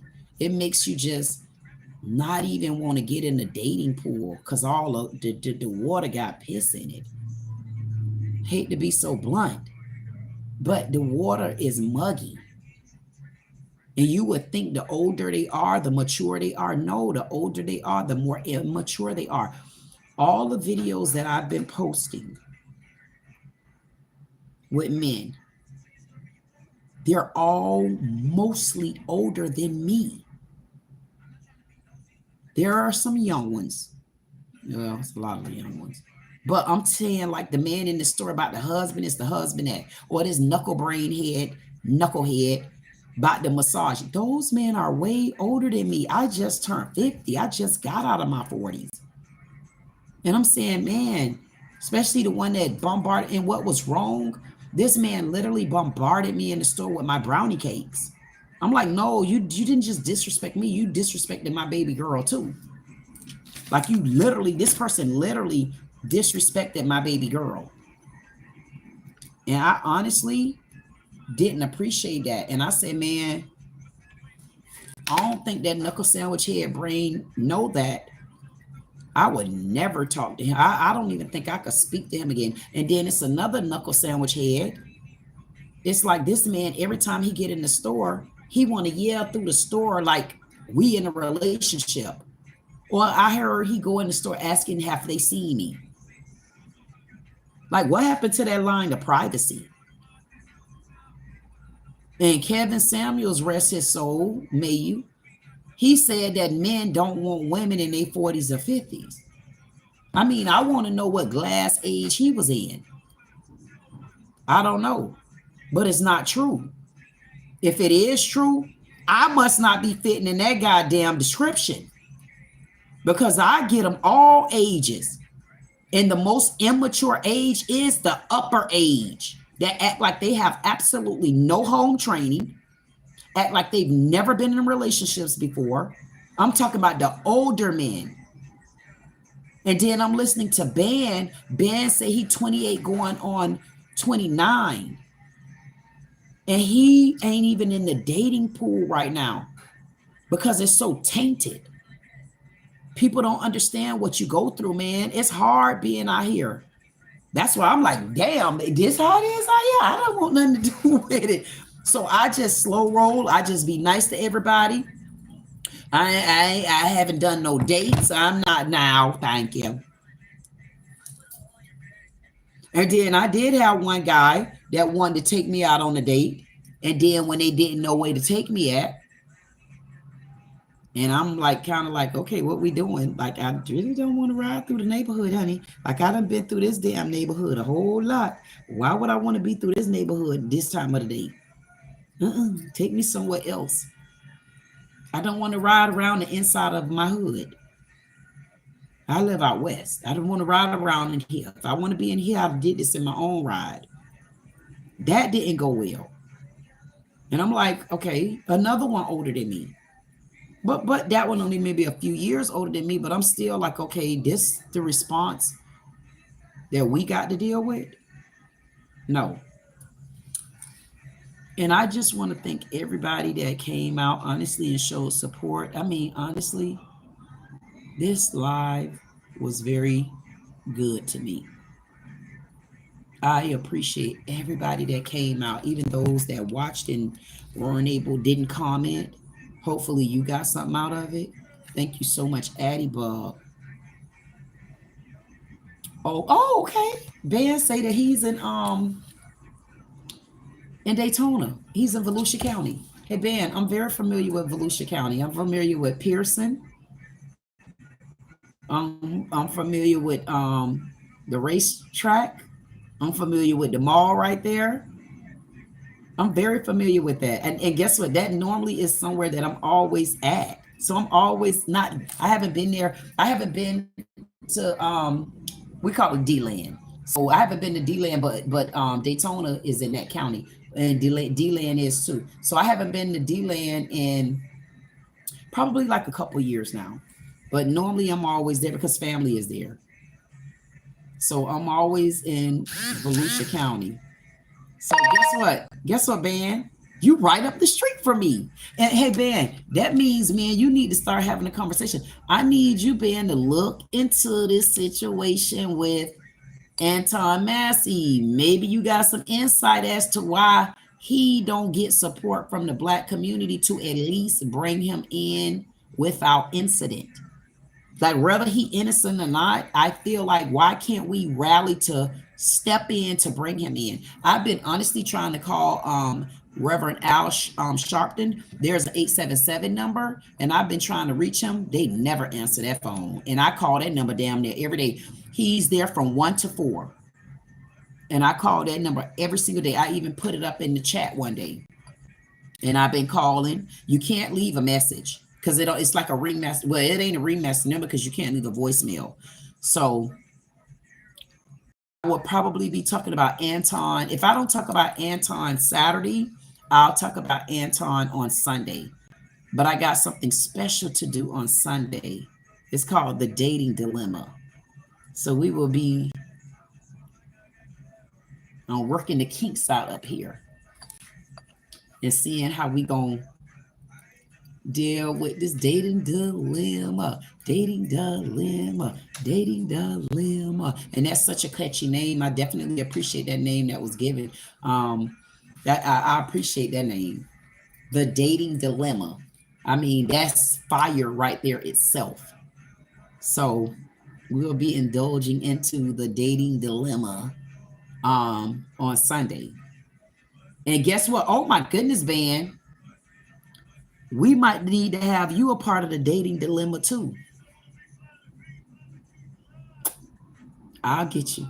Because it's you, it's gotten. You got to meet some of the men. Ben, hey, Ben, you got to make sure you come back. So the men only is Sunday. I need you to come back so you can meet them. I need you to meet some of the men on the panel. We need to add you to the panel. if you could come back tonight and look at these small channels, hopefully someone will fly in. I just started this small channel talent search, and I'm not going to stop it. I'm not going to stop my small channel talent search. I'm not going to stop my men only live. I'm not going to stop Anton Massey. I'm not stopping Carmelo Anthony. I'm not stopping it. Anybody can mimic me, you got to be the queen.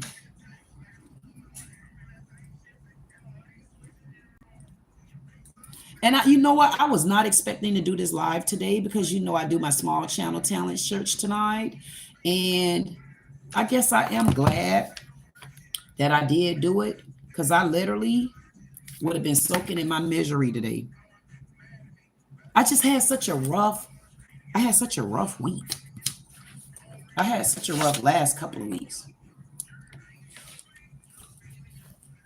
I had a rough day. Not today. The day wasn't nothing. Yesterday wasn't nothing. Like maybe yesterday on back for like the last 2 weeks. But it'll be okay. I'm going to get through it. I always end up pressing through. That's just the problem. Sometimes you can't press through. I was telling someone on yesterday, I'm like, no, don't try to hold me to being strong. That's what I was telling Peter. No, you can't always hold people to be strong, man. Sometimes you got to allow people to find their weakness, and you got to allow them to be in their weakness. The problem is when you see them being weak too long is when you need to step in. Don't step in. If a person need to break down, they need to be weak. Sometimes you got to let them show their emotions. You got to let them feel it. You got to let them experience it. You know why? Because either going to make them or break them. It's going to allow them to stay there, or it's going to make them pick themselves up. And if you're a strong enough person and you done worked on yourself a lot, you will know how to come out of it, even if you got to find something to do. And y'all need to just remember that. I had a very, very, very good live. I enjoyed everybody that came out. I definitely appreciate you. I really do. This one of my microphones, I was telling someone that, yep, I've been had a microphone. Matter of fact, I got a couple of them. All I got to do is plug it in. Plug it in. See? Plug the microphone in, and I could talk on it. I don't never use this, though. I got everything I need to be just about everything I need. I just don't. They say, oh, you need a 4,000K camera. Child, you want me to show it to you? It's still in the box, brand new. Canon. Got it. I'm just, you know, some people get into certain things, and I don't. You know. People say, oh, yeah, you got to invest in this, invest in that. Child, don't tell me about investments. Please. I got a message about that today. Invest in what? Not right this second. I'm doing just what I'm supposed to do on a more natural look. I'd rather sit and listen to somebody that I know is being natural. I don't want to sit in any, I just don't want to be bothered with people that got to sit in, animation. Okay, anime, eat the cake, anime, eat the damn cake. Eat the cake, anime. If there's anybody out there right now and you want to enter someone in the small channel talent search that's about to take place in 2 hours, you're more than welcome to drop their channel handle in the comments. If you drop their channel handle in the comments, I will make sure that they get entered in the contest. If you want the rules to the contest, just come back to the channel, go into the community news, and you'll be able to see all the rules. And I definitely appreciate everybody that stepped in. Thank you. Appreciate you too. If you want to hit that like button, it's greatly appreciated. Thank you for the comments. If you want to if you want to subscribe, I definitely appreciate that too. If you don't want to do any of that, the only thing I could tell you to do is get to know me. And I appreciate you for getting to know me. And for anybody that's going to come back, I will be back tonight. I will be back at 8 o'clock tonight, 8 o'clock tonight. Ben said, at times I feel like an old soul in a young man's body. Since my breakup, I've been open to the cougars. And I'm going to be honest with you. They go that Nightbot. I got to train him. I got so much work to do, y'all. Y'all just don't know. I got a lot to do, but I'll get to it.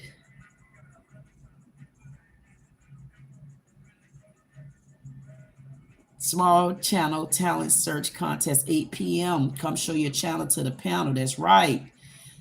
You know what? Ben said since his breakup, that was back in 2018. Ben said he's been open to the damn cougars. Hey, Ben, are you calling me a cougar? Ben, are you calling me a cougar? I believe Ben has called me a damn cougar. I'll be damn. You know what? I don't know how I feel to be a cougar. I've never been a cougar. What is a cougar? Okay. So Ben say he going on 29. I will be a cougar to you, Ben. So that's the cougar. I will be a cougar. That's what a cougar is. Okay, that's the age cougar. So a 40-year-old. Yeah, I guess if someone is 40 and I'm 50, I guess that would be a cougar, huh? So 10 years is a cougar. What about 5 years? Will 5 years be a cougar? I'm wondering about 5 years. 5 years might be a cougar too, huh? My goodness. My God, to be. I've never been a cougar. I don't know how it would be to be a cougar. I guess it's that maturity thing, but I'm gonna tell you one thing that I've noticed, and I said this before, and I'm gonna say it again. I'm finding that the younger men are becoming a lot more mature than older men. Just like the older men saying that they don't want old women no more. Welcome to the club, Dusty Brains. I don't want y'all old asses either. Because I feel like the older they are, the older the goddamn berry and the dry the goddamn juice is.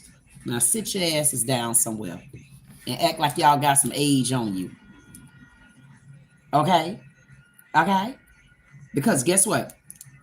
Just because I'm older, I'm an old lady to some people. I don't feel like an old lady. The reason why I don't feel like I'm an old damn lady, because y'all better know it. Honestly, we got to walk out the door. The reason why I don't feel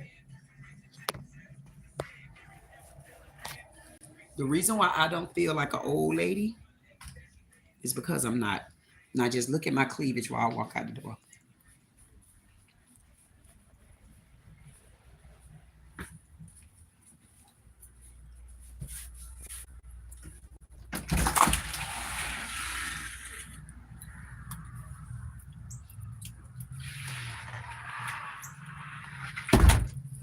I didn't even bring my I didn't even bring my tripod out. Let me show y'all the neighborhood.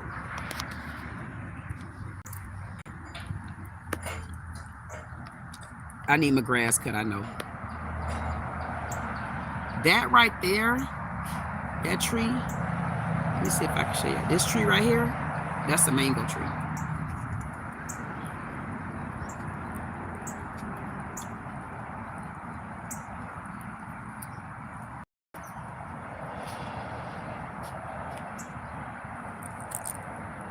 Yeah, I'm not going all back there.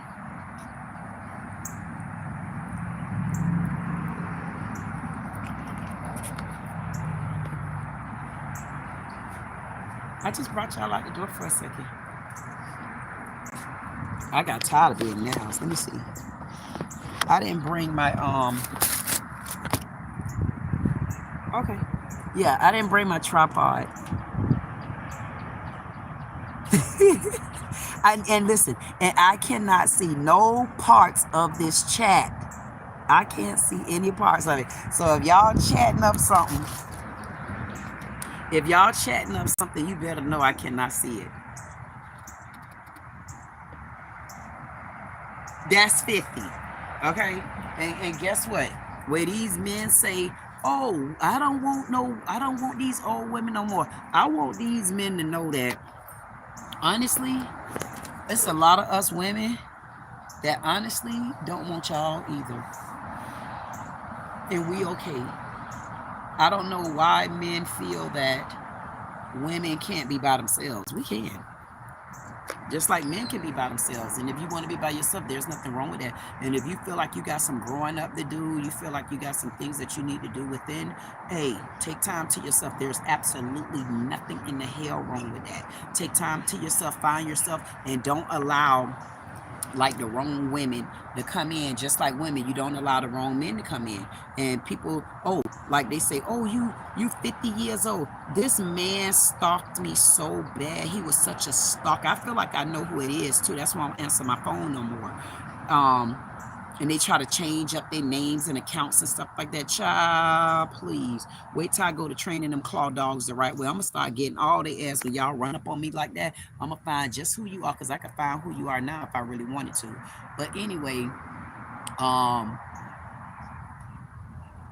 the man say, oh, he upset because I wrecked my family. I'm like, wreck my, what do you mean wreck? Like, who are you to say what the F I wrecked? Like, you don't get the right to be on social media telling me about what I wrecked and all that type of old stupidness like that. I'm like, who can, and listen, and it was so bad until the man honestly was harassing me so bad. I told him, I said, listen, I told him, I said, I'm gonna give you one warning. I say, I'm not giving you a warning because I'm scared of you. I say, I'm giving you a warning because I'm scared of me. I'm giving you a warning and I'm asking you to leave me alone because I'm gonna push the Lord on your ass. And I meant that. I don't believe in roots. I don't believe in voodoo. I believe in the power of prayer. And you got the power of prayer. The Lord gonna protect you. He surely is. And he gonna protect you from people that's harming you. And I felt like it was a harm. I felt like you don't get to come and like mistreat people like that, because you don't know what is a person's situation. And I want to know who can say about my marriage of 31 years. Like, what dusty brain thought that they could come to me and do something like that? That was just so ridiculous to me. Like, messaging me like that and like wouldn't stop. Wouldn't stop. And I'm like, you keep coming for me like that if you want to. Because I don't fear trolls. You know, that's not the problem. I don't give a damn about no troll. I just don't want you to ruin my damn energy. And ruining my energy is keep coming to me in business that's not yours. Because if I want to be separated, god damn it, I'm going to be separated, you dumbass dummy. Y'all see my earring just off. At the end of the day, y'all, guess what?